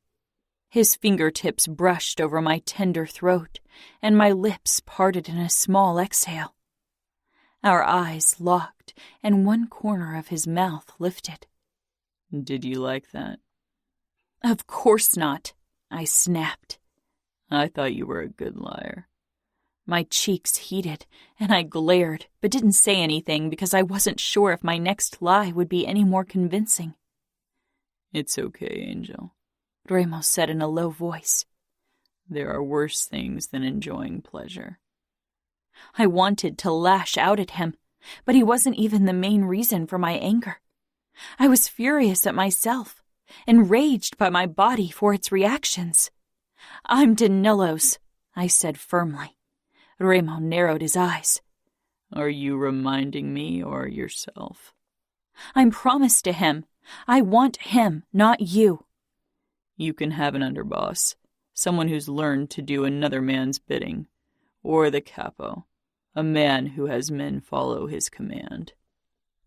"I can have a monster or a man." "Do you really think Danilo isn't a monster?" "He isn't a monster like you." Remo nodded. "He's a lesser monster. Who'd want to settle for less?" "You don't even want me, Remo. All you want is to hold my fate over my family's head. Stop toying around." He stepped back, turned around, and picked up his phone. "Look broken for a moment." I glared. "That's not the look we're going for." He waited. Then his jaw tightened, and he came toward me again, holding my chin. "I said it before. Choose your battles wisely. I'm not a patient man, nor a decent one." He retreated, and finally, satisfied with my expression, he took a few photos. Guilt left a bitter taste in my mouth, but I wasn't sure how long it would take for my family to free me, if they succeeded at all, and I had to think of self-preservation even if I hated myself for it. He unshackled me, and I rubbed my wrists, then touched my tender throat. Remo watched me. "I like seeing my mark on you." I didn't say anything. Later, I spent a long time staring at my reflection in the bathroom mirror. Remo had left his marks like he'd said. They were red and purple, and made me feel a wave of shame because of how my body had reacted. I wasn't sure what was wrong with me. A knock drew me out of my reverie. Dragging myself away from the mirror, I went into the bedroom, where I found the youngest Falcone. He looked somewhat lost in the middle of my room. "I have a few books and ice cream for you. It's one of the hottest days of the summer. I thought you could use cooling off," he said, holding up 4 books and a bowl filled with ice cream. His gaze moved to my throat, and his brows drew together. He walked past me and put everything down on my nightstand before he shoved his hands into his pockets, looking awkward. My eyes lingered on the fresh tattoo on his forearm. "You are a made man now." He glanced down, then nodded slowly. "I'm a Falcone." I went over to the nightstand to take a look at everything. "It's chocolate chip. It's all we got. Savio's got a sweet tooth. The rest of us not so much." "So you gave me Savio's ice cream? He'll love that after the soup I threw at him." Adamo burst out laughing. I wish I could have been there. He's so full of himself. I bet his expression was hilarious. He sobered, then cleared his throat. I smiled. He was shocked. It was difficult to believe that Adamo was related to Remo. There was a slight resemblance, but Adamo's hair was curly and not as dark, and his eyes were a warmer brown. But the biggest difference was their personality. I picked up the bowl and pushed a spoonful of the sugary treat into my mouth before sinking down onto the bed. Adamo came a bit closer and leaned against one of the posts. "I wasn't sure what kind of books you like, so I brought a memoir, a thriller, a romance, and a fantasy book. We don't have many new books. I don't think I'm allowed to give you my Kindle. You could use it for other stuff." I smiled. It's okay. Despite my intention to hate on every Falcone, it was difficult not to like Adamo. "I think I'll pass on the thriller, though. I've had plenty of thrill in my life recently." "I know," Adamo said quietly. He indicated my throat. "What happened there?" Heat shot into my cheeks, and I allowed myself another taste of the ice cream to gather my thoughts. Adamo watched me closely. "Did he hurt you?" I considered lying, making up a brutal story to drive a wedge between the brothers. But for some reason I couldn't do it. "No. He's hurting my family by making them believe he's hurting me." Relief flashed across Adamo's face, and for a second it annoyed me, but then I thought of Samuel and understood. "You'll be united with them soon," he said. I swallowed and nodded. Adamo touched my shoulder lightly, then drew back. "Sorry, I should have asked before touching you." I shook my head. "How did you end up being so polite and kind when you are related to Remo? Were you raised by different parents?" "Remo and Nino were raised by our parents, but Savio and I were mostly raised by Remo and Nino." I stared. "They raised you?" He nodded, then rubbed the back of his head as if he realized he shouldn't have told me. "I should go." I tried to imagine Remo raising a child. It blew my mind, especially since they all must have been on the run at the time. Night had fallen and I was reading in bed when suddenly the lights went out. I blinked into the unexpected darkness and climbed out of bed, putting the book down on the nightstand. Following the trail of silvery moonlight, I glanced out of the window. The lights in the garden and every other window of the mansion that I could see were out as well. In the distance, I could make out lights from other houses. My pulse picked up. What was happening? My eyes searched the shadows of the perimeter, and then I saw 2 figures running across the lawn toward the house. The outfit. It had to be. They had come to save me. Euphoria pulsed through me, followed by fear. This was Remo's territory. The Falcones knew every inch of their property, and the outfit didn't. What if Samuel was among the attackers? I clung to the windowsill, immobilized by terror at the thought. Dante and Dad would have never allowed my brother to come here. He was the heir to Minneapolis. He was too important for such a risky endeavor. Maybe the dark gave the outfit an advantage. Maybe it caught Remo and his brothers by surprise. Who knew how many of them were even in the mansion? The lock of my room turned and I faced the door. This was my chance to run. The outfit didn't know where in the house I was being kept. They probably expected to find me in the basement. I needed to find them first. It would take too long for them to search every part of the mansion. A tall figure stepped into the room. It was difficult to make out much, and it didn't matter who had entered. I attacked without hesitation, storming toward my opponent, hoping to ram my elbow into his stomach. Unfortunately, backlit by moonlight, I was an easy target. My opponent sidestepped me, then grabbed my shoulder and thrust me forward. I collided with the wall, and a firm chest pressed against my back. "No soup today?" Savio taunted, but his voice was filled with tension. I tried shoving away from the wall, but Savio didn't budge. "Do I have to knock you out, or will you stop the fucking struggling?" I jerked my head back, hoping to hit his nose, but he was taller than I remembered, and the back of my head collided with his chin. "Fuck," he snarled. He lodged his arms around my chest and waist like Samuel had done in jest not too long ago, and despite my thrashing, he carried me through the room and shoved me into the bathroom.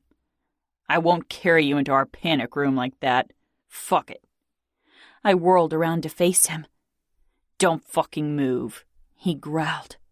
"The outfit will kick your asses. I bet you shit your pants when the lights went out," I hissed. Savio chuckled. "It was Nino who turned off the lights. We know every inch of this fucking house by heart. We don't need lights. By the way, our surveillance camera showed a guy with blonde hair. I wonder who will kill him, Remo or Nino." I froze. Samuel? Savio closed the bathroom door. I rushed forward and hammered my fists against the wood. "Let me out! Let me out!" "Scream all you want," Savio said. "Maybe it attracts an outfit fucker so I can have some fun as well." I pressed my palms against the door and slowly sank down onto my knees. Savio had to be lying. Samuel wasn't here. If Remo or Nino got him in their hands... Chapter 13. Remo.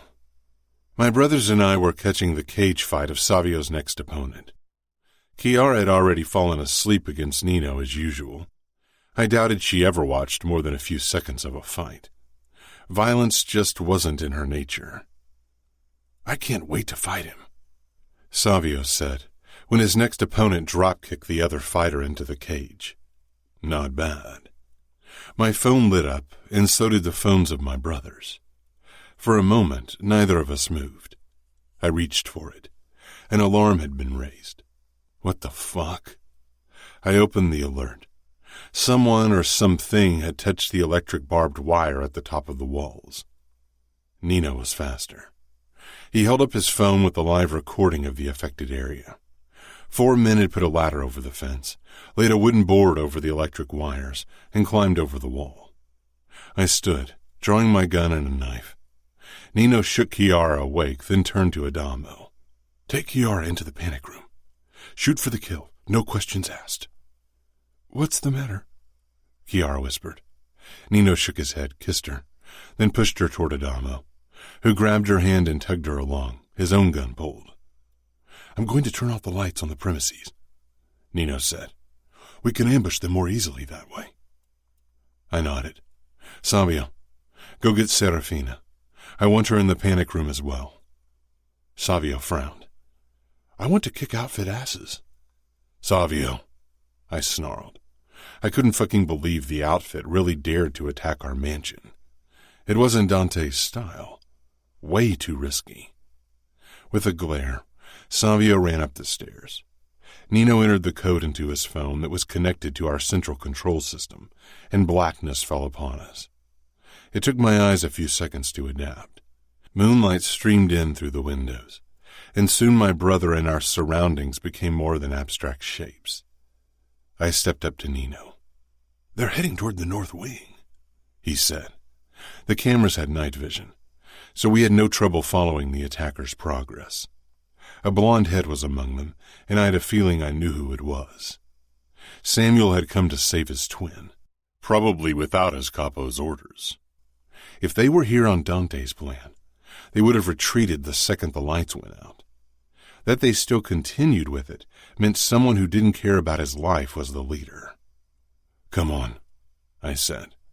Nino and I crept into the garden, past the pool, in the direction where the attackers were headed.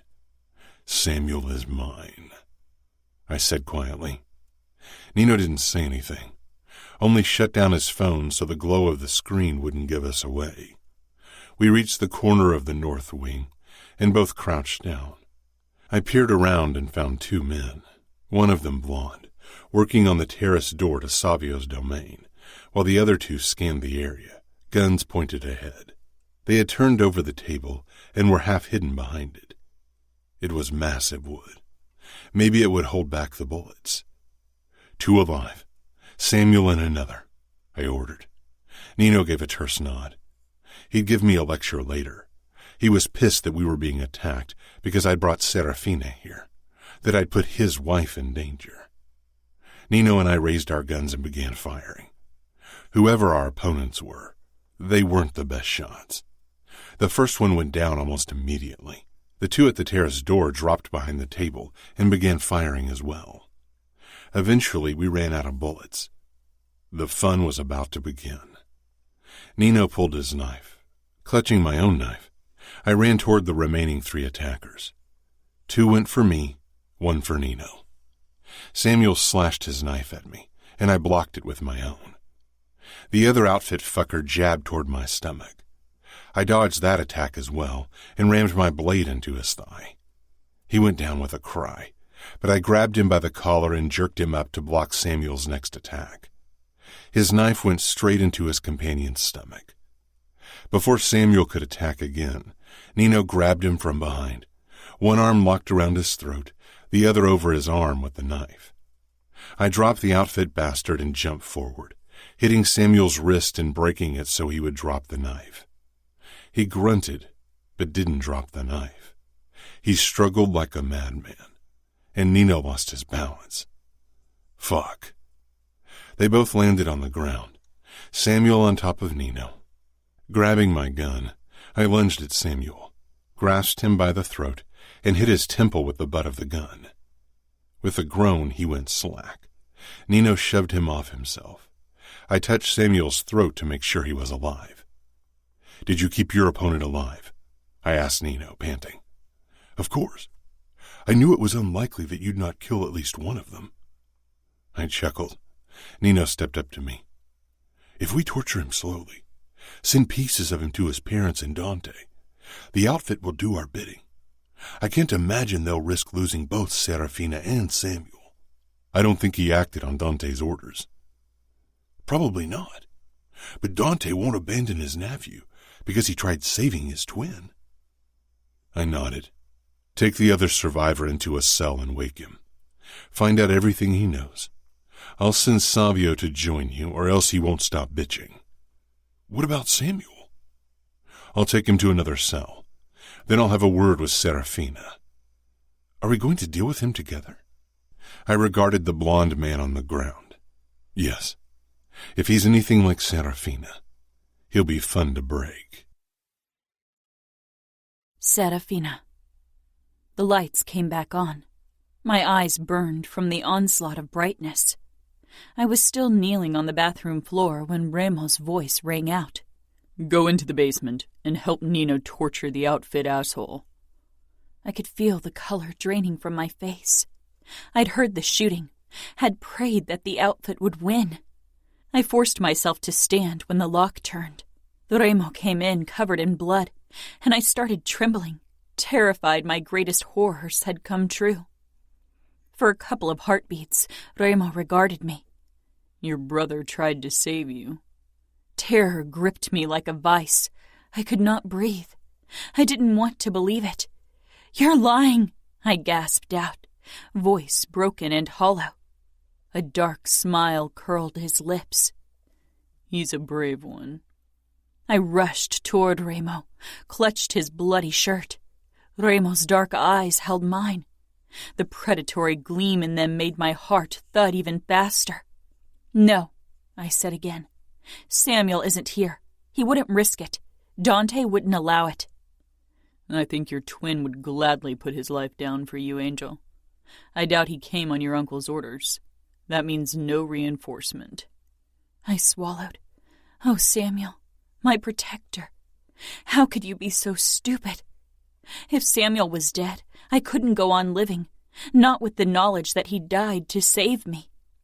Tears burned a hot trail down my cheeks. If you, I couldn't even say it. Then kill me now. He's not dead yet, Remo murmured, dark eyes scanning my face. We'll see how long he lasts, though. Samuel wasn't dead. Not yet. My eyes widened. Let me see him. Remo touched my throat, coming closer. Why? So you can say goodbye? I bit my lip.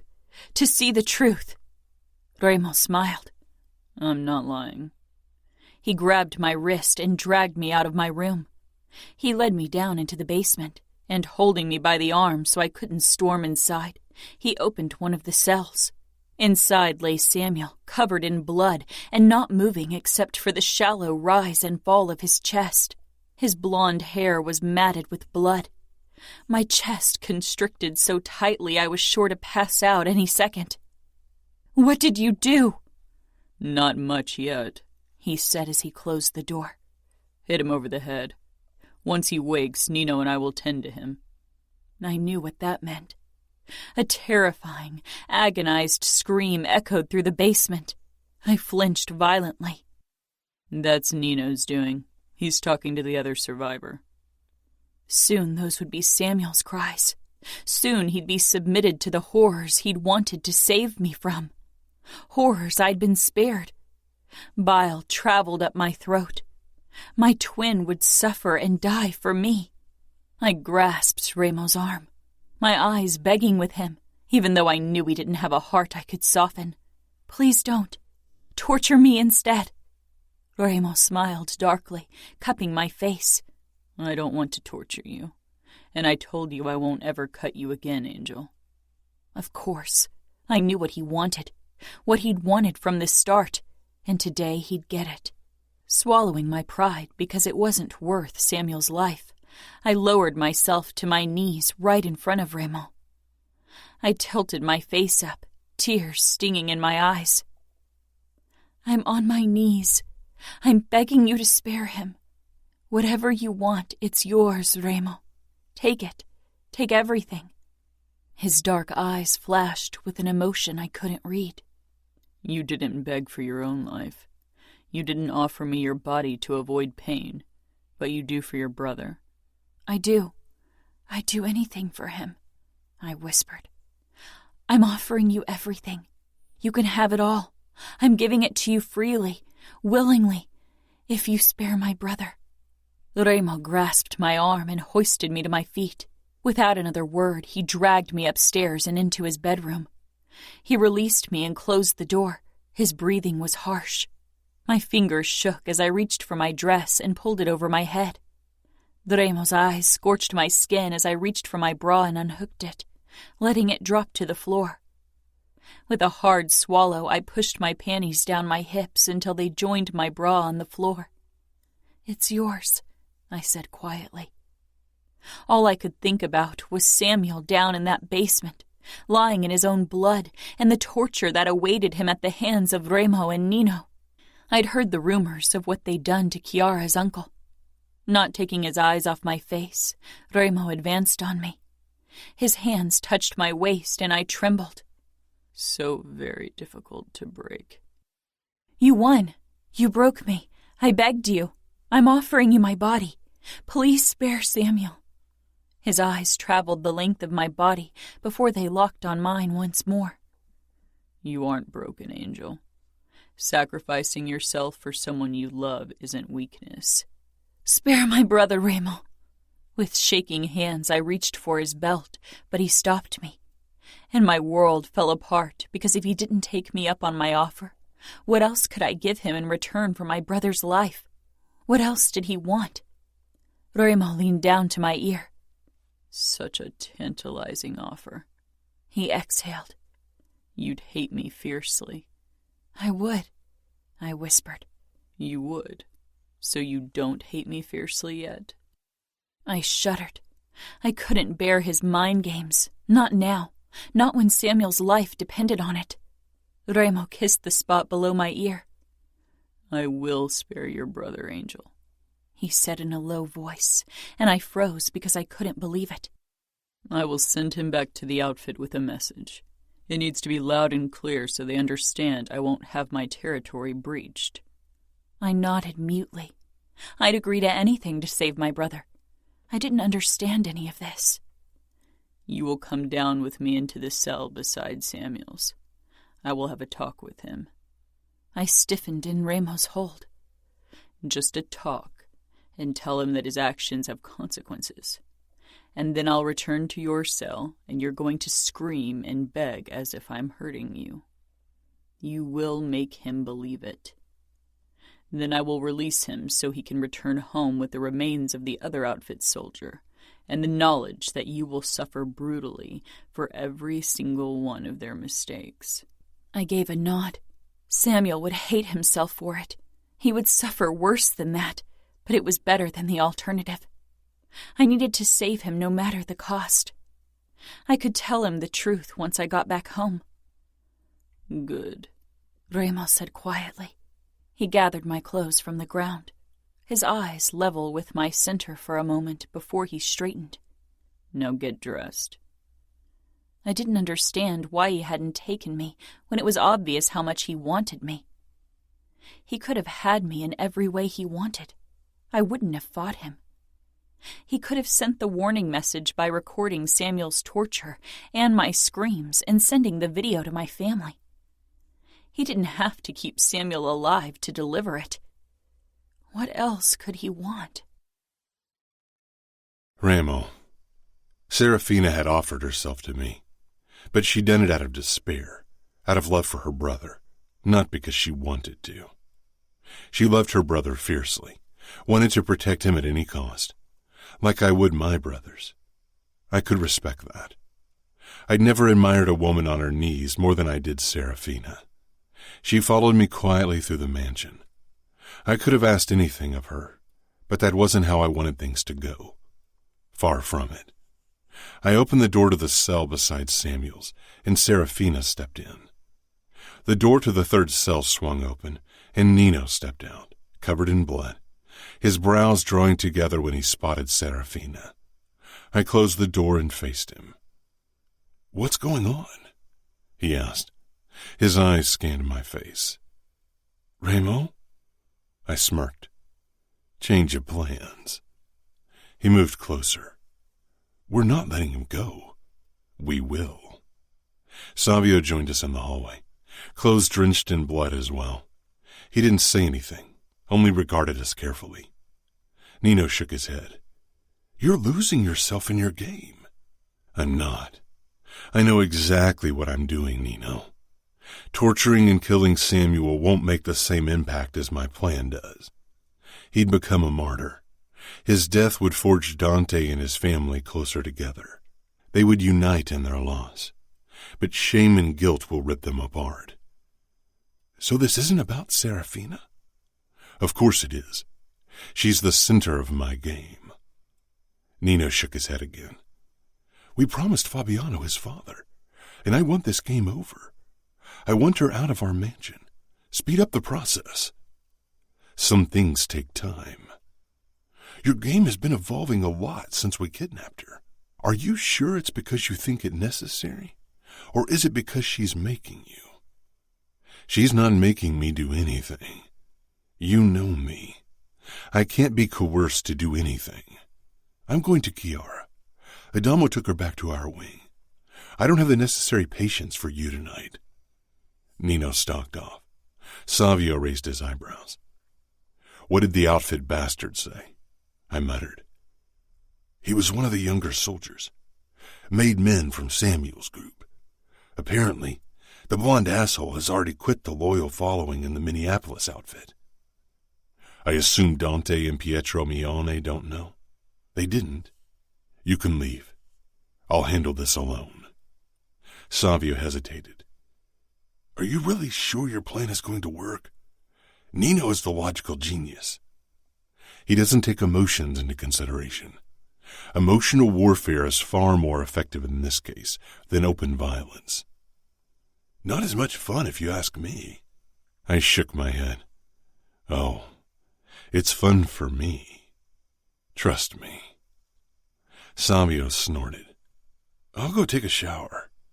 You have whatever kind of fun you prefer. He sauntered off, and I stepped into Samuel's cell. His wrists and ankles were tied together, but his eyes were open in his bloody face and full of hatred. You fucking bastard, he rasped. I smiled.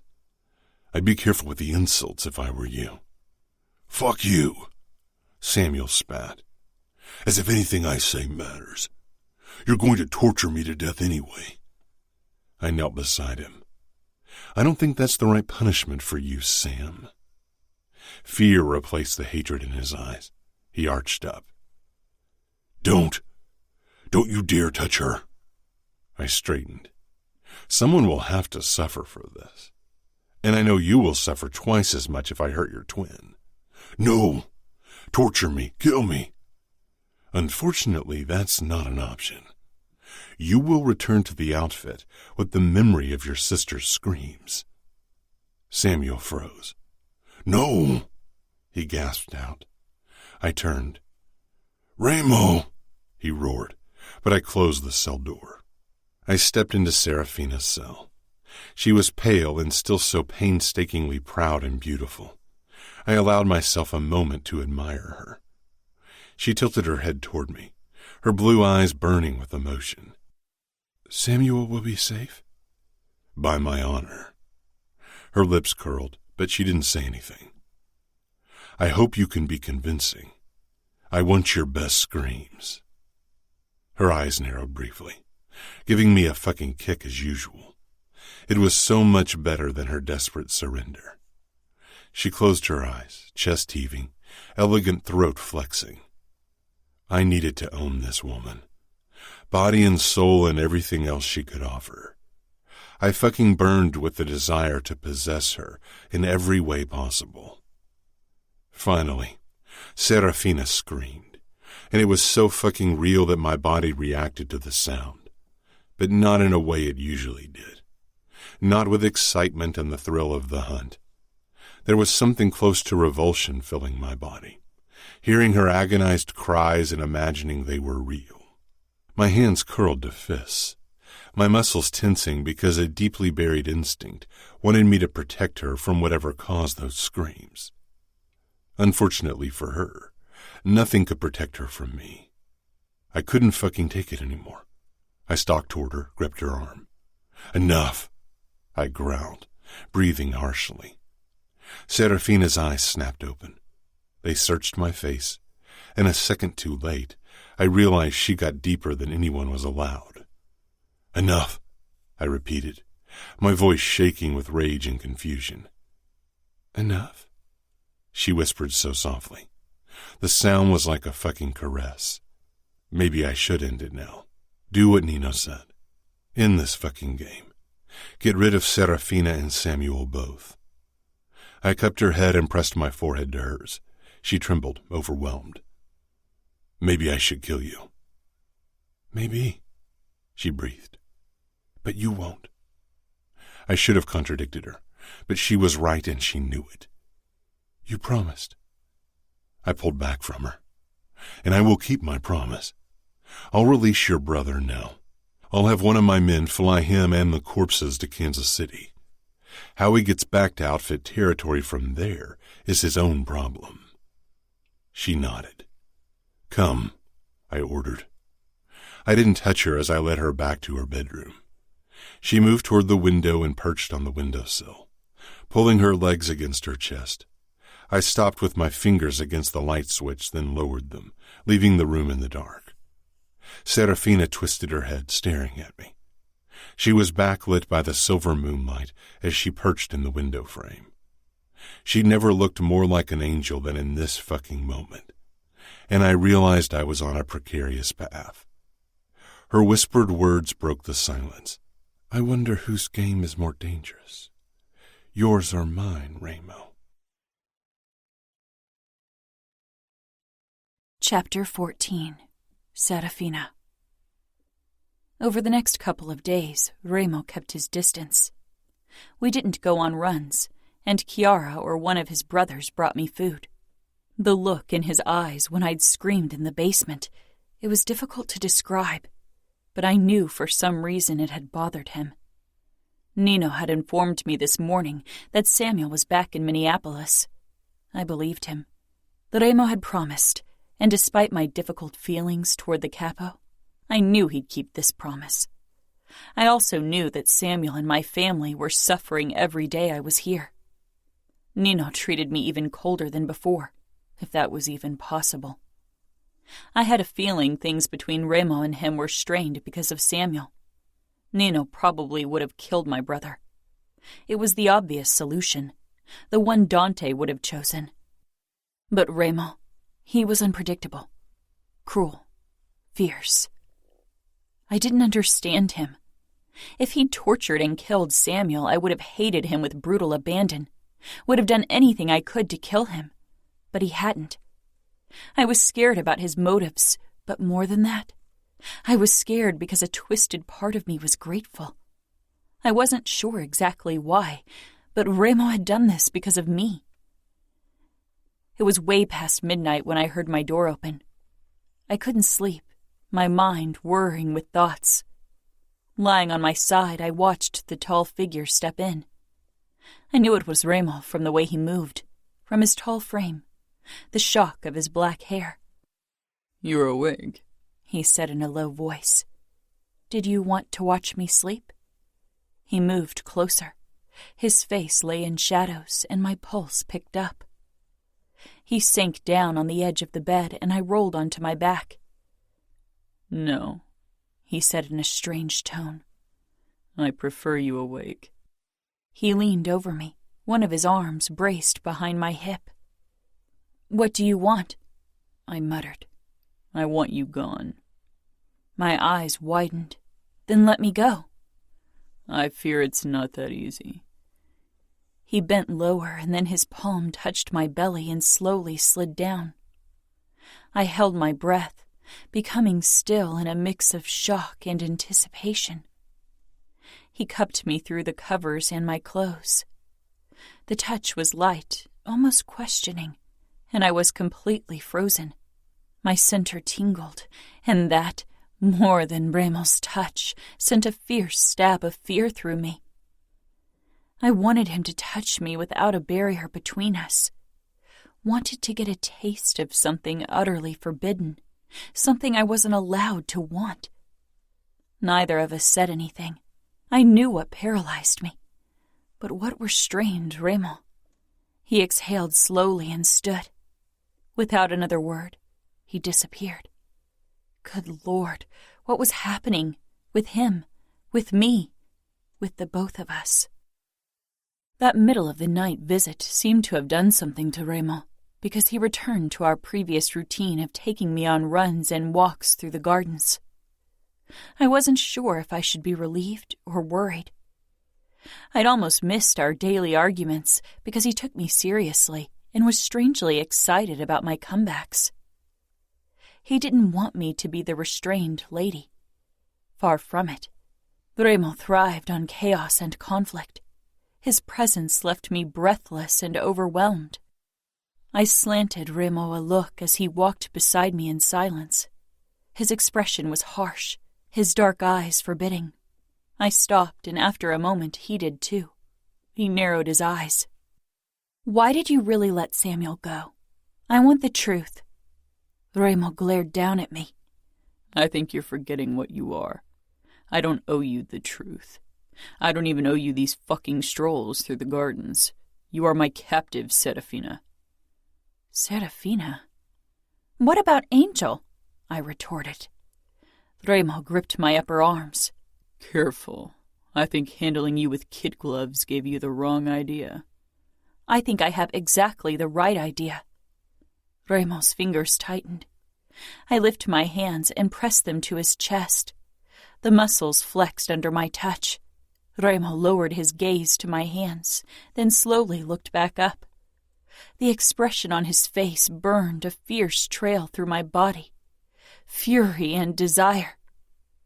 Remo jerked me against him, knocking the air out of me. One hand gripped my neck, and his mouth pressed against my ear. "I don't remember you pushing me away when I touched your pussy a few nights ago, Angel," he growled. Shame washed over me from the memory, but worse, so much worse, longing. "Every fucking day you want me a little more. I can see it in your eyes, can see the struggle in them. You aren't allowed to have me, like I'm not allowed to have you." "You are Remo Falcone. You are capo. You rule over the West. Who could stop you from having me?" I murmured. My God, what was wrong with me? His fingers shifted on my neck, loosening, and he pulled back to meet my gaze, and I wished he hadn't, because the fierceness in his eyes was like the first breath of air after holding your breath for too long. "The only force on this earth that can stop me is you. You're the only one I'd allow to do so," he said in a dark voice. He kissed me, a slide of his lips over mine. "How much longer will you?" I wanted to deepen the kiss. My fingers trembled against Remo's chest. I wanted to look away from his dark eyes, and at the same time I wanted to drown in their power. I wanted so many things when he was around, things I'd always be forbidden to want. A man of unparalleled cruelty, my captor, my enemy. I stumbled back, wheezing. "Do you want to run again?" The dark amusement in his voice wasn't as convincing as it usually was. He sounded strained. I didn't want to run. And that was the problem, because I should want to run from the desire. I took another step back. Remo smiled darkly. "I don't think I've ever seen you as scared of me as you are now." Terrified. I was completely terrified. I turned and ran back to the mansion. On the terrace, I collided with Chiara, and we had to grip each other to keep our balance. My eyes met Nino's. He was standing behind her, as always, and for a moment I was sure he'd attack me, but Chiara pulled away from me. "Hey, are you all right?" she asked, touching my arm, looking concerned. I nodded jerkily. "You sure? Did Remo do something?" Did he? Or did I? The lines were getting blurry. Remo was right. Every day I was here, things got more complicated. Captivity broke me, only not in the way I thought it would. Nino's gaze moved past us. I knew whom he was seeking. "No," I whispered in reply to her question. Chiara frowned. "Come on, let's go inside." "Chiara," Nino warned. "No," she said firmly. "This is getting ridiculous. Serafina won't hurt me." She took my hand and led me inside, where she pushed me down on the sofa. Remo and Nino remained outside. I could hear the low rumble of their voices. It sounded as if they were in an argument. Chiara handed me a glass of water, then sat down beside me. Is it because of your brother? Nino said they allowed him to return to the outfit. That's good, isn't it? I nodded. It was. My brother, my family, the outfit, my fiancé. I owed all of them loyalty. I owed them resistance and a fight. Serafina? Chiara touched my thigh. I met her compassionate gaze and touched her hand. I'm losing myself. Her eyes widened, then flitted to the French windows. You know, I was completely terrified of Remo in the beginning, but I saw sides of him that made me realize he's more than brutality and cruelty. Remo is the cruelest man I know. He is beyond redemption. She smiled sadly. Maybe he just needs someone who will show him the path to redemption. I laughed harshly. I hope you don't think that's going to be me. The only path I'll show him is the road to hell. I hate him. Chiara squeezed my thigh but didn't say anything. I was relieved when Nino took me up to my room, not Remo. I traced the line of the healed cut on my forearm, wishing it were still fresh, wishing Remo would hurt me again. More than that, I wished I didn't need that kind of reminder, because Remo Falcone was beyond redemption. I shouldn't need reminding. The next day, Remo and I did our longest run so far, despite the exceptionally hot late August sun. We both needed to relieve pent-up energy, it seemed. We hardly spoke. I tried to keep my mind blank. Tried not to think of my family who was suffering because Remo refused to make a new demand. Guilt became harder to bear every day. The guilt over not suffering the way I should be. My eyes registered a shadow above our heads. A large black and white bird of prey with a red head. "Look," I panted. "There's your spirit animal. A vulture." Remo stopped and laughed. A real laugh. Not dark, taunting, or cruel. "Good to know you find me that repulsive." I wished. He took a bottle of water from the small running backpack and handed it to me. God, how I wished I found Remo's body repulsive. I took a sip of water, then handed him the bottle back. "When are you going to ask my uncle for Rocco Scuderi?" I asked to distract myself and him. Remo's expression hardened, his eyes returning to the sky. "Vultures wait for their prey to drop dead. I think the outfit's almost there." "You can't win this game. The moment you return me, the outfit will rise and strike back. An endless spiral of violence will start." "Why would you say that, Angel? Don't you want to be returned? Danilo is waiting eagerly to wed and bed you." I followed the large bird's flight, wondering how it would feel to be free like that. A marriage to Danilo seemed so unreal in that moment, so far away, when I had already been less than 40 minutes away from being married to him. That girl in the beautiful white wedding dress, she felt like more of a stranger every day. My eyes were drawn to my hand, but the ring wasn't there. For the first time since my engagement to Danilo, I'd forgotten to put the ring on in the morning. 1 month, Remo reminded me as he led me through the garden. It took me a moment to understand what he meant. "Since you captured me," I said quietly. 1 month. Sometimes it felt so much longer, sometimes like only yesterday. I had never thought I'd survive a single day in the hands of the Camorra, in Remo Falcone's hands, and now I'd survived so many more. Remo was more patient than I'd thought. I was fairly sure my family and the outfit was at a point by now that they'd hand Scuderi over, even if my grandfather disapproved. He was an old man close to death. I stared down at my bare feet in the grass. As a child, I'd loved to run around barefoot, but eventually I had stopped because I was told it was undignified. Ice Princess. I'd enjoyed being her in public, even if she wasn't a reflection of my true self. It was who I was supposed to be as Dante's niece, as Danilo's wife. Controlled, dignified, graceful. I caught Remo watching me. No control, unbridled emotion, furious passion. 1 month. I averted my eyes. Remo led me closer to the mansion. I want to know what's going on in your head, Remo said. I was glad he couldn't. Maybe I'll tell you if you tell me what's going on in yours. Remo stopped. Right now I'm imagining how it would feel to bury my face between your legs, Angel. I froze.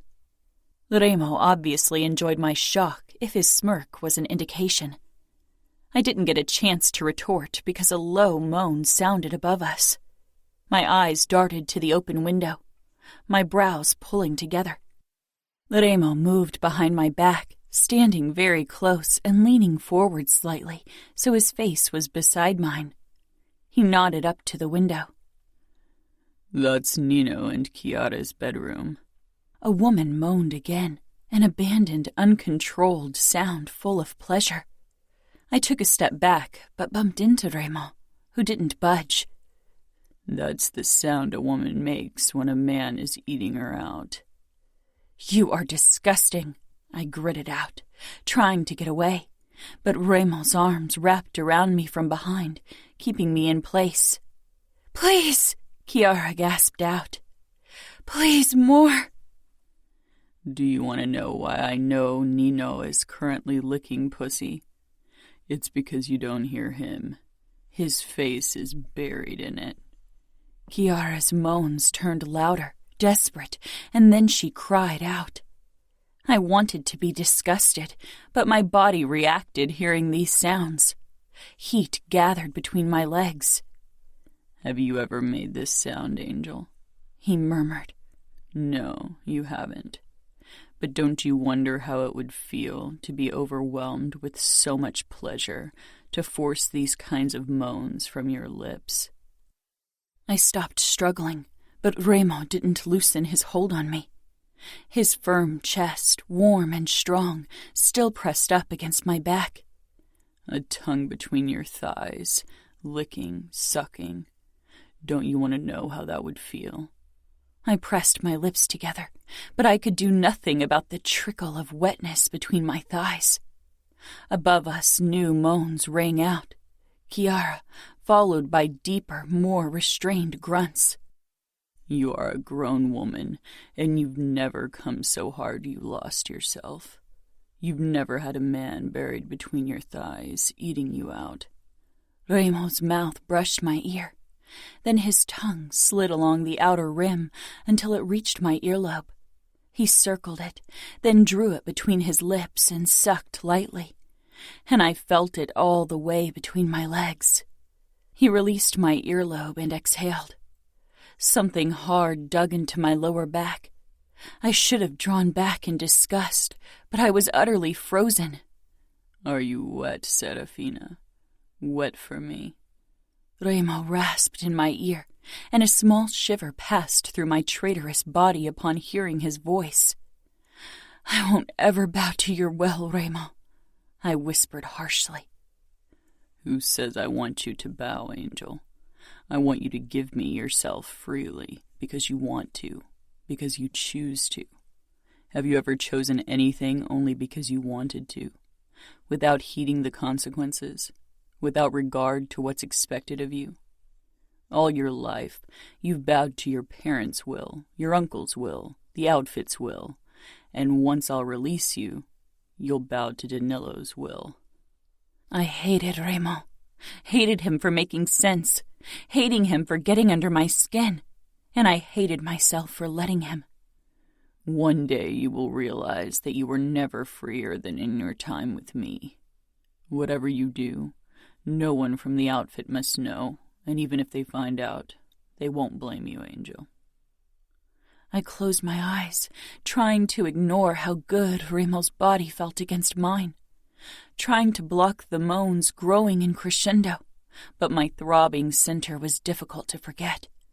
Remo's arms around me shifted until his thumb brushed the underside of my breast. I stilled but didn't push him away. Didn't utter a word of protest. His mouth found my throat, nibbling, licking, biting, and his hand slipped under my shirt. Rough fingertips slid over my skin, higher and higher until they reached my nipple through the lace of my bra. My lips parted from the sensation. "Won't you tell me to stop?" Remo murmured in my ear before his tongue led a wet trail down my throat. His free hand cupped my cheek and twisted my face around so he could assault my mouth with an all-consuming kiss. His tongue licked every crevice of my mouth, tasting, consuming, owning my lips. "You better tell me to stop, Angel, because if I don't stop now, I fear I won't stop at all." I barely listened to his words, too caught up in the sensation his fingers on my nipple created, too overwhelmed by the moans ringing out above us. Remo released my face and nipple, gripped my hips in a bruising hold, and got down on his knees. Glancing over my shoulder, shock washed over me to see the capo kneeling before me. He pushed up my skirt and bit into my ass cheek, then slid his tongue over the spot. His palm cupped my other cheek, hard, kneading possessively before he slid up and wedged his fingers under the strap of my thong. He tugged hard, and the drenched fabric jerked against my center and clit. I gasped in surprise and pleasure. Remo chuckled against my ass cheek, then circled his tongue over the soft skin, while his fingers kept tugging at my thong. How could this feel so good, so overpoweringly perfect? How could the sensation of fabric rubbing against my sensitive flesh bring me down like that? Remo tugged harder, and I arched, biting down on my lip to keep the sounds in. He sucked the skin of my ass cheek into his mouth as he gave my thong a few hard tugs. Waves of heat and tingling spread from my center to every nerve ending in my body. I was getting closer to something impossible, wondrous, mind-blowing, something I'd never felt, not even close. Then Remo dropped his hand and released my skin from his mouth. I had to hold back a sound of protest. Gripping my hips, Remo turned me around. I stared down at him. He knelt before me, his eyes dark and possessive, a dangerous smile playing around his lips. Even kneeling at my feet, Remo oozed dominance, control, power. Looking down at him, I still felt like the one he brought to her knees. I narrowed my eyes, wanting to step away from him, away from his violence and darkness that seemed to draw me in like an undercurrent. As if he could feel my resistance, Remo tightened his hold on my hips and leaned forward, pressing a soft kiss to my white panties, right over my throbbing nub. My hand flew forward, gripping his muscular shoulders to steady myself. His eyes pierced me to the core with their intensity as he leaned his rough cheek against my thigh, his mouth close to my center. "I can smell your arousal, Angel," he said in a raw voice that traveled through my body like a jolt of electricity. As I watched, he smirked, parted his mouth, stuck his tongue out, and traced the small valley where my panties clung to my folds. I began to tremble. "Will you let me pull down your panties and taste your pussy?" I didn't say anything. Not yes, but worse. Worse, I didn't say no, because I didn't want to. I wanted Remo. Had never wanted anything more. Remo. Serafina stared down at me with hatred, but she didn't fight when I hooked my fingers in the waistband of her thong. I waited a couple of heartbeats, relishing in her silence, bathing in her surrender. I pulled down her panties. She shuddered, but lifted her feet so she could step out of her panties. I pushed her skirt up. "Hold it up, Angel." Her elegant fingers curled around the hem of her skirt, and she pressed it up against her flat stomach. I was at eye level with her pussy. The trimmed hair above her clit glistened with her juice, and her lips were swollen with arousal. I leaned forward, breathing in her heady scent. Before I had kidnapped Serafina, I'd entertained different scenarios of how I would conquer her, break her, but this hadn't been among them. I had to admit I enjoyed it tremendously. I ran my rough palms up her smooth thighs. She trembled, but not from fear. And fuck. With Serafina, I preferred any emotion but fear. My thumbs stroked her soft folds and parted them, revealing her small nub. She released a shaky breath, face half terrified, half expectant. My mouth being the first to taste your pussy. I'll be very thorough, Angel. I leaned forward and licked her clit lightly. She bit down on her lip, stifling a sound. She closed her eyes, her cheeks blazing. I pulled back a couple of inches. Yes, don't watch, my little angel. Maybe you'll manage to pretend I'm someone else. Her eyes flew open, furious, and she returned my gaze. She wouldn't look away again. I dove in with small, gentle licks, testing how she'd react. A flood of her juice was my reward. I'd never been with a virgin or someone inexperienced, and I hadn't gone down on a woman in ages, much less ever been gentle with one. This was a new experience, but one I found myself enjoying. My cock throbbed every time my tongue delved between her lips, from her opening up to her clit. I tasted every part of her sweet pussy, traced the smooth inside of her lips, her opening, knowing my cock would soon claim that part of her.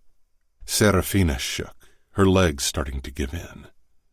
Hold on to the wall, I ordered, and she complied without protest, leaning forward, her forearms braced against the rough facade, golden hair curtaining her face as she glared down at me while I ate her pussy.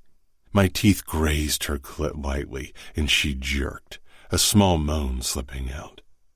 I brushed the inside of her knee and pushed. She parted from me until she stood with her legs in a V over me. I tilted my head up, my hands curling over her hips, and firmly pulled her down on my mouth, and sucked each fold lightly before I closed my lips around her clit. She started rocking against my face almost desperately, and I complied with her silent demand by practically burying myself in her pussy, lapping at her, diving into her tightness, sucking. Then her lips parted, her brows pulling together in shock and astonishment, and she tensed. My eyes drank in the expression on her face, the wild abandon of passion on her perfect features, the shock, the resignation, the delight. Possessiveness wasn't one of my character traits, because I owned everything that mattered. But seeing Serafina in the throes of her orgasm, and knowing I was the first man to give it to her, I felt fucking possessive. She was mine, body and soul, and would be until I decided to set her free. I smirked against her as her pussy throbbed. After another long lick, I leaned my head back against the rough stone and licked my lips. Realization filled Serafina's eyes, and her face twisted with horror and shame. I smiled darkly. She shook her head, stepping back, tugging at her skirt until it covered her pussy again. I stayed on the ground, my cock throbbing in my pants, my chin coated with her juices, and my body swelled with sweet triumph. Run, Angel. Run from what you've done, I murmured with a dark smile, and Serafina did. She whirled around, blonde hair whipping through the air, and stormed away. No one knew better than I did that you couldn't run from what you've done. I pushed to my feet, wiped my chin with the back of my hand, and set out to find my angel. She'd received pleasure. Now it was time she gave something back. I wanted nothing less than every last part of her, her innocence, her heart, her soul, her body, her purity and her darkness. I would take everything. Chapter 15. Serafina. I'd never experienced this acute sense of shame before. I didn't stop running until I reached the bedroom and shut the door. But even then, I continued into the bathroom, snatching at my clothes, needing them gone. I dropped them on the floor, everything except for my thong, which was still with Remo. What had I done? I turned on the shower and slipped under the spray of warm water, rubbing myself clean, rubbing between my legs, but the warm, wet, throbbing sensation remained. It wouldn't go away. I slumped against the wall. I had let Remo put his mouth on me, his tongue inside me, and I had enjoyed it. My body hummed with the remnants of pleasure, a distant memory my body was eager to refresh. I'd never experienced sensations like that. But worse, Remo's words had been proven true. I'd never felt freer than in that moment with Remo between my legs, showing me pleasure. It had felt amazing, freeing, and utterly wrong. All my life I had been taught to be honorable, to do what was expected of me, and today I'd gone against it all. Dark and tall, Remo appeared in the doorway, come to claim his prize. His eyes roamed over my naked body, and mine did the same. He was cruel and twisted, beyond redemption. Brutal attractiveness, forbidden pleasure, promised pain. I should have been disgusted by him, but I wasn't. Not by his body, and not always by his nature. I shut off the water, scared of what he wanted, completely terrified of what I wanted. This was his game of chess. He was the king, and I was the trapped queen that the outfit needed to protect.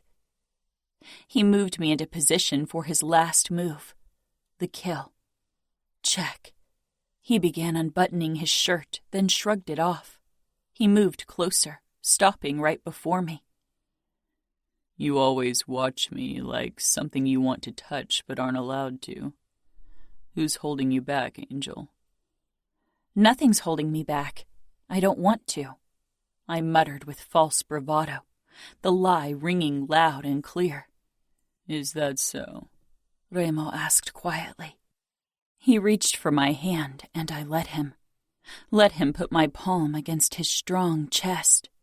Let him slide it lower, over the hard lines of muscles, over the rough scars.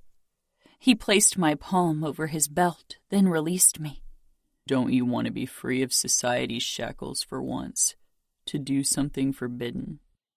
What I wanted more than anything was his twisted smile gone. I gripped his belt and tugged him toward me, angrily, desperately, because I was falling, already lost, content to lose myself. His lips crashed down on mine, tongue domineering my mouth, hands rough against my ass. He jerked me up and against him so his erection pressed against my center. I gasped, which he swallowed with his lips. My fingers hooked in his waistband, scared and curious. Remo caught my gaze, his full of hunger and harshness. He ripped his mouth away from mine, backing me into the wall. Be brave, Angel. I curled my fingers in his belt and held his gaze as I opened the buckle. The clink was the sound of my last wall crumbling. Gripping his zipper, I pulled it slowly down, terrified and aroused. Then I paused. Remo bent low, his mouth brushing my ear. I'm not a patient man. You are playing with fire. Forcing down my nerves, I turned my face, bringing my own lips to his ear. Oh, Remo, I will be your first angel. Patience is a virtue, and you will be rewarded for it. I kissed his ear, then trailed my tongue over the rim.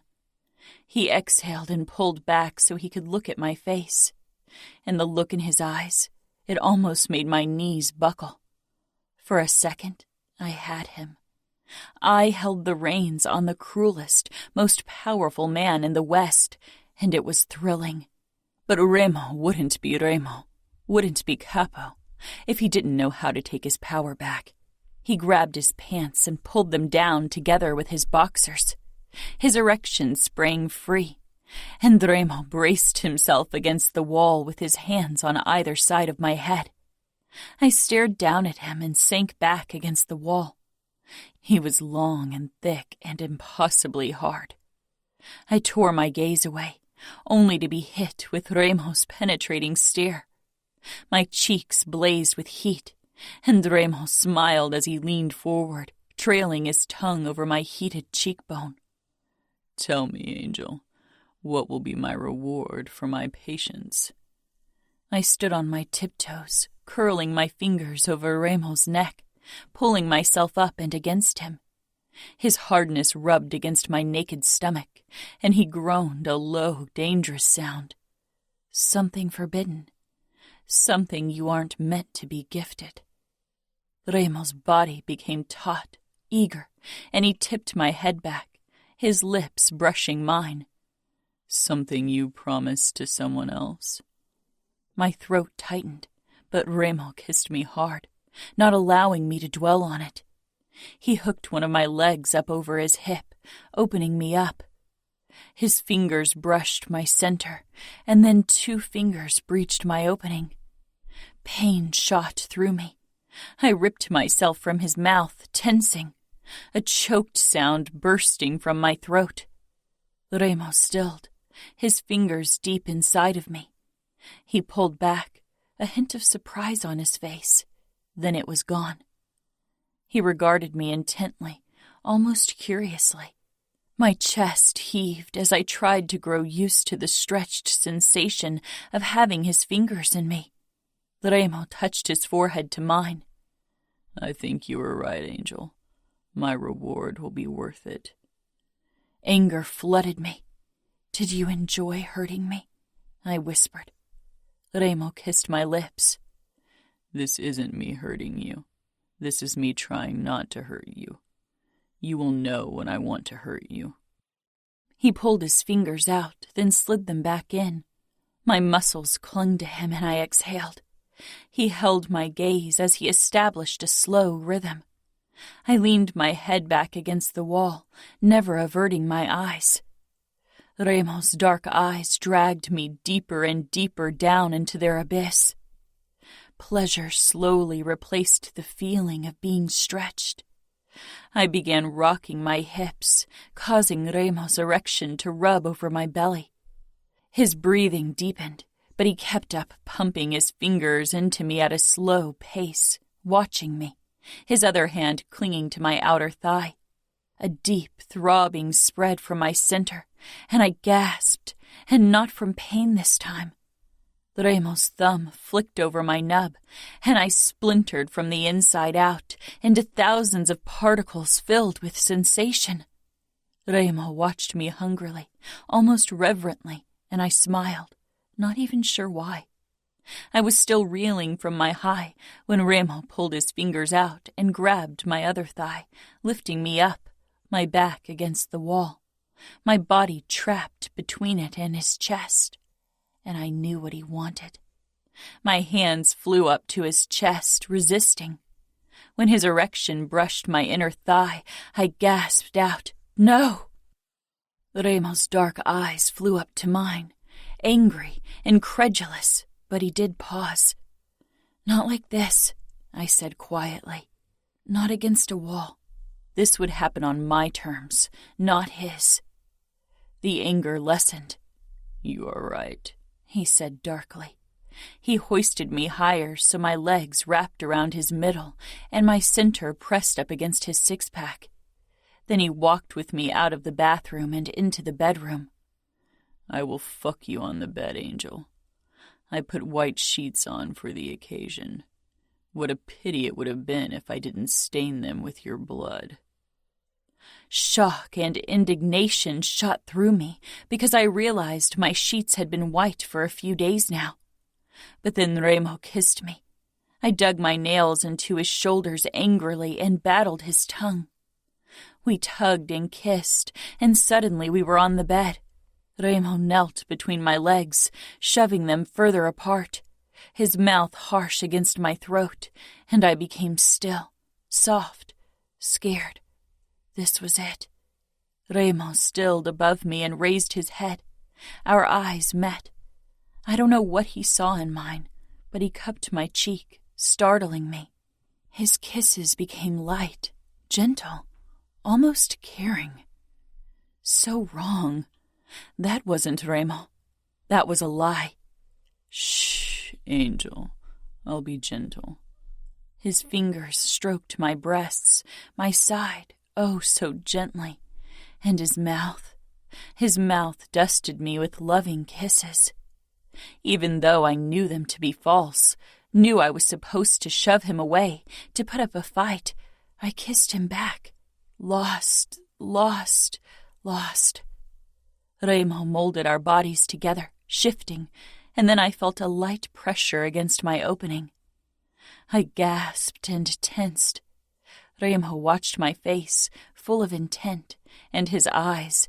They quieted my hesitation, my fear, any protest I might have come up with. He slid into me slowly, inch by inch, never taking more than my body could give.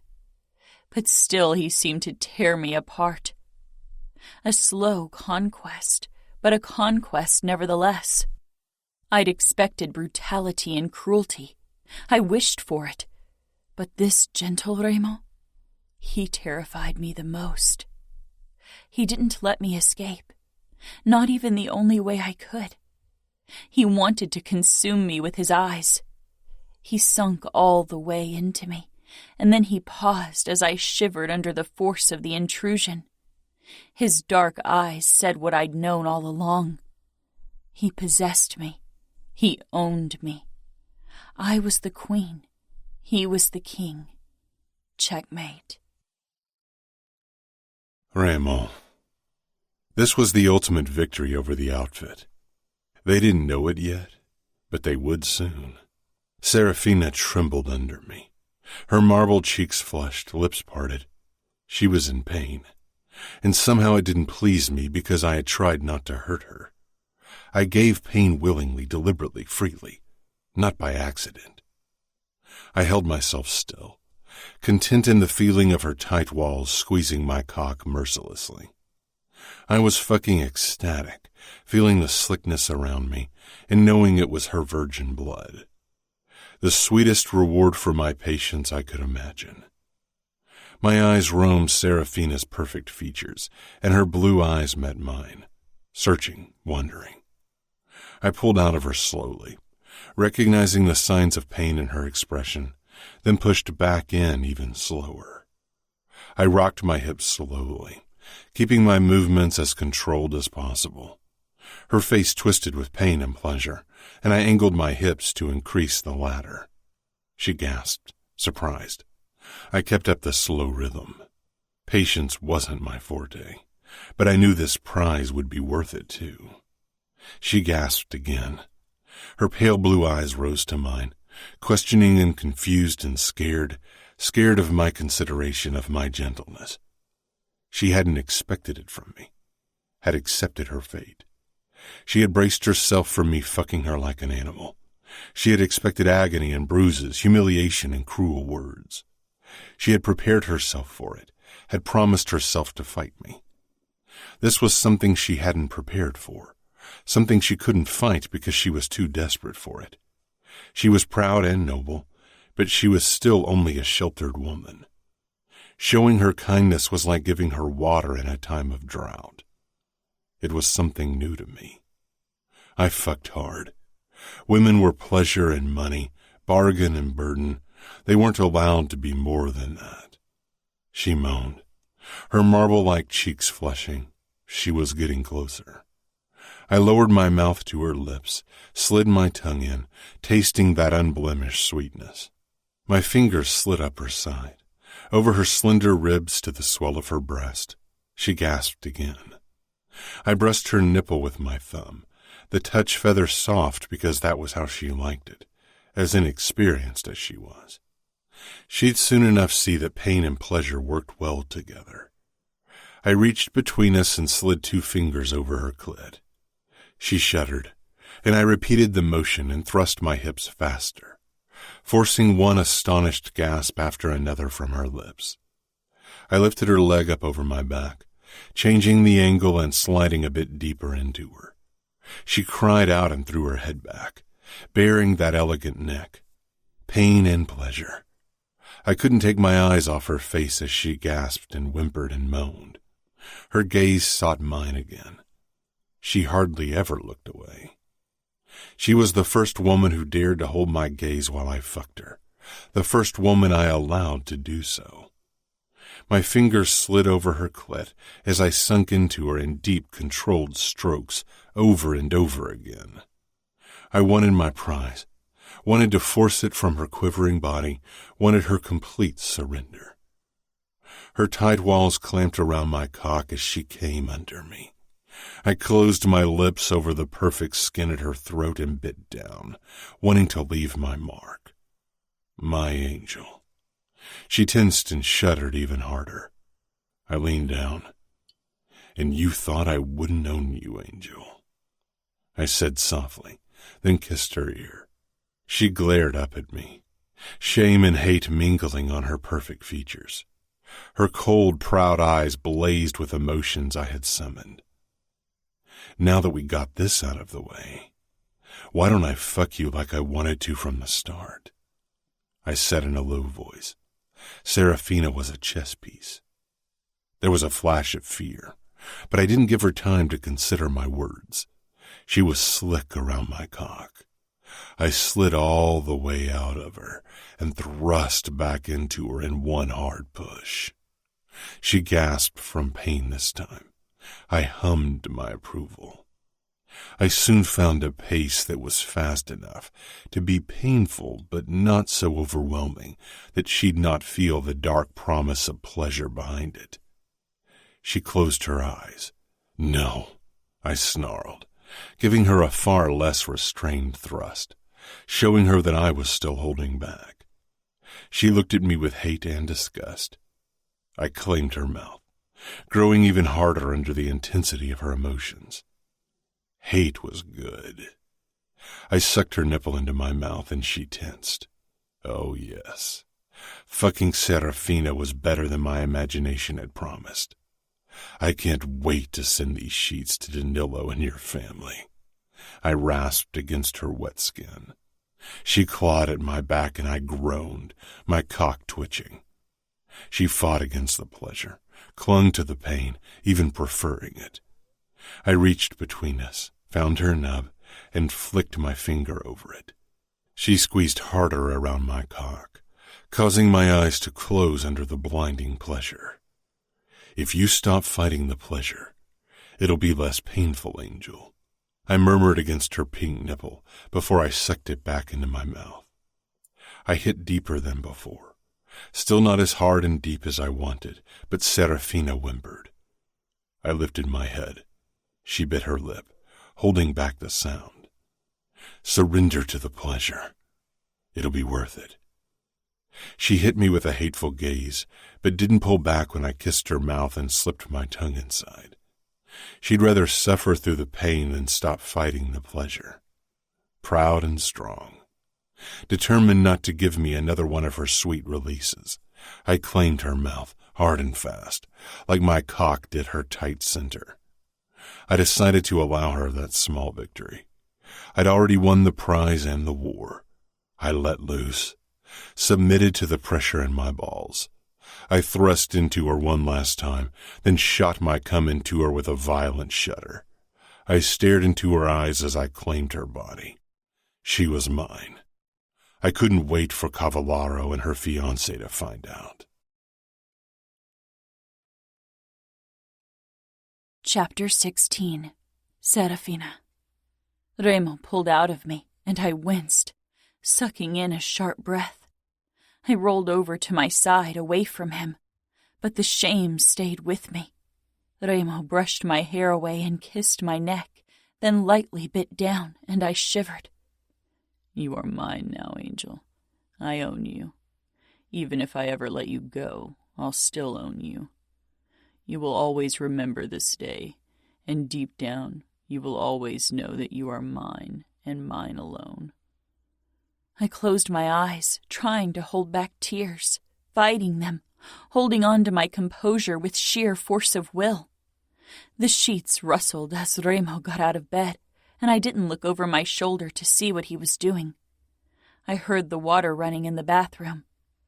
He returned moments later and ran his fingers down my spine, then back up before he grabbed my shoulder and rolled me onto my back.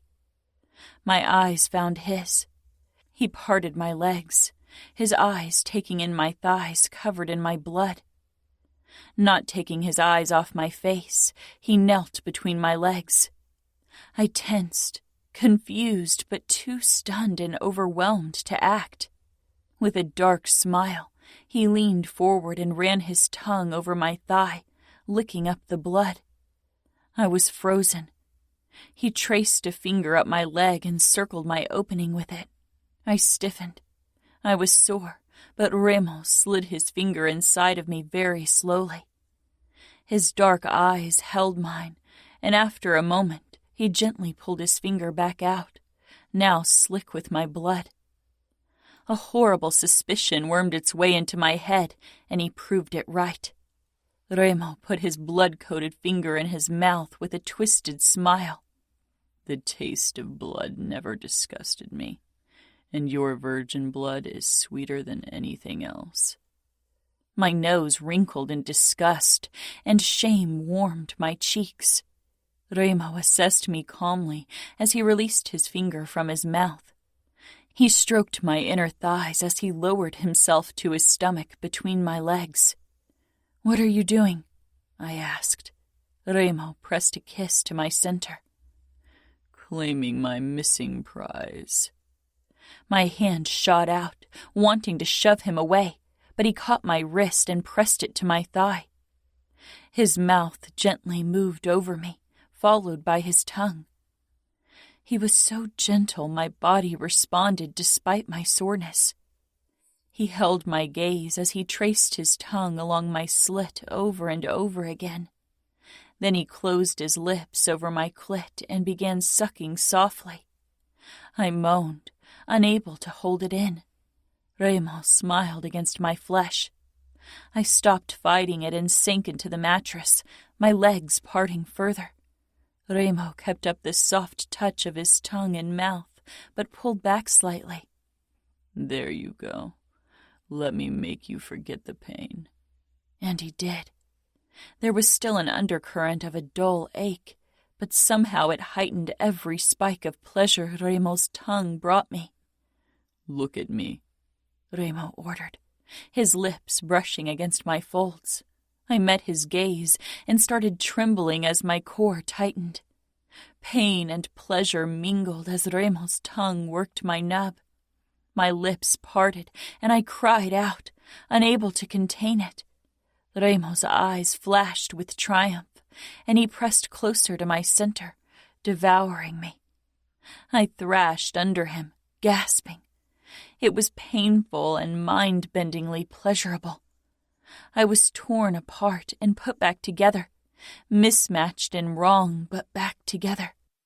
I slumped against the bed, resigned, exhausted, my body throbbing with pain and the remnants of my orgasm. Remo stayed between my legs, but his tongue had slowed. His fingers pulled me apart, and he lapped at my opening. I moaned as it caused another aftershock. Everything about this was wrong and filthy.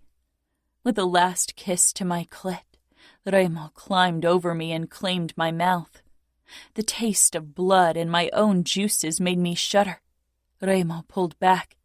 "Pain and pleasure," he rasped. "What do you prefer, Angel?" Shame crashed down on me hard and fast. "I hate you." Remo smiled darkly and pushed off me. "There is a washcloth on the nightstand."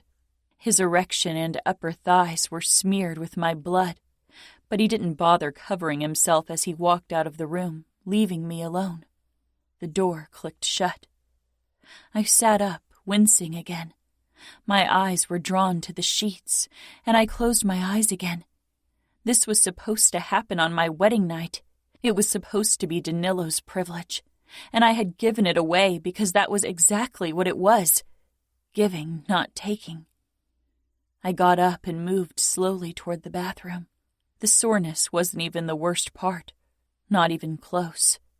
That was the shame, the guilt over what I let happen. I stepped into the shower and turned it on. The water was hot, on the verge of being painful, but it felt good. I leaned back against the wall and slowly sank down. Pulling my legs up against my chest, I cried because Raymond was right. What I'd done today, I'd never forget. Even if I returned to the outfit, how could I face my family again? How could I face Danilo, my fiancé, the man I had promised myself to? I wasn't sure how long I sat like this when Raymond stepped into the bathroom. I didn't look up, only saw his legs in my peripheral vision. He moved closer, and then the water stopped. He crouched before me. I still didn't look up. My throat and nose were clogged from crying, and I started to shiver without the warmth of the water. "Look at me," Raymond ordered. "Look at me, Serafina." When I refused to do as he asked, he reached for my chin and nudged it up until my gaze met his. His dark eyes searched my face. I couldn't read the emotions in his eyes. "If it helps, try telling yourself I raped you," he whispered in a low voice. "Maybe you will start believing it." Nothing had ever cut deeper than Raymond's words. He didn't need a knife to make me bleed. I glared at him, wanting to hate him with every part of my being, but a tiny, horrible part of me didn't. And it was that part of me I despised more than I could ever hate Raymond. Raymond. After claiming Serafina, I left her in the bed. I needed time to gather my fucking thoughts. I went to my bedroom and put on briefs, but didn't bother cleaning my thighs or face. It was late in the evening, so Chiara should still be in her bedroom with Nino. I could still taste Serafina, sweet and metallic, the sweetest triumph of my life. Fuck, this woman. I fixed myself a drink, a bourbon, then leaned against the bar, swirling the liquid in the glass, fucking averse to washing away her taste. The memory still burned bright. This was the moment I'd worked toward, had been patient for. For once in my life I'd been patient. Your reward will be worth it. I will be your first angel. Serafina was so much more than I'd hoped for. She was magnificently gorgeous, ruinously breathtaking. Even lesser men would kill to have someone as regal as her in their bed only once. I almost got a fucking boner, thinking about how Danilo would feel seeing the sheets with Serafina's virgin blood on them. How acutely he'd feel the loss of something he had desired from afar for years. Something that had been almost in his reach, only to be painfully ripped from him. It was enough to drive even the most controlled man into a rampage. And her father and brother. For them it would be a painting of their greatest failure. That smile on your face creeps me the fuck out, Savio muttered as he came in, smelling of perfume and sex. Thinking of my next message for Dante, I said, setting the glass down without taking a single sip. I couldn't bear the idea of getting rid of Serafina's taste just yet. Savio's eyes flitted down to my upper thighs, coated in Serafina's blood, then up to my face. He crossed his arms. Either you mauled a kitten and rubbed your face and groin all over the spoils, or you had a disturbing meeting with virgin pussy. Something dark and possessive burned my chest hearing him talk like that about Serafina. I shoved it down. Not a virgin anymore. Savio regarded me curiously, then shook his head with a disbelieving laugh. You really got her to come willingly into your bed? Fuck, Ramo. You must have twisted that girl's mind. I grinned. And tomorrow I'll bathe in my triumph and send Dante the sheets. Savio laughed, came toward me, and downed the drink I'd poured for myself. To your twisted mind and all the twisted shit it comes up with. You wanted to break her, and you broke her. I left him standing there, not in the mood to talk about Serafina anymore. My body yearned for her, for more, for everything. When I entered the bedroom, I found the bed empty except for the stained sheets. I followed the sound of running water into the bathroom. Serafina was huddled in the shower, and the sight caused an unpleasant twinge in my chest. I turned off the water, then knelt before her. "Look at me," I said. "Look at me, Serafina."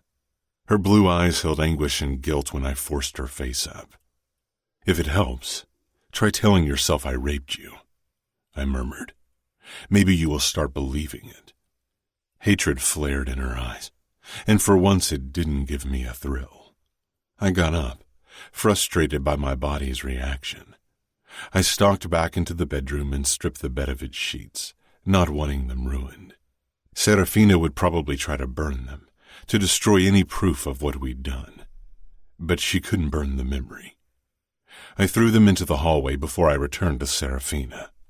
She stood now, her fingers clutching the edge of the shower stall, her other hand pressed against her stomach.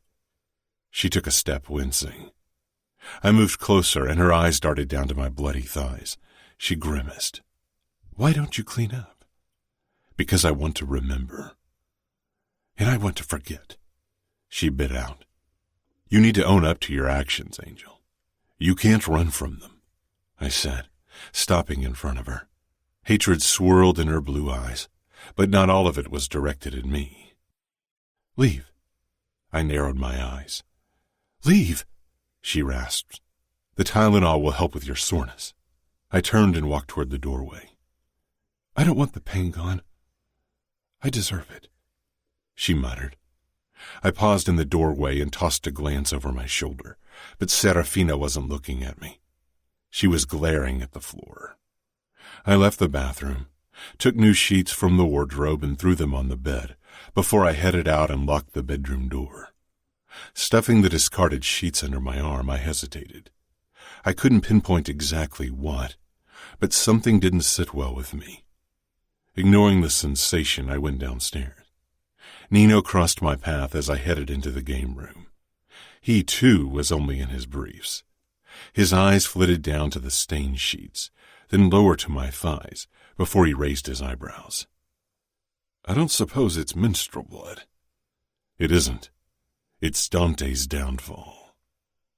Nino trailed after me in that annoying, brooding way he had when he disapproved of something I did. "Not only his downfall." I moved on into the office, our father's office. It was one of the few rooms we'd left mostly as it was, but neither of us worked out of it. I narrowed my eyes at him. "Are you referring to Serafina?" "She will be ruined in her family's eyes, in her circles. Some might even consider her actions betrayal. She is a woman, and Dante won't kill her for it. But she will be shunned, if she's allowed to return to her home at all. I assume you intend to send her back now that you've got what you wanted?" Something in his voice set me off. I haven't gotten everything I wanted from her yet. Not even close. And she will stay until she gives me every little thing I desire. Nino stepped in front of me. "Is this even still about revenge?" "It has never been only about revenge. It's about obliterating the outfit from within, not mere revenge." I sidestepped him and went in search for something I could wrap the sheets in. Finally, I found a box and stuffed them inside. "Don't lose yourself in a game you don't have full control over, Ramo." The worry in his voice made me look up. I touched his shoulder. When have I ever been in control? Losing control is my favorite pastime. Nino's mouth twitched, as if I don't know it. His expression turned serious again. "In these last few weeks, you've spent a lot of time with Serafina. We need you, Ramo. The Camorra can't risk an endless conflict with the outfit. Go in for the kill. These sheets are the point of my knife. Are you going to help me with that note to Dante and her family?" Nino sighed. "If it puts an end to this, then yes." I rummaged around for a fancy piece of stationery in the old wood desk, then took out a pen. Now, let's figure out the best words to crush them. I thought we could start with a reference to the bloody sheets tradition of the Familia for an additional kick. Nino shook his head. I'm glad you are my brother, and not my enemy. Chapter 17. Serafina. I hovered beside the bed, unable to move. The white sheets were gone, sheets covered in my blood. Remo had taken them, and I knew why. I closed my eyes for a moment. He would send them to my family. They would find out what had happened. What would they think? Would they hate me? Banish me? This wasn't rape. I could not defend my actions. There was no force, no torture, no violence. Samuel had risked his life for me. Men had died because of me, and I had betrayed them all. I turned away from the bed, unable to bear its presence, and headed toward the window. I climbed on the windowsill, wincing at the sharp twinge between my legs, a painful reminder I didn't need. Every moment of what I'd done was burned into my memory, blazing fiercely when I closed my eyes. I slept with Remo Falcone, capo of the Camorra, my enemy. Not Danilo, not my fiancé. My eyes found my engagement ring discarded on the nightstand. I hadn't worn it today, and now I could never wear it again without feeling like a fraud. I swallowed. He would see the sheets as well. I had given away what had been promised to him for 5 years. What was worse was I had wanted to give it away. I could still feel Remo's body on mine, the way he moved in me. It was wondrous, freeing, intoxicating. Sin, betrayal, my ruin. What I did couldn't be undone. A kiss could be denied. A touch could be concealed. This had left scars. There was tangible proof, and Remo would flaunt it in my family's faces. You have to own up to your actions, Angel. I knew I needed to, but I wasn't sure if I could. Remo. The next morning I found Serafina perched in her usual spot on the windowsill. The sheets weren't rumpled. She must have slept leaning against the window or not at all. You sent out the sheets, Serafina said quietly, not looking my way. Of course she knew. She was not only beautiful, she was stunningly intelligent, a lethal combination. I did. Express delivery. They should arrive at your family's home tomorrow morning, or maybe even tonight. She didn't turn, didn't react, only looked out of the window. Her hair was brushed over her other shoulder, her slender neck bared to my view. My teeth marks marred her unblemished skin. Her shoulders gave a small twitch. Then she stiffened her spine. What did you tell them? I assume you sent them a note with your gift. There was the slightest waver in her tone, a chink in her cool voice. I stalked closer. What would you have wanted the note to say? She peered over her shoulder at me, a beautifully hateful expression perfectly frozen on her face. Who knew hatred could be this beautiful? I said, as my fingertips slid over the soft bumps of her spine, through her thin satin robe. She jumped up, whirled around, and slapped my hand away. Don't touch me. I pressed her into the wall, one hand curled around her wrists as I shoved them into the wall above her head. Yesterday you let me touch you. Let me eat your pussy. Let me fuck you. You gave me yourself willingly, desperately, wantonly. The last word broke through her mask. You would have forced me eventually. My eyes locked on hers, my grip on her wrist tightening. I thought you were brave, Angel. I thought you wouldn't choose the easy way. But now I see that you can't even stand down the truth of what you did. She didn't look away. Now tell me again. Why did you give yourself to me yesterday? And be brave. Was it because you feared I'd take your gift without asking? Or because you wanted to be the one who decided to whom you wanted to gift it to? She swallowed hard. I wanted to gift it to Danilo. It was his privilege. Did you really? Or did you feel obligated to gift it to him because someone promised that gift to him without your consent? Don't you dare talk about consent. I moved closer. Why did you give it to me? Her eyes flashed and tears sprang into her eyes. Because I wanted to. She snapped her lips shut and finally looked away. A tear slid down her perfect cheek, and she took a shuddering breath. They won't forgive me for it. They will hate me fiercely, but never as much as I hate myself. Never enough. I leaned down and grazed my nose over her pulse point, my hand cupping her face. Do it, she whispered, begged, and I drew back, looking into the blue pools of despair. Do what? I nuzzled the soft spot behind her ear. Hurt me. My mouth brushed her chin and higher over her lips. Hurt me. She said it harsher this time.